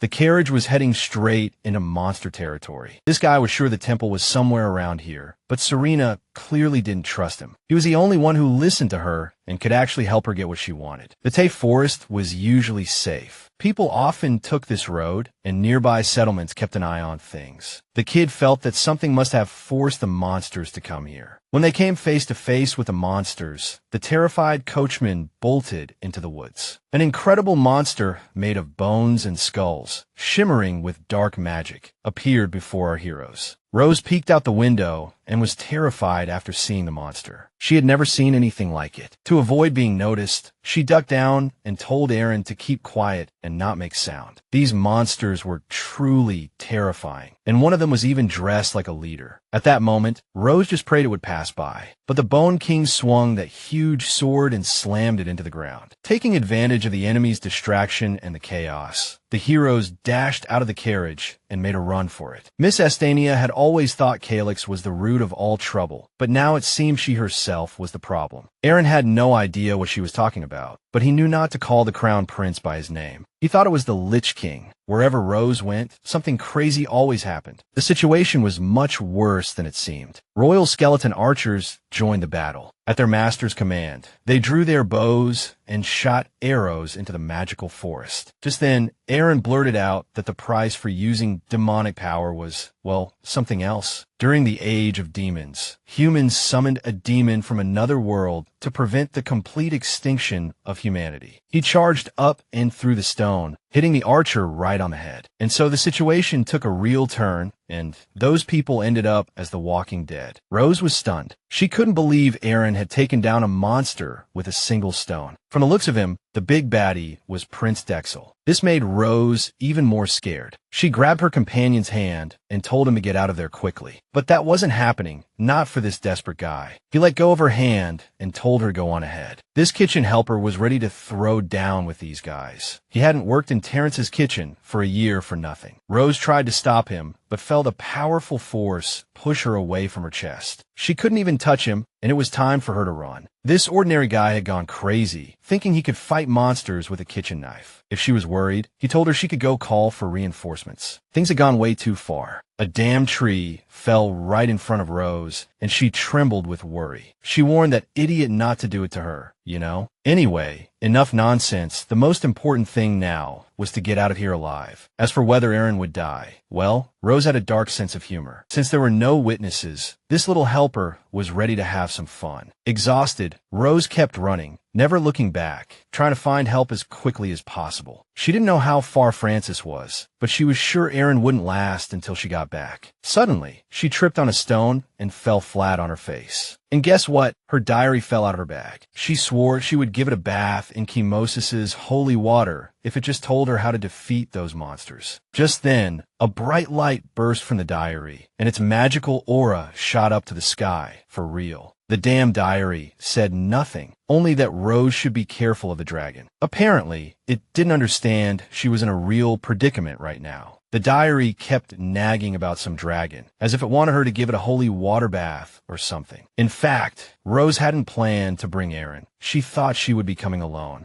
If he died, she would never forgive herself for agreeing to bring him. Just then, something terrible happened, and the diary started spewing evil black smoke. A giant black hand grabbed her and dragged her in. Rose screamed, but it was no use resisting, and she disappeared. The diary had sucked her into its magical world and then vanished itself. A magical teleportation brought Rose to some mysterious, unknown world, and it was a rough landing. She looked around and saw an ancient building. She didn't know where she was. Miss Estania was sure she was just in the woods a moment ago. Now her diary was gone, but out of nowhere, the damn diary suddenly appeared in front of her. Furious, Rose tore it open, blaming it for everything that had happened and demanding to know where it had dragged her. She could understand every word it said and ordered it to answer her. The diary wasn't very talkative, only saying that only the chosen one could find the Temple of Fate. The atmosphere of this place was very eerie, and Rose didn't know why the diary had brought her here. Suddenly, an ominous voice rang out, ordering Rose Estany to go deeper. It knew who she was and what she needed to do. The girl was in an extremely chaotic place, her mind filled with questions. At that moment, the antivirus program started. The system ran smoothly and began searching for her soul's location. Location confirmed. The girl from another world is in Phasnia Terran. Just then, a warning popped up saying the connection was unstable and the system was shutting down. If this really was the Temple of Fate, maybe Rose could find her way home. Trapped in this desolate place with only this creepy thing by her side, she hoped she could succeed. The diary listed her as a soul, which meant she was really dead in her own world. All this time, Chai-Rin had been obsessed with the thought of going home. From now on, she could no longer live in the past as Li Chai-Rin. She couldn't even be herself, and it all felt like a load of nonsense. She needed to calm down. The priority was to find a way out of here. Speaking of which, the inside of this place looked more like a library. In the center of this huge glass hall, in a place filled with chairs and ornate furniture, a strange light appeared. A bright light came from the bookshelf, and one of the books was glowing mysteriously. The book with the golden cover shone with a dazzling light, so Rose couldn't help but check it out. When she read the title, her breath caught in her throat. It was The Empire of the Crimson Moon. The very story that Rose was living through every day was somehow here, which was completely impossible. The girl was so shocked by what she saw that she didn't even notice what had changed with the diary. Then she felt hands touching her. They had finally met the person trapped in the magic diary. She screamed in terror, not expecting to see someone like him. The mysterious stranger who emerged from the diary exuded a crazy energy that was almost overwhelming. Rose had no idea who he was or where he came from, but this guy had been waiting for her. First things first, she had to figure out who he was, or rather, what he was. He possessed the same power as the diary. As for who he was, this guy had been a huge help to Rose Estagnier all along. Of course, he wasn't Mauritius. He was just his loyal servant. He was a distant relative of Rose Mallory Estagnier, and he was glad to meet Lee Chai-rin. It was hard to believe Mallory was Rose's ancestor. They even looked alike. This young man, or what was left of his soul, had been helping Rose all this time. What's more, the world's most powerful book of prophecy, it was the key to attracting souls. The Crown Prince was a good candidate for that key. The most powerful soul in the entire empire, somewhat interesting and attractive. The prophecy said he was soon destined for ruin. However, all life is under the power of the goddess of fate, and you can't change what is destined. A being from another dimension might be able to change it, so the person working for Marius brought Rose here to change Calix's fate. He said it didn't have to be her, but it just so happened that her soul had left her body. Now the biggest question for Sharon was whether she really wanted to change Calix's fate. Honestly, she didn't understand what the kid was talking about. Even if she changed it, what good would it do her? That's what she thought until Mallory reminded her that her main goal was to go home. It sounded like a load of nonsense to her, given that her body was already 6 feet under. Even so, Marius's servant claimed that once Master Marius was free, he would take care of everything. All this time, Sharon had lived with the thought of returning home, yet now that she had the chance, she couldn't even believe it. Mallory said to do that. They had to free Marius, who was imprisoned by chemosis and was basically the #1 enemy of the Phasman Empire. Rose was skeptical about this. Skeptical whether this could really change Calix's fate, especially since there were gods in this world too. She didn't have to do anything too crazy, just give up her current body. Mauritius's servant didn't intend to kick her out permanently. Lee Chai-rin would just take a little nap, and once Marius was free, she could go home immediately. Even if she didn't want to come back, well, she didn't really have a choice, because she definitely didn't want any bad things to happen to Calix. It was obvious Sharon had feelings for him. She had asked the diary to save him more than once, even though she was actually saving herself. You'd think she either didn't understand or was just playing dumb. She did have a choice. If she stayed in Dezet, she wouldn't have to see him again. She had many opportunities to run away and save herself, leaving him to die. But Sharon didn't do that. She chose to stay by his side every time. This conversation with Mallory was dragging on for too long. She needed to help him free Marius. She faced a choice she couldn't back out of no matter what. She pushed Mallory's hand away. She found it ridiculous that this lackey cared about Calix's fate. In her opinion, Calix was changing his own fate bit by bit, and his life wouldn't follow the script of this book. Chai-rin wasn't planning to help revive or release Marius just to save Calix. But Mallory had helped her a lot, so he grabbed her by the throat, lifted her off the ground, and said she owed him. No matter what, Marius's servant was going to get Rose Stangy's body. Determined to ruin his plan, she pulled out the dagger the Crown Prince had given her and stabbed it into his hand. In a moment, Mallory writhed in pain. Rose broke free from his grasp and made a run for it. The furious guy shouted after her that she had no idea what she had done, that she had committed an unforgivable act. In fact, that body belonged to him. It was made for him. Mallory had waited 400 years, and now he wanted his body back. The girl, though young, was terrified, and she wasn't going to let that happen. She was fighting the pervert with all her might. The guy collapsed in pain. He didn't know what kind of dagger it was, but the magic within it was incredibly powerful. Just then, a crack suddenly appeared in the wall of books, as if someone had cut right through it from the outside. Rose couldn't believe her eyes when Aaron walked out of the crack in the wall. He almost didn't make it, but here he was. He and Rose were finally together again. It turned out Aaron had been tracking her whereabouts, and then he saw all this happen and just forced his way in. Hearing this, Mallory told him to cut the crap, claiming this temple possessed absolute power, so that was impossible. But when Aaron locked onto him with those inhuman eyes, everything became clear. He started to wonder what Rose was doing here and why she needed that knife. But she was more surprised that Aaron was still alive. She thought he was a goner for sure. The kid didn't want to dwell on it. He was just glad they both survived. Just then, an attack was detected, and Aaron pushed her aside, saving her from the magical blast. That was a close one, and Mallory was just angry because Aaron was treating him like he was nothing. He ordered Rose to get out of there, saying it was either his body or he would take them both down. Aaron's ears were already ringing from all the shouting. Plus, he had no idea what was going on. He told her not to worry because he liked Rose just the way she was. The moment his hand touched her eyes, she started to feel drowsy, and Aaron's true form appeared before her. Rose passed out in his arms, but Mallory had never seen an expression like his before. In fact, this servant of Mauritius was out of luck, and he couldn't care less. He was going to wreck this guy. But Aaron wouldn't let him touch Rose. She was the girl he liked. Then a divine light hit Mallory like a freight train, and the only thing he could do was scream for Lord Mauritius's help. It makes you think about fate, what Aaron was supposed to be. He could have easily taken over the Crimson Bookstore, or he could have become a top chef, gotten married, and settled down. In any case, Aaron wasn't supposed to die with his girl. Maybe his fate had changed. Rose mumbled in her sleep that she didn't want that. Seeing Rose wake up, Aaron smiled and asked what she was talking about. Unbelievable, but he was alive. Miss Estania had already grilled him about it. It turned out she had fainted. The guy picked her up, and they escaped together through some kind of spatial rift. So Aaron could interfere with fate, which was a bit scary because things didn't always turn out for the better. Her only worry was whether Calix would really be happier if she changed his fate. Seeing the diary, Rose blurted out and asked Aaron if he'd seen her things on the way back. The book, the dagger, the bag, they were all scattered on the ground. Aaron really liked her dagger. You could even cut space with it, and it was embedded with a magic stone. And the book was blank, so the guy didn't know what it was for. It seemed Mallory was still trapped in the diary, but thankfully, he didn't seem to be a threat. Noticing she was hiding a lot of secrets, Aaron asked her directly if she wanted to tell him anything. Without hesitation, Rose thanked her savior, pretty sure he needed to hear it. By the way, the kid hadn't said where they were, but this was where Rose came from. There was a knock on the door, and a pink-haired guy rushed in, practically glowing with happiness that she was awake. After their reunion, they all gathered around a large table to eat. The food here was terrible, but Rose couldn't say anything, so she thanked them for their hospitality. The man told them to make themselves at home, and then turned to the kid. Aaron introduced himself as Rose's boyfriend. Before the man could formally introduce himself, his name was Gerald Estania. He was her father's cousin, Rose's uncle. They hadn't seen each other in a long time. Back when she was just a little kid, whenever Gerald thought about what her parents went through, his heart ached. He should have taken care of Rose, done more for her. She shouldn't have suffered like that at such a young age. Thankfully, she was doing well in the palace. The Crown Prince was very rational and wise, so she was well taken care of. It seems His Highness the Crown Prince has a soft spot for his maid. Gerald never thought the boss would find someone interesting in the countryside. It's just that His Highness the Crown Prince had never shown any interest in the Estonia family before. According to Rose, His Majesty cares for every family in his kingdom, but he was giving special attention to a member of the Estonia family. From what I can tell, Rose and the Crown Prince are close. After the conversation, the girl thanked them for their hospitality, and Gerald had his wife show her to her room. As far as Sharon knew, her uncle had never lifted a finger to help Rose, but now he was trying his best to curry favor for some reason. It was obvious he wanted something because Rose was close to the Crown Prince. Calix certainly wouldn't listen to her, and she wouldn't say anything to him anyway. It seems His Highness the Crown Prince really cares about her. They kissed twice, but that doesn't count because the girl was unconscious at the time. It was just mouth-to-mouth resuscitation, so she shouldn't make a big deal out of it. But even in those moments, those were Calix's lips. It's hard to say if he's really dense or just playing dumb.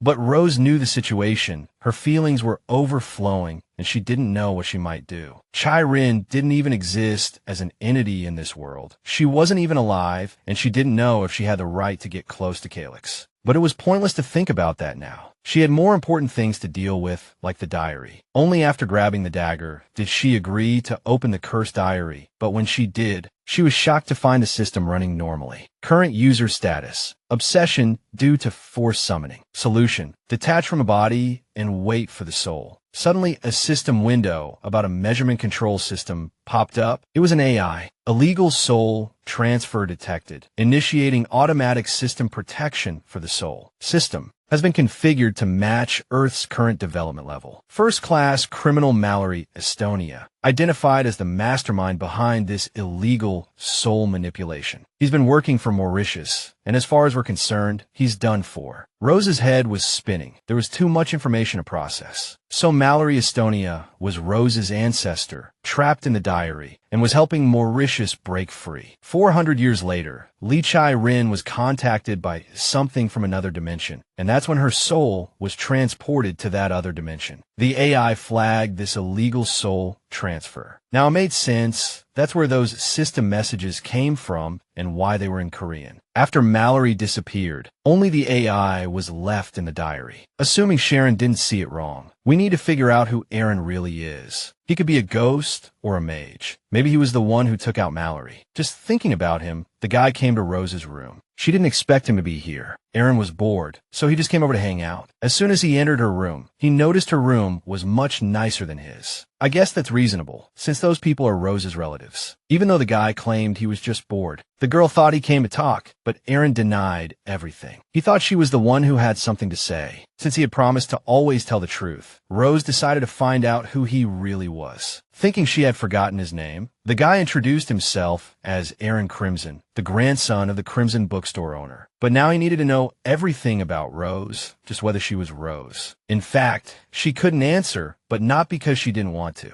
She had her reasons, basically the same as Aaron's situation. He couldn't tell her everything either. Last time he said everyone's fate was set, but some things could interfere with it. To change fate, you need a being from another dimension. A soul not bound by this world could even change the fate of a great person. Saying that, Aaron wondered whose fate his friend wanted to change. If she was planning to interfere with the Crown Prince's fate, then the guy asked if he could join her. Rose said it wasn't like that at all, and besides, only a being from another dimension could do it. She could have just said no. She unexpectedly threw another question at him, wanting to know if Aaron considered her a friend. Of course they were friends, but in the end, she couldn't bring herself to ask the one thing she really wanted to know. What was important to her was to find out if he was the one who took out Mallory. From the evasive way Aaron answered her questions, she knew she wouldn't get a straight answer from him. First things first, Chai-rin needed to dig up the whole truth. If Mallory's family was related to Estonia, there must be records in the library. The book she found had no title. Maybe it was a diary or something. The book talked about how a family once thought to be eternal had fallen. If it weren't for Mallory's younger brother, the family would have been wiped off the map by Chemosis' hero, Raphael Fosman. Raphael Fosman was the first emperor to rule Fosnia about 400 years ago. So it was true that Mallory had waited for 400 years. The great Marius spared the family in exchange for their eternal loyalty. His people went to Fosnia to work for Emperor Fosman. Although other followers saw them as traitors to Moria, those people had no idea about the mission they were carrying out. For hundreds of years, this family endured insults and criticism, all for the sake of Lord Marius. They planned to repeat the method used by the alchemists, forging a vessel with the bloodline of the Estania family to summon their hero, and then Mallory would become the savior's guide. This was all to rebuild Lord Marius's world. So the real Rose was just a scapegoat. They used her body as a vessel for a being from another world. In the end, Mallory succeeded in transferring Cheyenne's soul into Rose's body. After learning all this, the girl decided to hell with Marius's entire world. Every day, she thought about going home as soon as possible, but she realized she couldn't go back. So, it was either continue to live here under everyone's watch or leave the palace for good. If these rumors about her connection to Marius continue to spread, it could put Calix in real danger. The priority now was for Jaylin to find the novel's heroine. This was enough to drive a person mad. She was supposed to be worrying about other things right now, but all she could think about was how much she didn't want to leave the Crown Prince's estate. Even after everything that had happened, she didn't want to leave Calix's side. In this story, Rose was a bad character. She had already done enough to change Calix's fate. His story would be different from the original novel, but some parts of fate cannot be rewritten. Now, Calix was about to meet Serena, and they would fall madly in love with each other. But what Rose truly wanted was for them to never meet. After all they had been through together, if he ran off with someone else, he would be a complete and utter scumbag. But she couldn't stay by Calix's side while the whole Marius affair was still a secret to him. If Calix threw her out of the estate after finding out the truth, then so be it. Rose didn't care at all if she died. It didn't matter. But she was sure she wouldn't die at Calix's hands. It turned out that the arrogant tyrant was actually a gentle and kind person. The next morning, the weather was so nice, it was as if it were begging her to return to the Crown Prince's estate. But the problem was, Uncle Estania couldn't spare a carriage for the girl, citing the harsh weather outside, the howling winds, and the late hour. This uncle was getting on Rose's nerves. He hadn't gotten what he wanted from her yet, and he argued that carriages needed to be prepared in advance, which wasn't as easy as it seemed. It was obvious that Gerald had other plans. He wanted to seize some influence in such a remote place, and trying to influence anything related to the Empire was difficult. So this was an important opportunity for Rose. She needed her uncle to make a list of nobles who might be useful to them, and if he could do that, Rose would surely put in a good word for him afterward. The faster the rumors spread from the mouths of high-ranking nobles, the better, and this would ultimately be an excellent opportunity for Gerald to prove his loyalty to the Emperor. He promised to get everything done as soon as possible and have the carriage ready for her. In any case, Rose was sure this was all for the best. Compared to his brothers, Calix had far less support from the nobility. Furthermore, the Emperor and Empress didn't think much of him. The local factions were another matter. They could be used to build a new power base for Calix. Hearing that Aaron was having a great time in Francis, Rose suggested he go back and stay a while longer. She was in a terrible mood today and felt guilty about everything that had happened with Aaron. At least the kid was having fun, even though they almost lost their lives. Aaron chugged the entire bottle of wine in one go and then threw it out of the carriage window. Rose was shocked by this act of littering, but hey, a cheetah was also involved. Shortly after, the cheetah girl appeared at the Crown Prince's palace with news that she had messed up. She was tailing Aaron Crimson when suddenly the Lich King appeared. The coachman fled and the servants disappeared. The boss had told her to watch Aaron Crimson. Taking care of the entourage was not part of the mission. Calix realized that if she didn't understand she needed to save Rose, then she was just a pretty face. They were in Tessalin Forest, where no monsters had appeared for centuries. Calix had messed up somewhere along the line. He shouldn't have sent that girl to be a spy. She followed orders too rigidly. The spy said the maid was fine, but it seemed she had been discovered. Seriously, if Rose found out the Crown Prince had sent someone to follow her, she would hate his guts. The mere thought of it upset Calix. Things weren't supposed to be this way. Just as His Highness said, to the girl, Aaron Crimson seemed like a weirdo. The thing was, he had an unusual scent, not quite human, so it seems the Crown Prince of Fosnia's extravagance wasn't for nothing after all. Rose would definitely be angry, and when she asked, Calix had no idea how he would explain it to her. Why spy on her, a creature that could perfectly imitate a human? In this situation, the Shadow's judgment couldn't have been wrong. The Crown Prince was nervous as hell, afraid she would run away or despise him. What was he supposed to do now? He had no idea whatsoever. Rose was just a servant, and Calix had every right to spy on her. She couldn't boss him around. None of that mattered, because he had done nothing wrong, and he was confident in his choices. Suddenly, there was a knock on the door. A maid timidly entered His Highness's office, clutching a logbook tightly in her hands. The moment Rose suddenly apologized, Calix declared that he had no intention of apologizing. The scene was awkward, so he blurted out, "Why are you apologizing?" When she said she intended to resign from her position as a servant, the prince felt his heart tighten. As she began to explain what had happened, tears welled up in her eyes. A lump in her throat kept her from speaking. As if possessed, Calix grabbed the girl, demanding to know what had happened. The truth was, Rose was just very worried. She was afraid he wouldn't believe her. Mustering her courage, she confessed, "The truth is, I'm not exactly who you think I am." They continued their conversation at the table. Then Calix told the maid to calm down and start from the beginning. The truth was, Rose Estania was a ghost from another world. This body was prepared for the rebirth of Marius. To Calix, it sounded like crazy talk. He couldn't comprehend it, his mind a mess. Then the girl gave him a diary, a gift from Marius that she had kept with her. It turned out Rose was connected to Marius, so she thought it best to leave the estate. But Calix couldn't let that happen, because he appreciated the girl. When he said that, he meant that he liked the way she handled things. Rose wasn't going anywhere until he agreed. Even if she was connected to Marius, the Crown Prince wasn't the least bit worried about the temple or his brothers finding out. In Cheyenne's mind, if that happened, it would all be over and she would truly become a ghost. She was terrified, thinking they would both be executed. But Calix was sure that wouldn't happen. He was going to protect Miss Estania. So he told her to stay close by his side, even though it was supposed to be Rose protecting him. Protecting her was exactly what His Highness wanted to do. As usual, the maid delivered breakfast to the prince's chambers, but what she saw in Prince Train's room scared her out of her wits. She dropped the food tray in front of her. His Highness flew into a rage at the poor maid. His eyes were no longer human, filled with some kind of dark power. His only goal was to save Master Marius. After a while, Rose finally calmed down, and it was time to return to their previous conversation. She really thought the master wouldn't believe she was a ghost. Of course, Calix didn't believe it. He had heard that ghosts couldn't be touched. Since she was occupying Rose's body, he thought they had to find a way to return the original Rose's soul to where it belonged. Besides, Calix was worried she might get hurt, especially after he learned they had encountered some undead creatures. And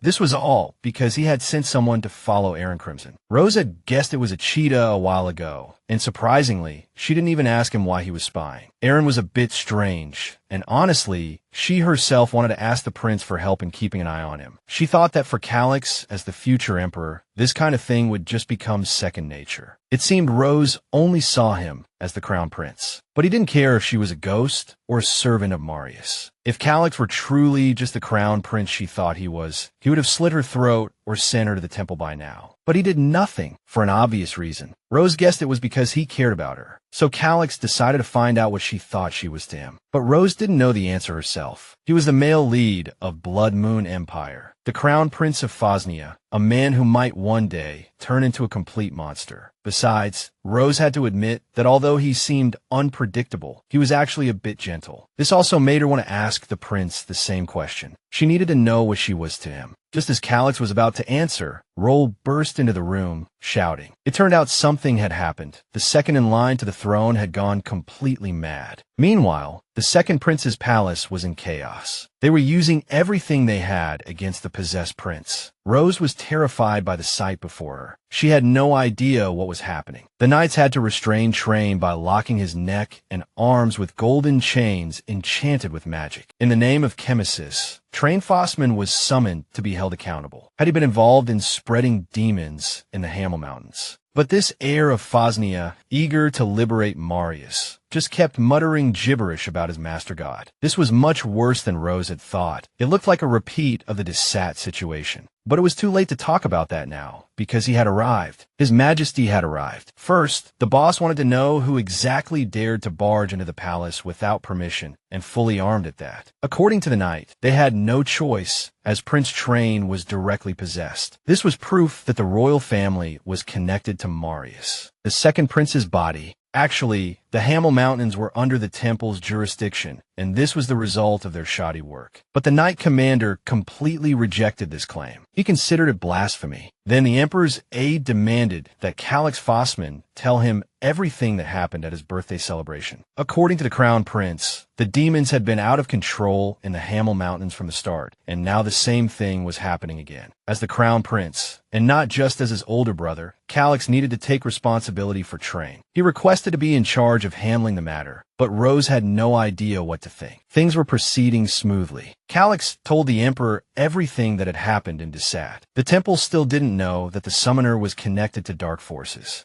More importantly, the summoner's body, which had been stored in the palace, had also disappeared at some point. It was the elves' doing. The next part was private, so His Highness sent Roll out. Then Rose shared her theory that the second prince's condition was related to her. In Tessalin Forest, she had stumbled into the Temple of Fate. There was a servant of Marius there, the one who had originally prepared Rose's body. She stabbed him, and she believed this was what led to Train's current state. Her presence was putting Calix in danger. It seemed the Crown Prince wasn't worried after all. The girl was his servant, not some dark acolyte. She had leaked the elves' secret and then stabbed that servant. To think she was one of them after that would be utterly foolish. Calix wasn't worried. He felt that ghosts were as unreal as fairies. Besides, he was glad to have a soul on his side. Rose almost forgot to mention that when she went back to her hometown, she had Baronestania assemble the local forces. They had never met Calix, so he needed to welcome them formally. Suddenly, the prince had a flash of inspiration, a way to win the people's hearts. Everyone knew that demons were the main threat to the empire and the church, but they had been dragging their feet in dealing with it. As a result,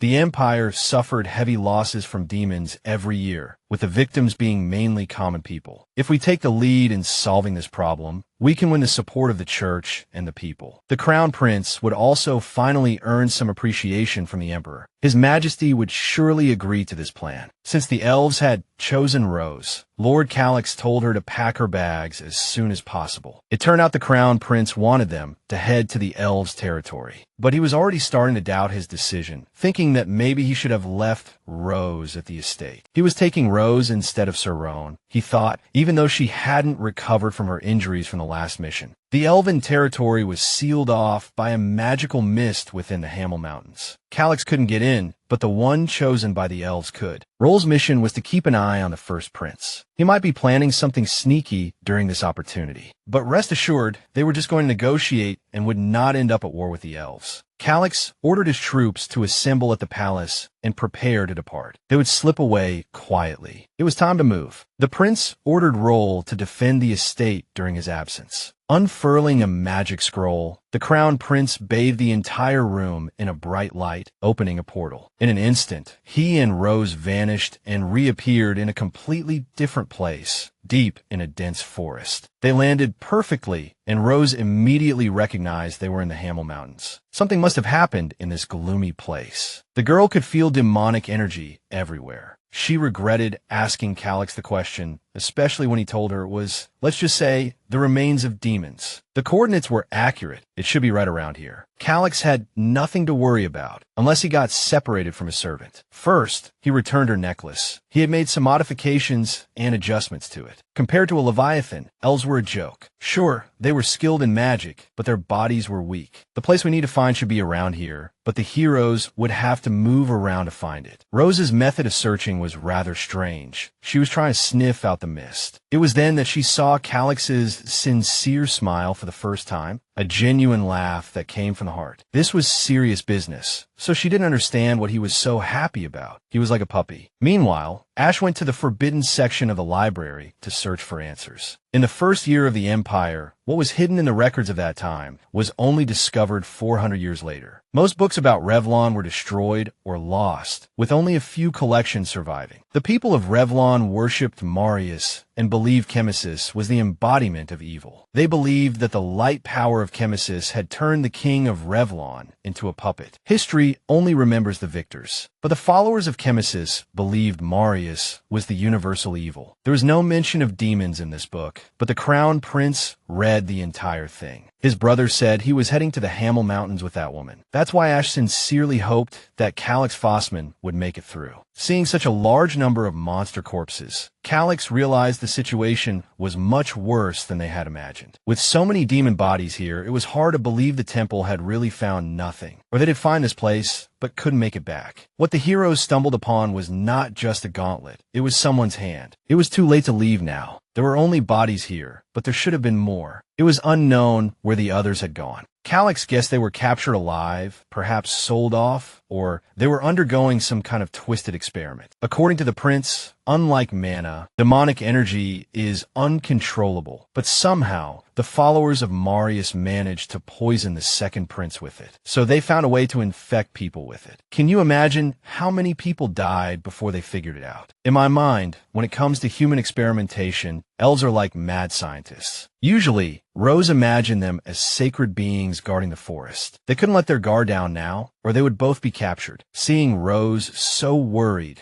Calix told her not to be nervous. he would protect her. Suddenly, he noticed something was wrong and pulled her close for her safety. Just then, the thick demonic smoke began to dissipate, revealing the secrets hidden in the forest. An elf emerged from the mist and greeted the Saintess of Marius. The other minions following him also bowed their heads to the Saintess of Marius. This elf, Luminous Chloe, met Rose again, the chosen Miss Estania. He was delighted to see the Saintess and asked her to come closer. But Calix immediately pulled her away. Rage began to boil within him. Seeing what the kid did, the lackeys all shouted that the one who so brazenly grabbed the Saintess deserved to die 1,000 deaths. She might be a saintess to them, but to him, she was just a subordinate. Calix was genuinely curious if he was in her way. In fact, being held so tightly by the Crown Prince, feeling his firm body, Rose was actually very uncomfortable. She announced that she was currently escorting His Highness the Crown Prince and asked for their understanding. Now that they could finally talk, Calix wanted to know what they were plotting. The wisest elder among the elves decided to answer the question. According to him, Calix was born with a powerful soul, but his fate was a cursed one.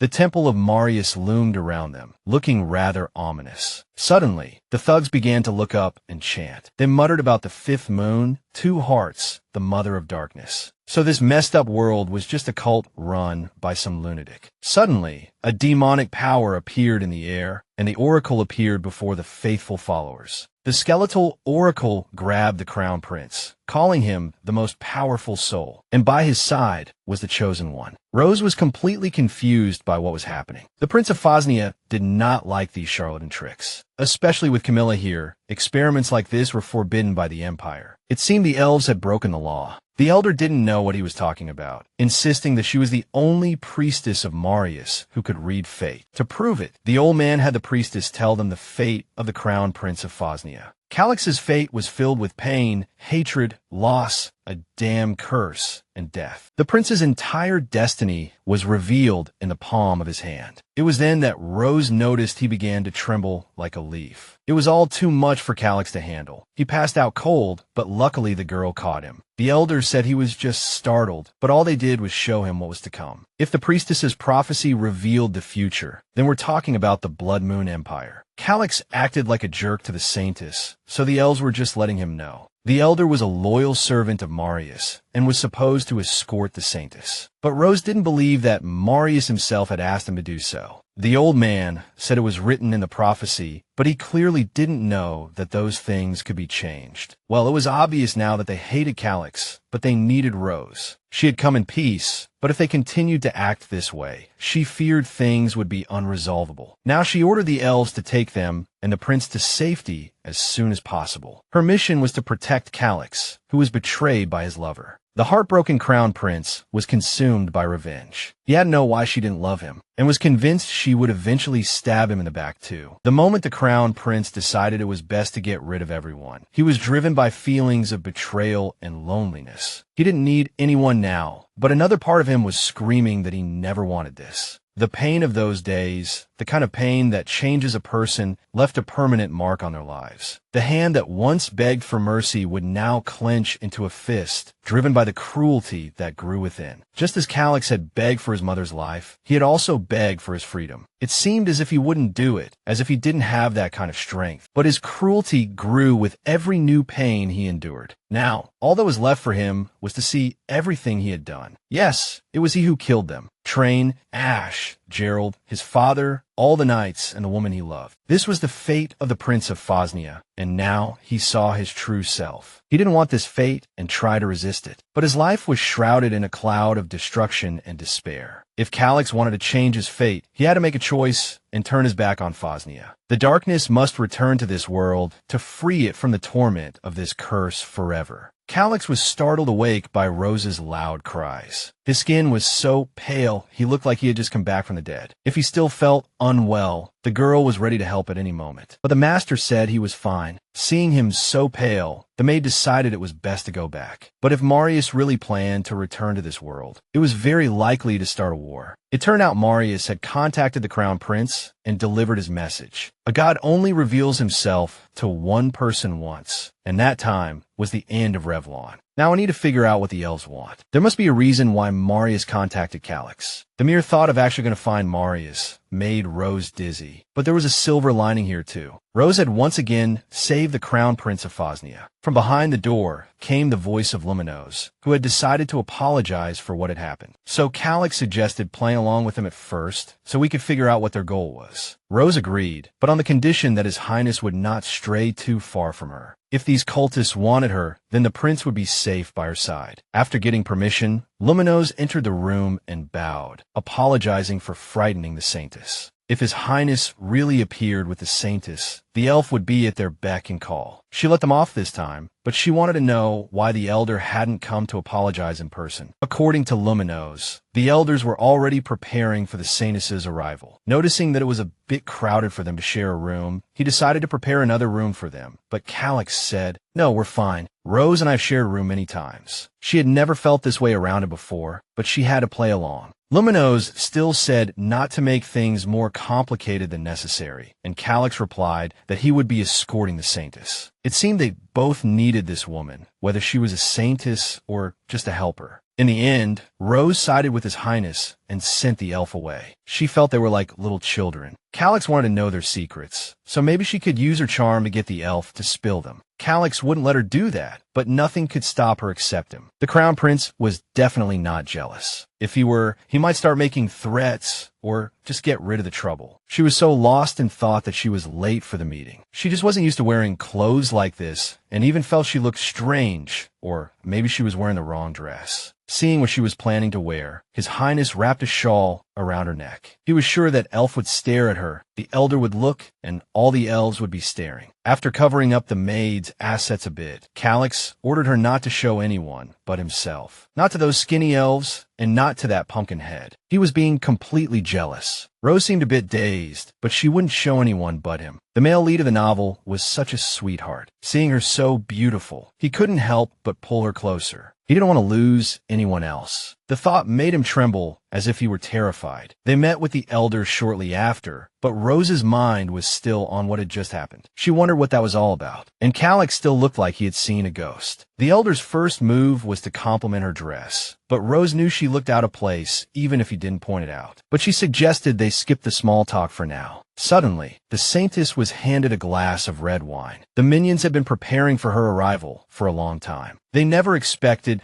that the warrior they sent to greet their prey would be snatched away by a human. So when he first met Luminose, he already knew what Rose was. The Saintess had some incredible luck to have met their warriors. It must be a blessing from Mauritius. Calix cut the elder off, reminding him of what Rose had said and telling him to get to the point. The priest just smiled and said he knew the Saintess was at the Temple of Fate. As expected of a Saintess, Rose received a revelation there. Mauritius said that darkness would devour the world. If they continued to revere her as the Saintess, she would use that status for her own gain. Mauritius requested that she help His Highness the Crown Prince build an army that would go down in history. Mauritius said that Rose was just a tool to change fate, but the Crown Prince was the one who would truly change everything. As for the elves resurrecting Mauritius, all preparations were complete. His Highness possesses the most powerful soul, just as the prophecy foretold, making him the perfect vessel. Soon, the elven elder led the Saintess to the altar of the great Mauritius's temple. Is this the temple? It looks much more ominous than I imagined, like a ghost could pop out at any moment. Suddenly, Calix whispered to the maid that if things went wrong, she should bite down on her necklace. He had a teleportation spell on him that could send Rose to roll. According to the elder, this was the only temple left after the destruction of Revellon. This place was practically a gathering point for demonic energy. Now we could see their sanctuary with our own eyes, the thing they used to communicate with their god. As soon as the gate opened, the scene inside was identical to the cave with the moonlight butterflies. So this was how they had hidden their tracks for 400 years. Calix finally understood. Behind that door was a bloated creation from some twisted experiment. The elder said it was indeed the result of a failed experiment. He apologized for not telling us sooner. He said we must have been terrified. The elf told us to be patient, saying that if they disturbed the rules, things would quickly get out of hand. Calix felt this was a repeat of the Dayset Desert incident, which also made this guy realize that the Saintess was too dependent on him. There was one more thing the elves hadn't warned them about. It occurred to him that the Saintess hadn't actually met Mauritius yet, so it seemed he had other plans in mind. Just then, the tomb burst open and a devastating torrent of magical power erupted. It was a festival for the minions. The day the Saintess would finally become Mauritius's vessel had come. Yes, it was then.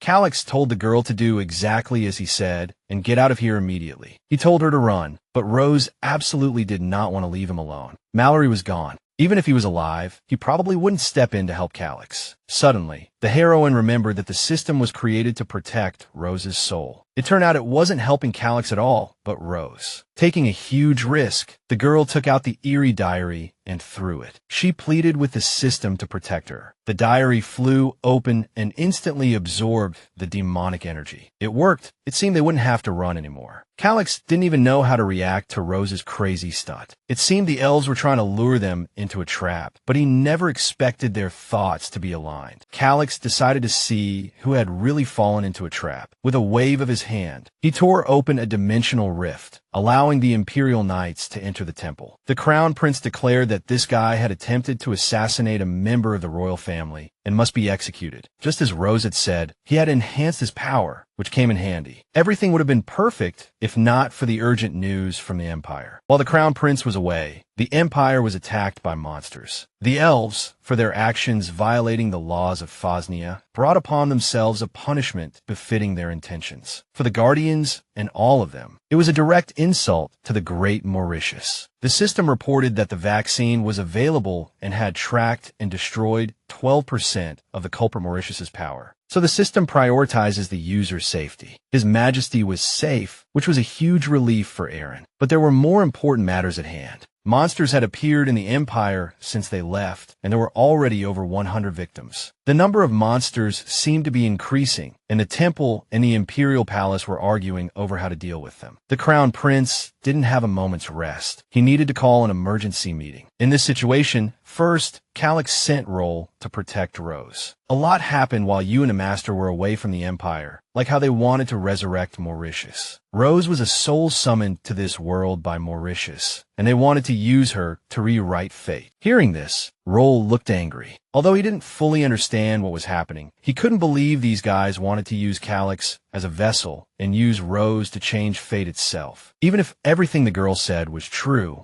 the biggest question was why she was telling Roll. In fact, Rose hoped that no matter what, he would side with the Crown Prince and her. And she needed to believe that the captain of His Highness the Crown Prince's Knight Order thought she was right. This incredible girl left him no choice but to agree. After the meeting, His Highness was furious. He felt the Emperor, the First Prince, and the temple had all gone mad. They had decided in the meeting to do nothing for the time being. The palace said the temple needed to step up and deal with the monsters, while the temple argued the opposite, like a game of hot potato. But the people of the Empire were in danger and receiving no help. So Calix was ready to accept Rose's proposal. But Roll reported that the troops were ready in case the First Prince launched a rebellion. When he said they were going to fight the monsters, the Crown Prince deliberately forgot to mention their knights. And those letters to the local nobles were all quickly written by his super competent subordinate. Thundera, Piorn, Kellerman, they were all far from the center of power,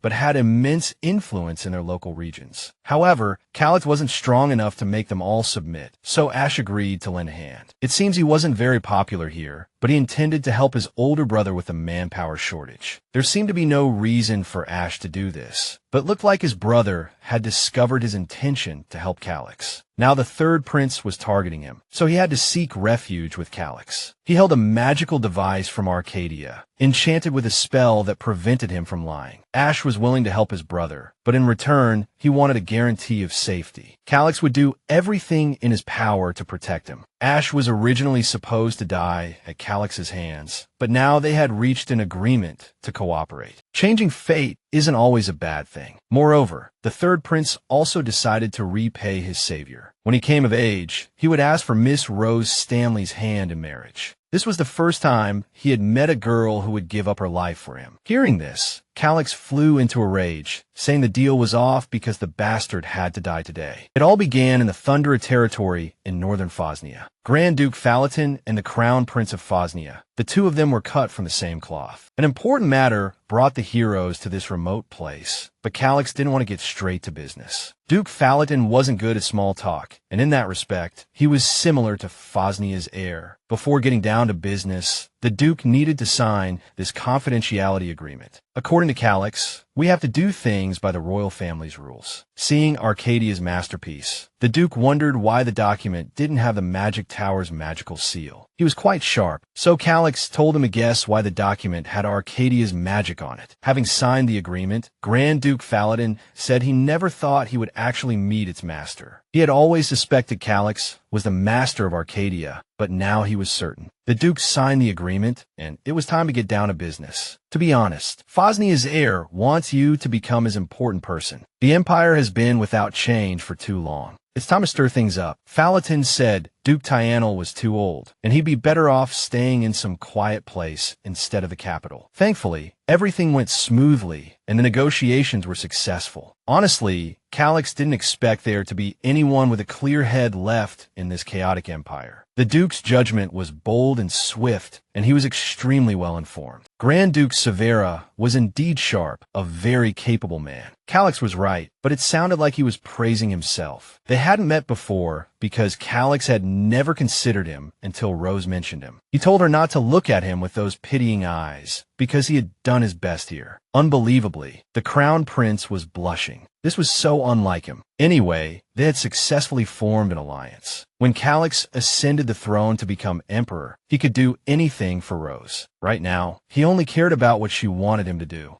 It seems Rose cares a lot about the people. She did say that, but she was ready to give up on her idea. She suggested His Highness just run away, thinking there must be other continents in this world. Judging by Calix's strange reaction, it seemed no one had ever explored other places here. What His Highness's exclusive attendant really wanted to say was that they needed to run far, far away. That being the case, the Crown Prince sincerely hoped Rose would run away with him, following him wherever he went. Of course, if the girl wasn't from a completely different world, she would have gladly run away with him. It was time to go back. They were done for the day. At that time, the Empire crumbled under the weight of terrifying monsters, igniting pain and chaos everywhere. People were scared out of their wits, desperately resisting the scene that was like hell on earth. That fearless girl held her ground until the very last moment, facing the monster to protect her family. Just a moment before it attacked, that magical flash of a sword seemed to purify the air. Roll fought with hope, believing the people were safe. The point was His Highness the Crown Prince had come to save the world. Like a guardian angel of Phosnia, bathed in glory, Calix Phosman radiated the fearless spirit of his ancestors. Just then, Rose told him to look a bit cooler because her plan was going very smoothly, and Roll agreed. Calix raised his sword to the heavens, embodying military might and determination, a symbol of his loyal oath to the people of Phosnia. He was here to bring light to the people and drive out the encroaching darkness. Long live the Crown Prince. Afterwards, Calix and the third prince, Ash, along with their forces, brought the situation under control. Then, the diary suddenly began to absorb Mauritius's divine power. Just as planned, Rose proved her usefulness by absorbing Mauritius's divine power. After that, they started calling her the attendant who holds the holy book, which was a strange way of saying she was regarded as a saintess. The vaccine detected and destroyed a small portion of Mauritius's power. A Class 1 criminal, the diary was still dismantling Mauritius, but if it continued to absorb his power, maybe we could defeat him. The capital's territory was finally cleared of monsters, and Roll was sending knights to the surrounding areas. But monsters kept appearing endlessly, and no one knew when these attacks would stop. Calix was sure this was all Mauritius's doing, a power that had been accumulating for 400 years. When Rose wanted to tell His Highness something, he told her to say it later. He needed to get to the temple as soon as possible. The Emperor said that if he wanted to go hunt monsters, he should talk to the Pope. It sounded like the Emperor was very displeased with Calix's actions.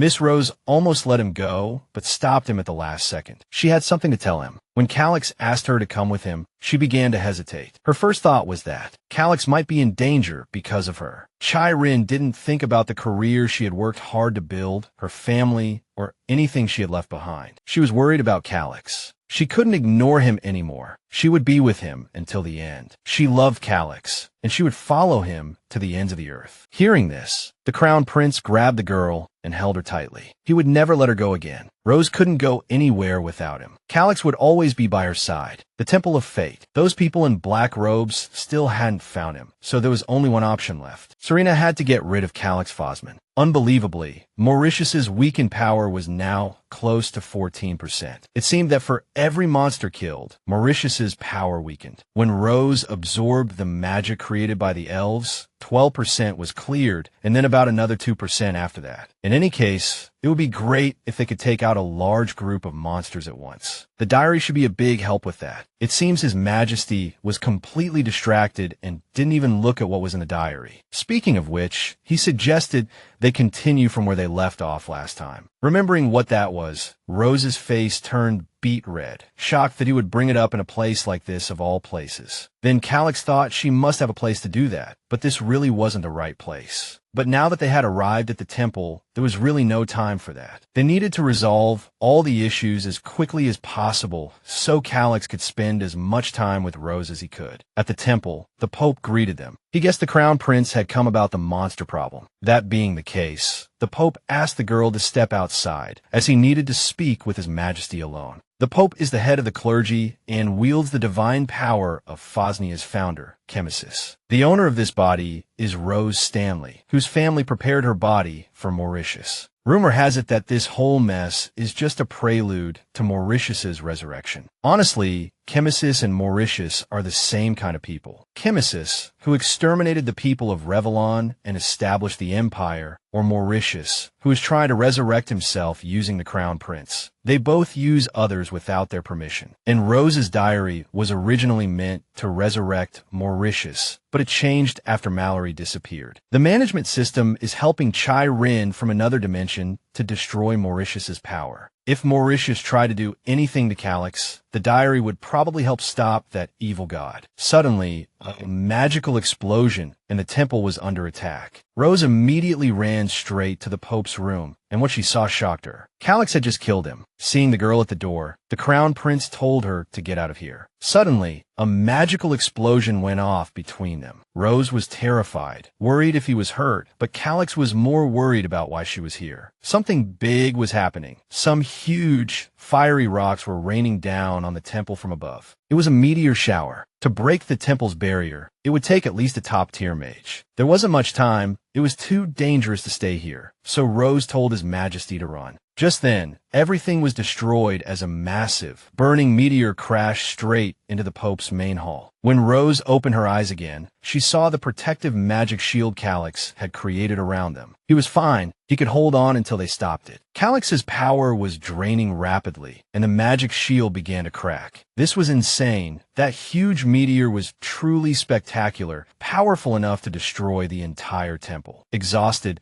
Calix collapsed into his exclusive attendant's arms, saying he was fine, but it was obvious he was bleeding. This meteor was bigger than a person, hurtling through space, and the prince had blocked it directly. His wounds weren't healing, so Rose decided to give him her pendant and tell him to get out of here. Though she was worried sick, this stubborn Crown Prince wasn't going anywhere and swore he wouldn't die. Trying to figure out a way to get him to safety, Miss Rose remembered the diary's dimensional travel system. No way, the diary was blank. Seriously, it had to fail at a time like this. Utterly desperate, Rose broke down in tears, begging His Majesty not to die in front of her. Calix was still convinced he could make it, but looking up, you could see the magic dissipating. Just then, she got angry and punched his shoulder because he wasn't listening and completely disregarding what she said. When you think it's all over, that's when you need to dig deep and find that last bit of strength. Just as the Crown Prince reached for Rose, crimson blood seeped from him, and he collapsed onto her shoulder. The girl was too scared to move, completely stunned, trying to understand why there was a sword stuck in him. She was trembling with fear. Rose needed a potion, so she rushed to get it and ran off. She told the prince not to dare pass out on me, but he was losing too much blood. Luckily, the potion was right there, so Rose got it quickly. As soon as she poured the magic potion down the Crown Prince's throat, it started to work, and it looked like the wound would heal soon. Just then, a voice from behind made her heart race and sent a chill down her spine. This woman, her face hidden by a black hood, told her to leave Calix alone, saying it was better for him not to be saved. Seeing this lunatic, Rose immediately lunged at her, accusing her of being the mastermind behind it all. She yelled in Korean, asking how the stranger dared to stab his highness with a sword. Suddenly, the hooded girl told her to stop and pulled back her hand, answering her in Korean as well. The truth was, she had no choice. She was convinced that Rose would eventually become just like her. This was the girl from the vision, the one who said Rose would do the same thing she did. So this was Serena Tyanel, and she was convinced this guy wanted her dead. Seeing the Crown Prince open his eyes, Rose panicked and rushed to help him. Serena's assistant was shocked to find that his highness wasn't dead. They had even thrown a meteor at him, but it was no use. Just then, Serena decided that was enough and told Kyle to retreat. She wasn't going to give up that easily. They would meet again, and then they would have a proper talk. Thankfully, his highness's wound healed, all thanks to the potion Rose gave him. The wound was really gone. Not even a scar. Calix was really okay. That person from yesterday, his highness remembered his name was Calix. The guy was the master of the magic tower, because not many mages could throw a meteor like that. And that girl, her voice was very similar to Rose's. After that incident, Calix warned the maid not to do anything foolish, like doing a background check without telling him or meeting that woman alone. Soon, Rose received a letter in which the girl told her to leave the palace and said she would come to her personally. That must be Serena Tyanel, and Chai Rin thought she might be another person from another world. If someone from Korea had possessed Serena's body, her actions would make sense. The Rose from the novel was also known to have run away from the ducal house. Moreover, she wanted to kill Calix, which was why he forbade the maid from meeting that woman alone. The master had said so, but Rose had to meet that girl. She managed to sneak out of the palace, but she didn't know how Serena planned to find her. Miss Stanley was just minding her own business when she accidentally stumbled into a magic trap in the woods. A spell sucked her in, and Rose passed through a portal to a completely different place. There she met the girl, Serena Tyanel. Serena knew the Crown Prince's exclusive attendant would show up. Kyle was already gone, so they were free to talk now. But even if he had stayed, he wouldn't have understood what they were saying. Rose hadn't expected to hear Korean, so it wasn't her imagination. Then she asked Serena why she attacked the Crown Prince, but the girl countered with a question, asking Rose why she was with him. It's rude to answer a question with a question. Besides, since Serena was the one who called her here, she should introduce herself. It was a bit embarrassing for her to say, but she was pretty sure Rose knew the novel Empire of the Crimson Moon. Miss Stanley was familiar with the novel and knew that Serena Tyanel was the protagonist of Empire of the Crimson Moon. To be precise, she was the one who was forced into Serena's body. She was the soul chosen by Chemesis, who was supposed to change this world. That's how she came to this world, but she wasn't even hit by a truck or anything. She was sucked in while reading the novel in bed. Her body was still on Earth, and it was alive. Rose's situation was different, so returning to her own world seemed impossible for her. If Serena promised something, Rose agreed to tell her everything that wasn't described in the novel. She proposed a partnership because she was supposed to help the Crown Prince. According to the story, he was a cruel tyrant, and everyone around him would die. Rose used to think so too, and she was afraid of the mad tyrant Calix. But now everything was different. Now she lived here as Calix's exclusive attendant. She would do everything she could for him. So Rose and Serena Tyanel, or rather, Kim Hee-sung, decided to figure things out. Comparing the times they arrived here, look,